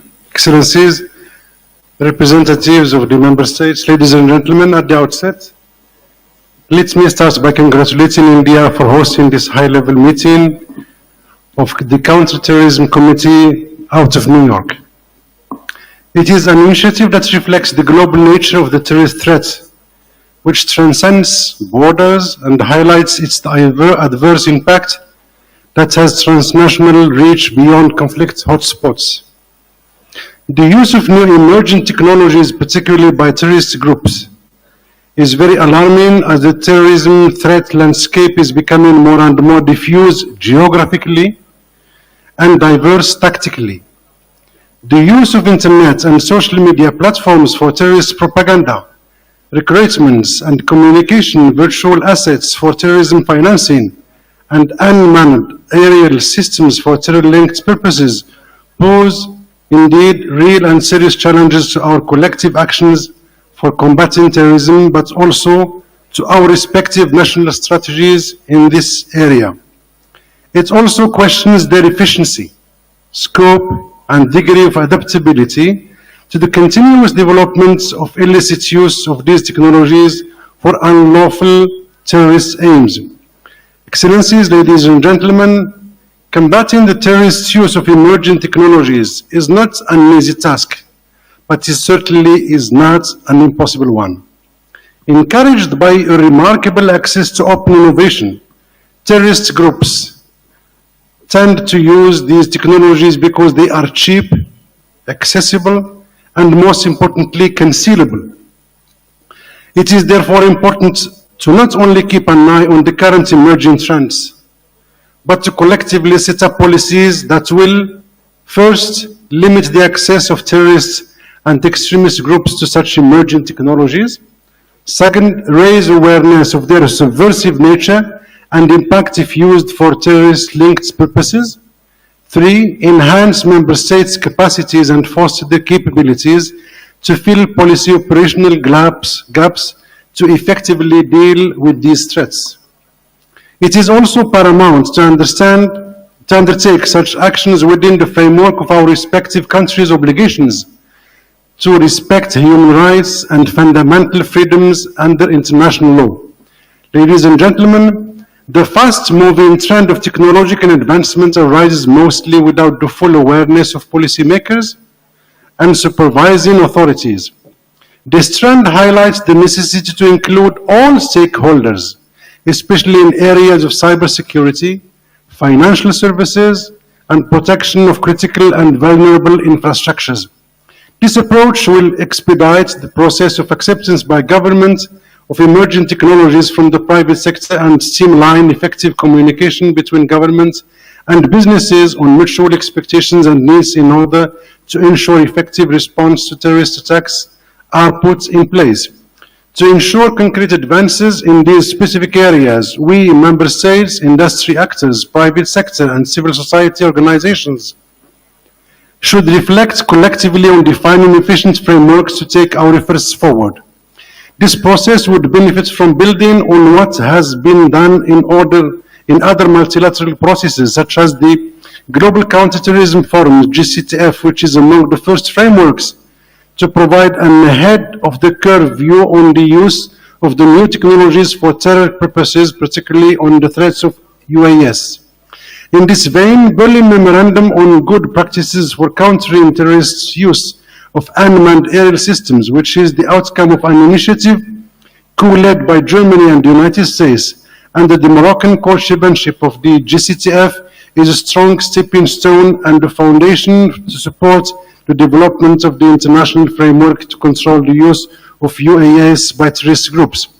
Morocco, as a member state, as co-chair of the Global Counter-Terrorism Forum and of the Africa Forum Group of the Coalition to Defeat ISIS, remains committed to the full implementation of the Security Council resolutions on preventing terrorists from exploiting technologies, on developing public-private partnerships to address these threats, and on combating terrorism financing through emerging payment methods, including virtual assets.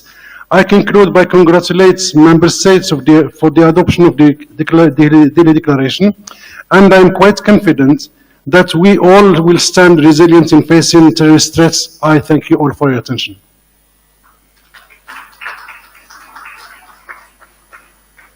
I thank the representative of Morocco for his statement. I now invite, before we move to the next speaker, I have an important announcement to make. We have reached to the upper limit of the time for which the interpretation service were taken. Going forward, therefore, the interpretation services will not be available, and therefore I request delegates to deliver their statements in English. And if that is not possible, I encourage you to submit your statement in writing. So I now invite a representative of Cuba to make their statement. Señor Presidente, Excelencia, primero que todo quisiera sumarme al sentimiento de gratitud y reconocimiento a la India por la excelente organización.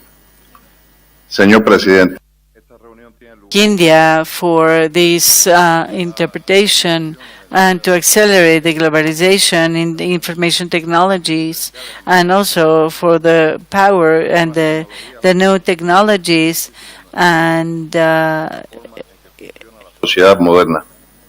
Nos colocan esas tecnologías frente a grandes desafíos al convertir al ciberespacio en un entorno de fácil acceso para criminales y terroristas.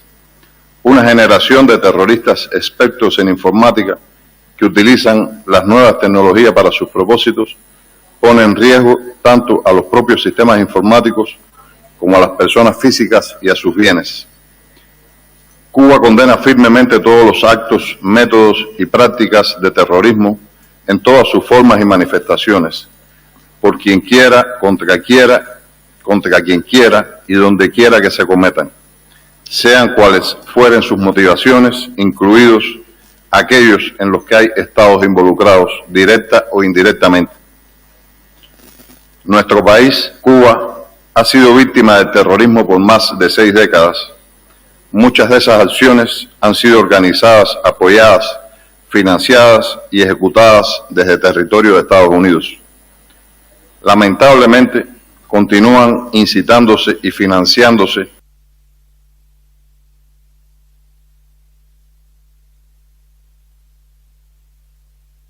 digitales. En reiteradas ocasiones hemos denunciado este empleo de las plataformas digitales para incitar actividades delictivas y terroristas, incluyendo ciberataques a sitios gubernamentales y medios de información. Condenamos el creciente empleo de las tecnologías de la información y las comunicaciones y el uso indebido de las plataformas de los medios de comunicación, incluidas las redes sociales y las transmisiones radiofónicas, como herramientas para el intervencionismo, mediante la promoción de discursos de odio, la incitación a la violencia, la subversión, la desestabilización, la difusión de noticias falsas y la tergiversación de la realidad con fines políticos, y como pretexto para el desencadenamiento de la guerra, la amenaza o el uso de la fuerza. Rechazamos también el uso nocivo de las tecnologías de la información y comunicación para promover acciones terroristas y desestabilizadoras, incluido el reclutamiento y la financiación de mercenarios para cometer actos de terrorismo. Asimismo, condenamos las listas unilaterales que elaboran algunos gobiernos como medio de coerción política, la designación unilateral y totalmente arbitraria de Cuba como Estado que supuestamente patrocina el terrorismo por parte del gobierno de los Estados Unidos, tiene un carácter claramente político y atenta contra la credibilidad de los esfuerzos internacionales legítimos para prevenir y enfrentar el terrorismo. Es preciso reforzar la cooperación multilateral y bilateral. Reiteramos nuestra firme disposición a cooperar recíprocamente con todos los estados interesados para prevenir y reprimir los actos de terrorismo. Continuaremos apoyando a las Naciones Unidas por su carácter universal como instancia que debe liderar los esfuerzos de la comunidad internacional en la lucha contra el terrorismo, sobre la base del respeto a los propósitos y principios de su Carta y el derecho internacional. Muchas gracias.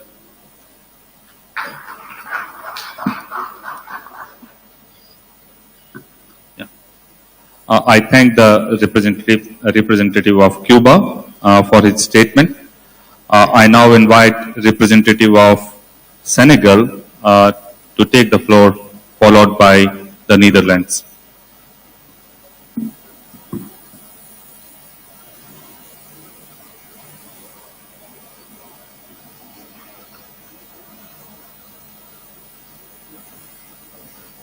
Is representative of Senegal present in the meeting? If not, we move to the next speaker. I invite representative of the Netherlands to take the floor.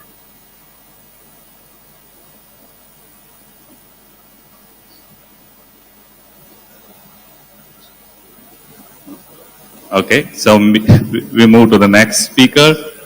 Syria Arab Republic. Are they here in the room? Yeah. You have the floor, sir.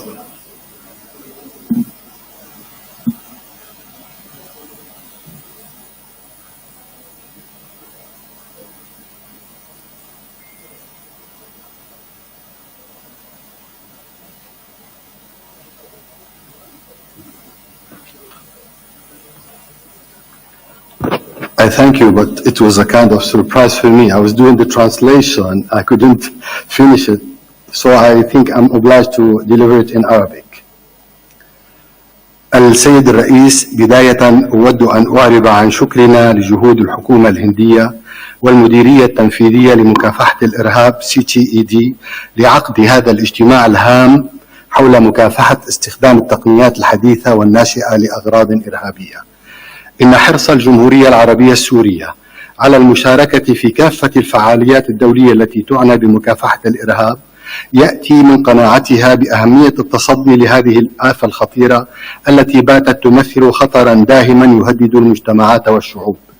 إن اجتماعنا اليوم يكتسب أهمية خاصة مع ازدياد اهتمام الإرهابيين على استخدام تكنولوجيا الاتصالات بنشر الفكر المتطرف وتجنيد الأفراد لارتكاب أعمال الإرهاب وتحريضهم على ذلك من خلال قنوات الاتصال الحديثة ومن ضمنها الإنترنت، وتمويل وسافر المقاتلين الإرهابيين الأجانب وتلك الأنشطة الخطيرة التي يقومون بها بعد ذلك.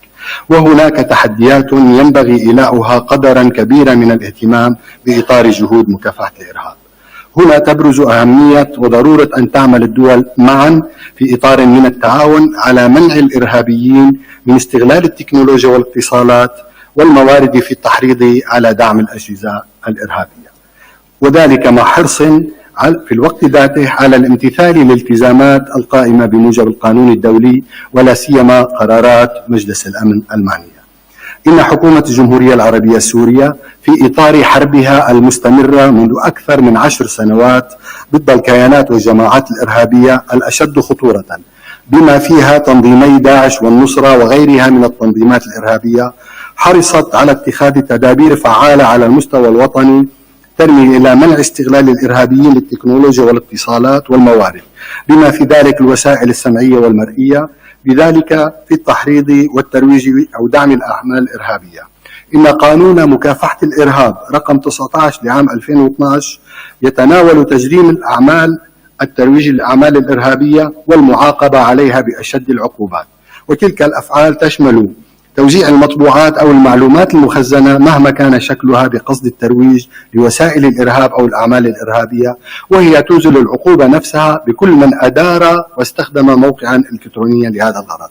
حكومة الجمهورية العربية السورية تحرص على بناء شراكات فعالة بين كل المؤسسات والهيئات الوطنية المعنية من أجل تحسين أساليب الرصد ودراسة المحتوى الإرهابي المتداول عبر الإنترنت وكل أنواع تكنولوجيا الاتصالات ومكافحة التحريض على ارتكاب الأعمال الإرهابية، وهي تحيل ذلك عند الحاجة إلى هيئات إنفاذ القانون ذات الصلة.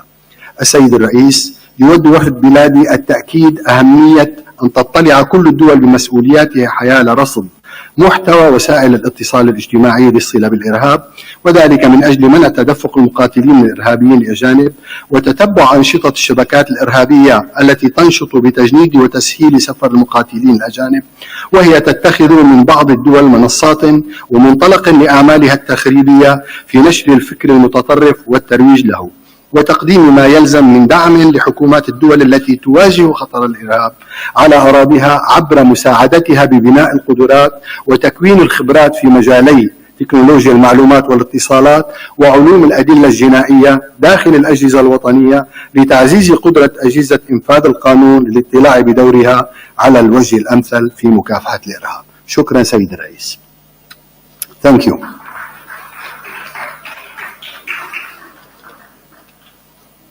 I thank the representative of Syrian Arab Republic for his statement. I now invite the representative of the Netherlands to take the floor, followed by Yemen.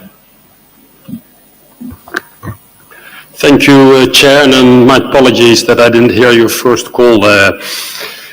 Ladies and gentlemen, esteemed colleagues, let me begin by thanking the United Nations Security Council Committee and India for hosting this special meeting. We are very happy to have such an important and timely discussion, and the Netherlands would like to make 3 points related to the main topics of this meeting. Firstly, in order to tackle and diminish terrorist misuse of internet, the Netherlands underscores the importance and need of international collaboration with other governments. and with the tech industry, for example, in the Global Internet Forum to Counter-Terrorism and the EU Internet Forum, in which the Netherlands is an active participant. At the same time, the framework for effective action has been strengthened considerably through EU legislation, the Terrorist Content Online Regulation. In the Netherlands, we are setting up a new authority to implement this Terrorist Content Online Regulation based on administrative law, but will be placed at arm's length of the government. Improving the regulation of terrorist content online is an important step ahead on our battle against online extremism and terrorism. Ensuring human rights compliance and preventing negative effects from regulation trickling down on civic space is critical and our joint responsibility. Secondly, concerning unmanned aerial systems, we have to be aware that the effect of using unmanned aerial systems by state actors in attacking civilian and critical infrastructure could inspire terrorist groups to make use of these systems. Our national strategy focuses on limiting risks of deliberate misuse of commercially available unmanned aerial vehicles by those who want to do harm. One of the matters we are currently dealing with is the questions of countermeasures, determining responsibility and improving the cooperation of different partners involved in case of incidents. The Netherlands is curious to hear the issues other countries are dealing with when it comes to unmanned aerial systems. Thirdly and lastly, countering terrorist financing is one of the priorities of the counter-terrorism policies of the Netherlands, guided by the UN and EU regulations at FATF guidelines. Risks associated with new technologies, including mobile payments, virtual assets, internet payment systems, and crowdfunding platforms call for effective partnerships, not only within the public sector, but also with the private sector. In the Netherlands, we introduced a successful joint platform, public-private partnership, of public parties like the Financial Intelligence Unit and the Public Prosecution Office with private parties, like commercial banks and insurance companies, in order to combat terrorist financing more efficiently and more effectively. As such, the Netherlands attaches great value to the prevention of possible negative effects that CFT policy might have on civic space and civic actors. CFT measures should never be abused to limit civic space and the important role civic society plays in CT. Netherlands has, together with Morocco and UNOCT, developed a set of guiding principles and good practices within the Global Counter-Terrorism Forum that pertain to the implementation of CFT measures while safeguarding civic space, and is currently supporting implementation in several African countries. Ladies and gentlemen, esteemed colleagues, our presence here demonstrates the importance and the need of multilateral cooperation in addressing the threats of new and emerging technologies for terrorist purposes, as no country can do so in isolation. Global concerns require global responsibilities and global answers and global policies, and we look forward to cooperate on this jointly. Thank you.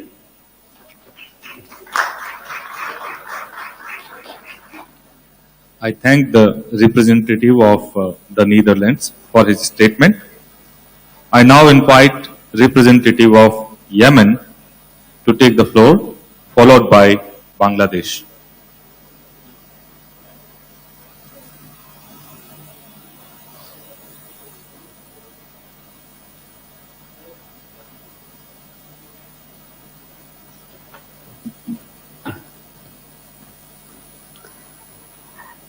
Before to talk about the electronic terrorism, on behalf of the head of Yemeni delegation, I would like first to thank India for its warm welcome and its really and highly hospitality.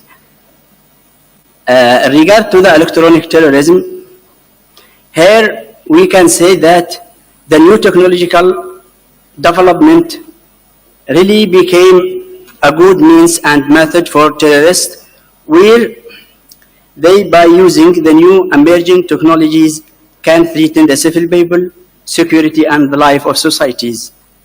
This means that using of new technology can be the subject of terrorism, the subject to the crime of cyber crime, and also the subject, we can say, for committing terrorist acts.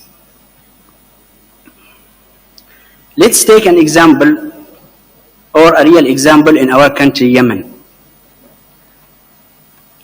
What happened in Yemen is that Houthis as a terrorist group are using drones which threaten and attack the civil people in Yemen cities, like what's happening in Marib city and what's happening in other cities like Aden, the temporary capital of Yemen. These drones are used against even neighboring countries, like what's happening in Saudi Arabia, which has been attacked by drones to oil places like Aramco, and also Emirate, UAE country also has been attacked by such drones. This terrorist group is a terrorist group designed and determined by National Defense Council and the resolution number 1, 2210. National Defense Council has determined Houthis as a terrorist group, and related to this resolution, the Council of Arab Interior Ministers also determined and designated Houthis group as a terrorist group. Coming to our topic, electronic terrorism, we can conclude that any new development in technology can help terrorists, where it can assist them in treating people daily life and making use of the data stored, and then they can destroy others' work. Such attack may cause damage to business of banks and global financial markets, as well as destroying anything targeted by terrorists. The question which is raised here, how can we create new methods in developing technologies, and we can prevent those terrorists of using such technology. Thank you all.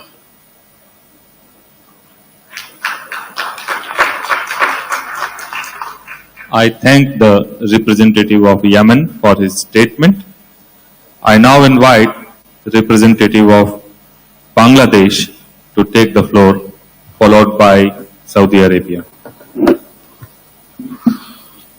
Thank you, Mr. Chair. I would like to extend our sincere thanks and appreciation to the Counter-Terrorism Committee for convening this special meeting, and also welcome the just adopted Delhi Declaration. We also sincerely thank the Government of India for the generous hospitality rendered.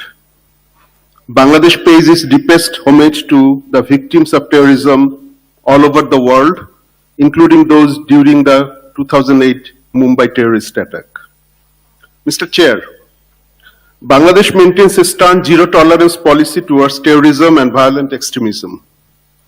We reject and deplore all forms of terrorist acts, including state-sponsored ones, as we believe that terrorism has no justification based on any political, religious, ideological, or any other context. In the complex scenario where the terrorists are taking advantage of emerging technologies like social media, UAS, etc., for their evil purposes, Bangladesh gives emphasis on the whole of society and whole of government approach to fight this new threat. Apart from joining all international counter-terrorism instruments, we have also joined a number of regional initiatives in order to combat financing of terrorism. Mr. Chair, as terrorism poses multifaceted threat to international peace and security, let us briefly enumerate few points related to this. Firstly, root causes of terrorism and violent extremism should be addressed in short, medium, and long-term counter-terrorism strategies. Secondly, technology can facilitate effective preventing, identifying, and countering terrorism. Therefore, focus must be given on responsible use of technology.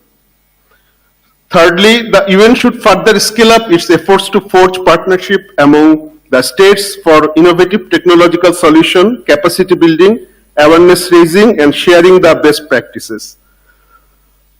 Finally, global counter-terrorism efforts should be translated into coordinated national, regional, sub-regional, and multilateral actions, complemented by genuine political will.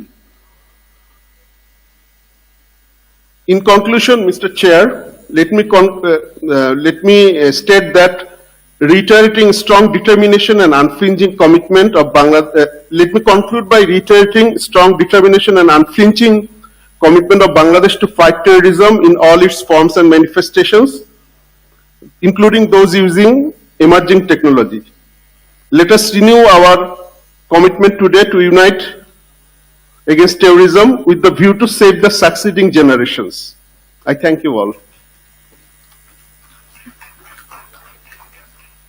I thank the representative of Bangladesh for his statement. I now invite representative of Saudi Arabia to take the floor, followed by Egypt.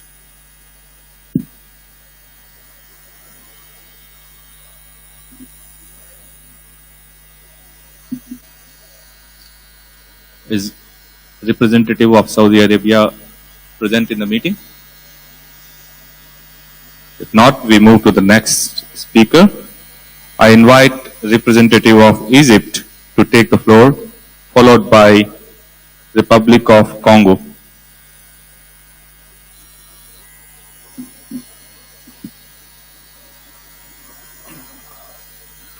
Thank you very much, Mr. Chair, for giving us the floor. I would like to start by expressing the appreciation of my country and our pleasure to participate in this meeting and to commend India's leadership as chair of the Security Council Counter-Terrorism Committee, especially at a time of rapid technological advancement and dissemination, which makes it increasingly important to counter the use of new and emerging technologies by terrorists while exploring the further utilization of these advancements and integrating them into the toolkit available to member states to counter terrorism on all fronts. Egypt reaffirms the importance of all UN member states abiding by their obligations to prevent terrorist organizations and their supporters from exploiting modern technology for terrorist purposes, particularly those arising from relevant Security Council resolutions, including Resolution 2370 of 2017. Egypt also believes in the importance of sharing existing good practices in legislative, policy, and regulatory responses, industry activities, public-private partnerships, and compliance with international human rights law in the deployment of new and emerging technological developments to prevent and counter terrorist narratives and acts and to bring terrorists to justice. As far as social media is concerned, it is important to distinguish between the right to freedom of expression on the one hand and the abuse of this right for terrorist purposes on the other. In this context, Egypt calls for ensuring the implementation of Security Council Resolution 2354 of 2017 on countering terrorist narratives, which Egypt submitted during its non-permanent membership of the Security Council with a view to bolster the effectiveness of international counter-terrorism efforts. Egypt attaches great importance to strengthening domestic policies and international cooperation to degrade the ability of terrorist groups to exploit social networks and other modern technologies for radicalization and recruitment purposes. This includes stemming the propagation of extremist ideologies and hate and engaging with service providers to remove content inciting extremism and to respond to countries' requests to provide law enforcement agencies with the data regarding those who use such websites for terrorist purposes. Egypt has also taken proactive approach with Al-Azhar Observatory developing a strategy focusing on reaching out to young people and promoting religious and moral values that call for tolerance, human fraternity, and respecting diversity.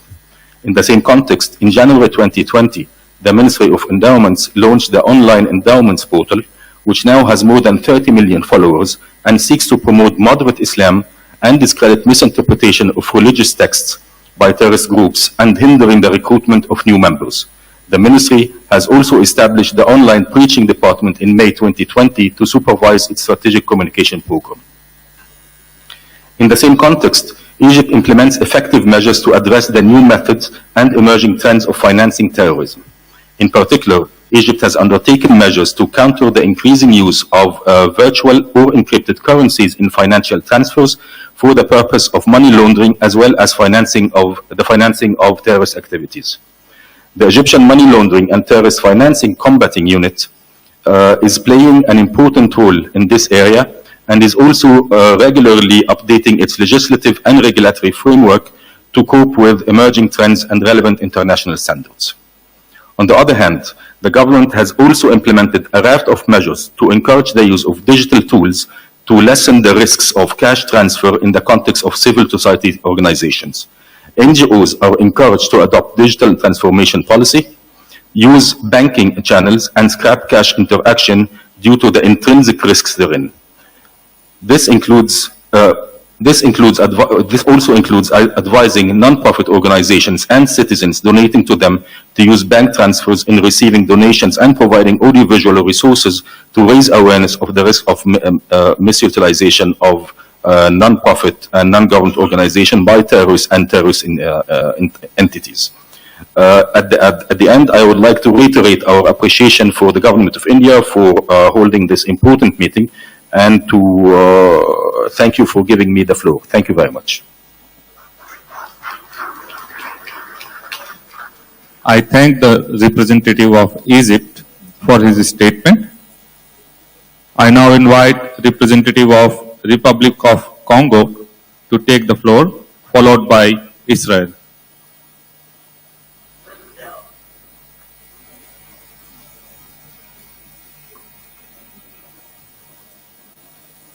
Is representative of Republic of Congo is here in the meeting? If not, we move to the next speaker. I now invite representative of Israel to take the floor, followed by European Union.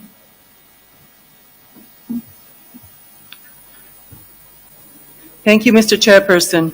At the outset, I would like to thank the Government of India and CTID for hosting this very important conference, which brings to the forefront of global counterterrorism agenda 3 emerging threats that require joint international efforts, and for the moving tribute to the victims of 26/11 yesterday in Mumbai. Terrorism knows no boundaries. Unless we cooperate, coordinate and promote international norms and specific plans of actions, terrorists will continue to acquire, develop, and use emerging technologies, including sensitive ones, for their malign purposes. Mr. Chairperson, in the interest of time, I will give a shortened version of my statement, and the full statement will be sent to be placed on the website.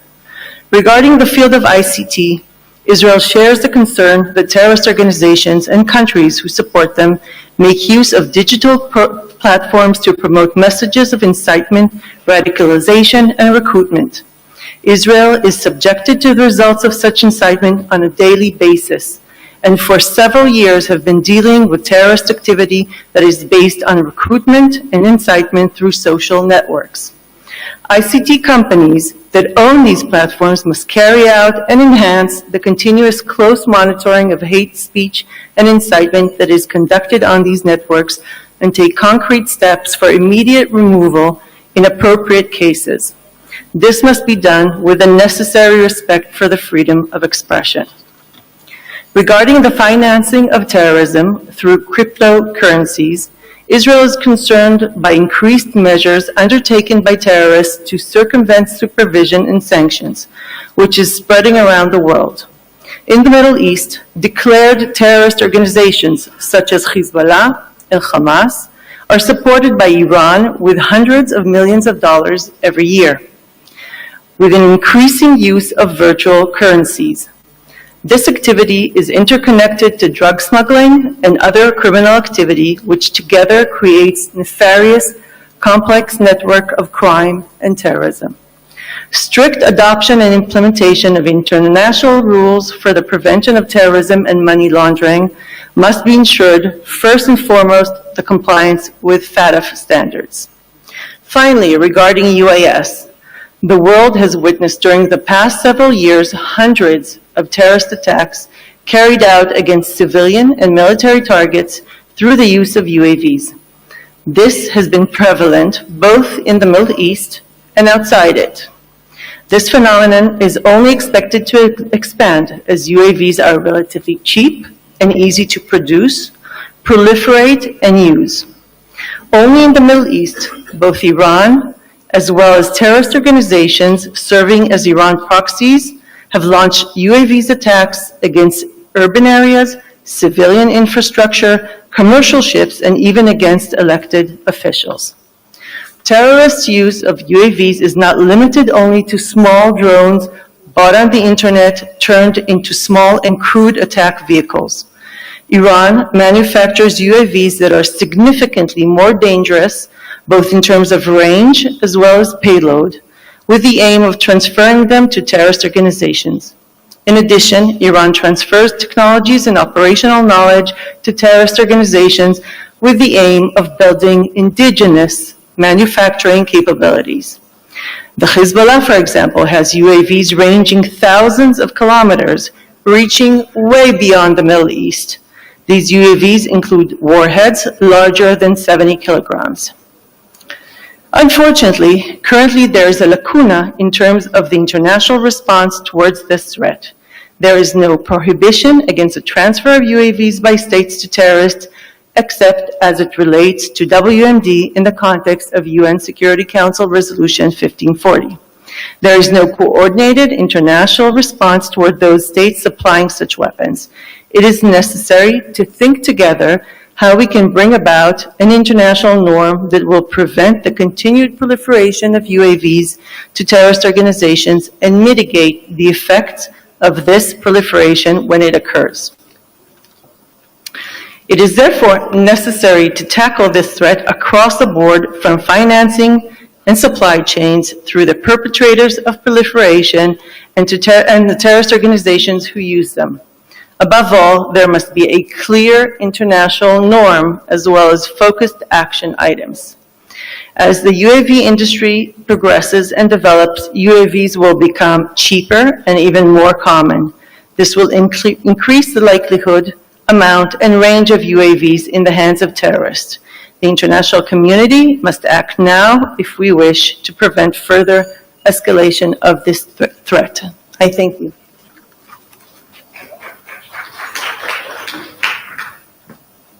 I thank the representative of Israel for her statement.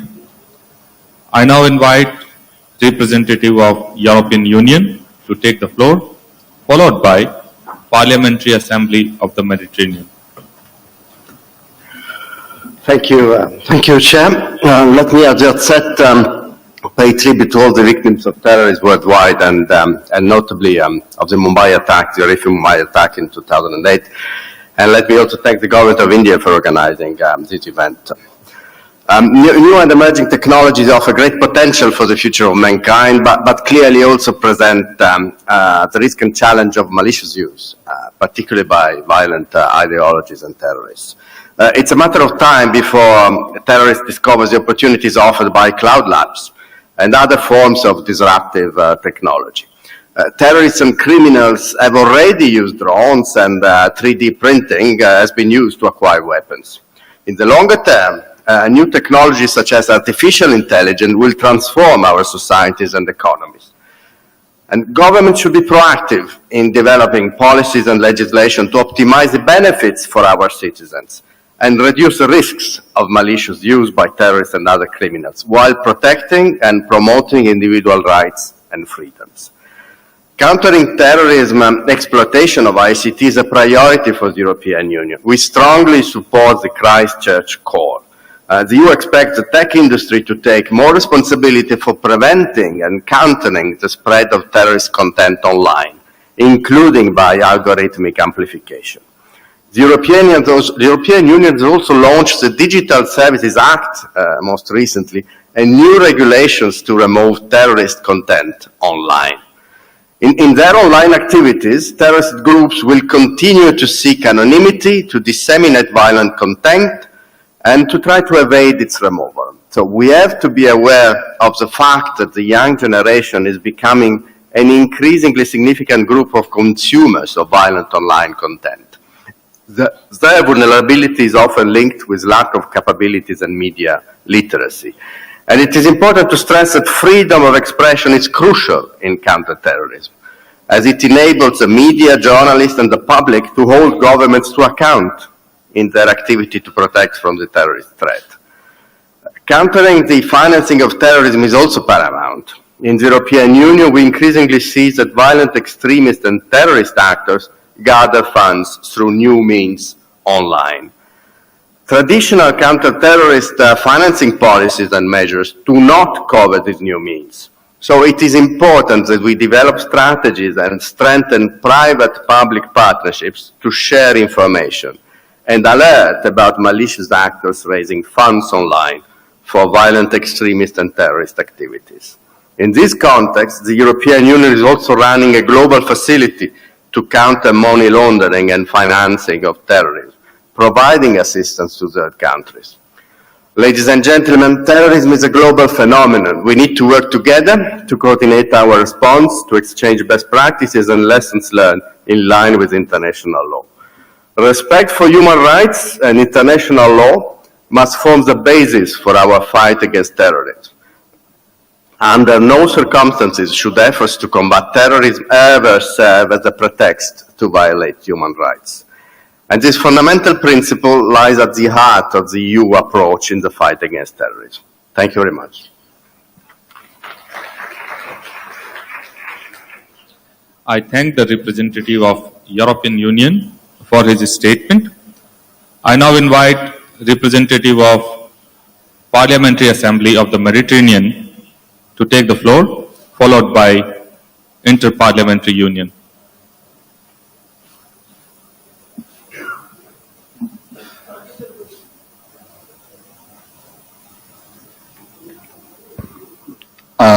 I think, Your Excellency, there will be a presentation in English because I didn't prepare it in English and Arabic, so I don't know if they are here or.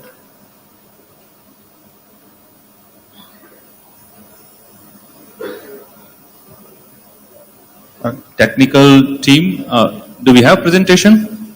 Can we have that on the screen?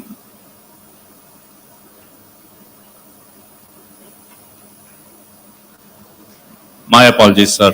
Okay. I mean, you have to continue. No problem. But I will say it in Arabic because they have a copy of translated. Yeah, sure. أصحاب المعالي، أصحاب السعادة، الحضور الكريم، السلام عليكم ورحمة الله وبركاته. إنه من دواعي سروري أن أمثل هنا الجمعية البرلمانية للبحر الأبيض المتوسط بام أمام هذا الحضور الكريم. بداية أود التأكيد بشدة على الالتزام القوي في دعم استراتيجية الأمم المتحدة لمكافحة الإرهاب بإسهاماتها الفعالة على مدى السنوات الماضية.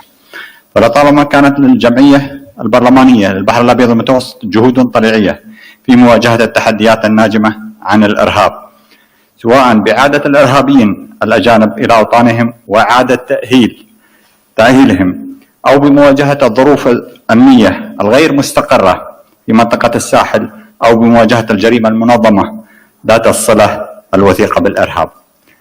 لذلك أود اليوم أن أكرر التأكيد على أننا سنواصل الدعم للمجتمع الدولي في هذا الاتجاه، ليقيننا بأن التعاون هو المفتاح الأجدى لتعزيز الأمن والاستقرار والسلام للأجيال القادمة. السيدات والسادة، كما تعلمون بأن ظاهرة الإتجار بالأعضاء البشرية أصبحت ظاهرة عالمية تمزق أرواحنا وقلوبنا قبل أن تمزق الضحايا وتنتزع أعضائهم، مستغلة طلب السوق للمزيد من الأعضاء في ظل قلة المتبرعين بشكل قانوني وازدياد ظاهرة الإرهاب وانتشار التنظيمات الإرهابية والعصابات المسلحة. السيدات والسادة، إذا كانت الأخلاق هي المعيار الذي يحكم السلوك البشري وهي التي تزن الأقوال والأفعال والعلاقات بين البشر، فإن جريمة الإتجار بالأعضاء البشرية ليست لها أي مستند أخلاقي مهما كانت مبادراتها ومهما كانت غاياتها. وهنا لابد من التفريق بين التبرع الطوعي بالأعضاء المرتهن إلى القيم الأخلاقية والإنسانية بعيدا عن أي إكراه وإجبار أو ظرف اجتماعي، وبين جريمة الإتجار بالأعضاء البشرية التي يرتكبها المجرمون والتجار الذين لا يرتهنون إلى أي قيمة إنسانية وأخلاقية سوى الطمع المالي وتحقيق الأرباح الطائلة التي تمول إرهابهم وجرائمهم في انتهاك قدسية حياة الإنسان. السيدات والسادة، إن بشاعة هذه الجريمة الإنسانية تؤكدها الأرقام والنسب المذهولة في كل بقاع العالم، وإذا قارنا ذلك في منطقتنا العربية نجد بأن الأرقام مهولة، والأمر يزداد رعبا حين نتوقف عند تنظيم داعش والأماكن تواجده وأساليبه المرعبة في انتزاع الأعضاء حتى من الأسرى الذي يخيرهم بين الإعدام وبين التبرع بأحد الأعضاء، وحيث وجد في تجارة الأعضاء البشرية مصدرا كبيرا لتمويل عملياته الإجرامية، حتى أنه يقتل الأطباء الذين يرفضون الرضوخ لجرائمه في انتزاع أعضاء الجرحى والأسرى والمخطوفين وغيرهم. فقد تم العثور على مقبرة جماعية ل12 طبيبا رفضوا القيام بعمليات سرقة وانتزاع أعضاء الضحايا. وإذا وضعنا بعين الاعتبار الحرب الأهلية السورية التي أدت إلى نزوح 6.2 مليون شخص داخل البلد وأجبرت 5.6 مليون شخص على مغادرة سوريا، مما تسبب في أزمة لاجئين دولية، ندرك حجم المأساة التي يتعرض لها هؤلاء في الداخل والخارج على أيدي الجماعات المنظمة التي تتاجر بالأعضاء البشرية. فوفقا للمدير العام للطب الشرعي في سوريا من عام 2011 إلى نوفمبر 2015 تم إجراء ما يقارب من 25,000 عملية جراحية في المخيمات اللاجئين في البلدان المجاورة والمناطق الخاضعة لسيطرة تنظيم داعش في سوريا والعراق. فقد تم استئصال ما يقدر ب15,000 عضو سوري بيعت أعضائهم في السوق السوداء. وتشير التقارير إلى انتهاكات داعش ضد الرجال والصبية تشكل 30% من انتهاكات التجارة بالأعضاء البشرية، بينما تشكل انتهاكات ضد الفتيات والنساء 70%. وتعد الكلية من أكثر الأعضاء التي يتم انتشارها من قبل تنظيم داعش، تليها الكبد والقلب. ووفقا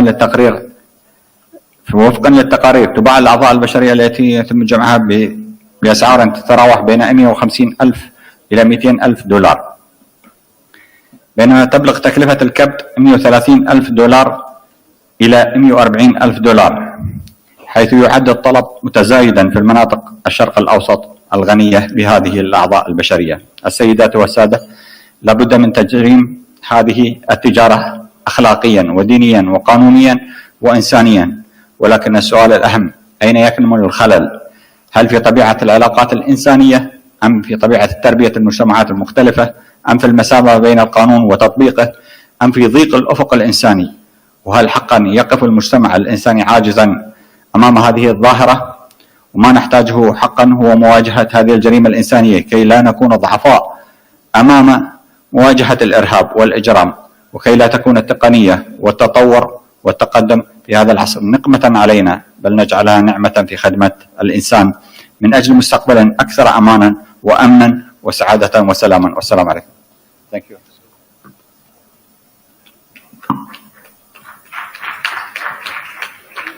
I thank the representative of Parliamentary Assembly of the Mediterranean for his statement. I now invite a representative of Inter-Parliamentary Union to take the floor.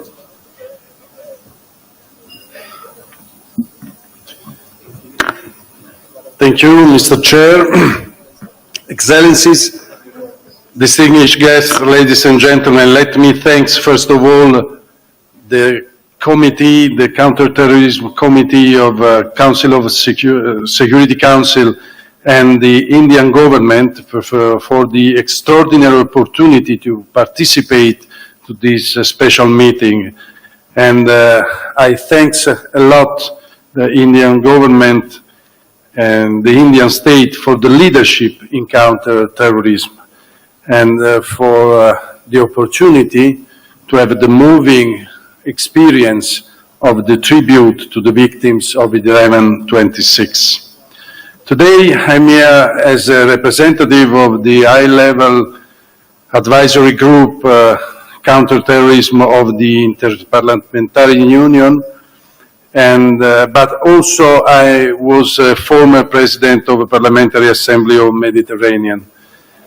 Regarding the counter-terrorism activity, I would like to focus especially on Sahel, because our organizations and several other organizations are implementing a common project that I want to show you in my speech, called the Call of Sahel, which is concerted endeavor aimed at addressing the root causes of instability in Sahel through a holistic and multidimensional approach based on parliamentary action. We are convinced that the parliamentary actions is fundamental with, of course, the governmental activity, the private sector, and the civil society. And this is important for today's special meeting, since the Sahel has become a new epicenter of global terrorism and is currently home to some of the fastest growing and deadliest violent terrorist groups in the world. These terrorist groups are becoming increasingly proficient in exploiting emerging technology to pursue the destabilization of the entire area. Among the many risks they pose, I have identified two which are relevant to our discussion. First, terrorists in Sahel area fine-tuning their tactics to hijack social media platforms and messaging apps to circumvent controls aimed at removing terrorist content. For example, Telegram has become the new front line for terrorist movements in Sahel, and on last count, it seems that the Islamic State West Africa province alone had over 50 Facebook and Telegram accounts. The situation will tend to get worse because of the little scrutiny over the online activities of terrorists in the region. Second, and we discussed a lot in this meeting, there is the growing evidence of drones being weaponized by violent groups and transnational criminal networks in Sahel and in other regions like, as we heard in UAE, either as a surveillance tool or as a part of their intelligence and reconnaissance operations. Concern is so strong about the nefarious use of drones that, as we heard here, UN Security Council identify them as a key terrorist threats. Both PAM and IPU consider the cooperation with the UN office crucial to address these challenges. Especially, PAM and IPU has established a long-standing partnership with several offices of the UN, especially UNOCT, UNODC, and the Special Representative for West Africa and Sahel, Mr. Mohamed Saleh.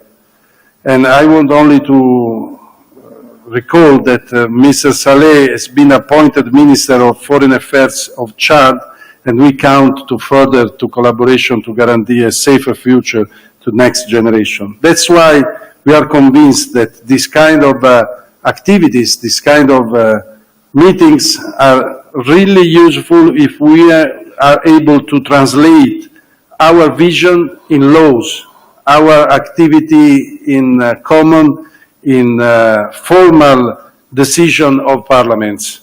Thank you for your kind attention.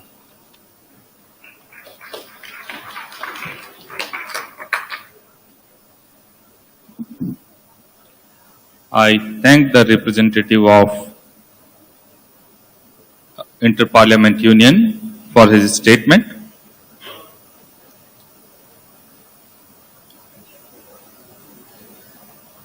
We have come to the end of the time allotted on the agenda for interventions from member states and other participants. I thank those who intervened through their statements. Delegates and other participants who could not deliver their statement today are kindly requested to submit their statements to the Secretariat so they can be posted on the CTC website.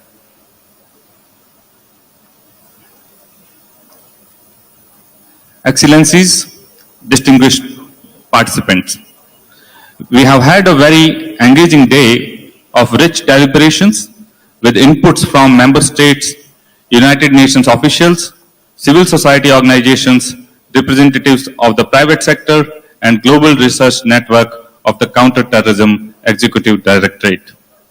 The discussion today has made it clear that technological advancements are fast evolving and dynamic.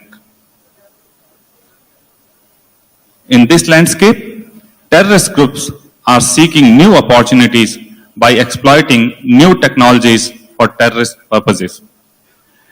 It is imperative that we stay ahead of new technology in an ever-changing threat environment.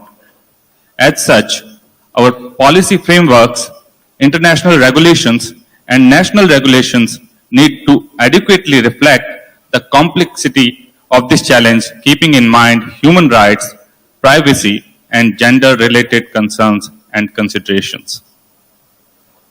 The outcome document adopted today takes note of these challenges and proposes practical, operational, and tactical possibilities of addressing the opportunities and the threat posed by the use of new and emerging technologies for terrorist purposes. The global policy-making community must be agile, forward-thinking, and collaborative in order to meet the challenging needs of states facing novel challenges from the use of new and emerging technologies for terrorist purposes.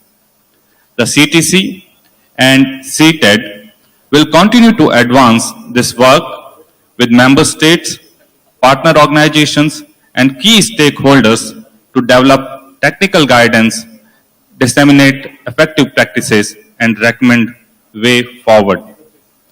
I would thank the present dignitaries, respected participants, and my colleagues from the CTC for their continued attention and commitment to raise awareness on this very important issue.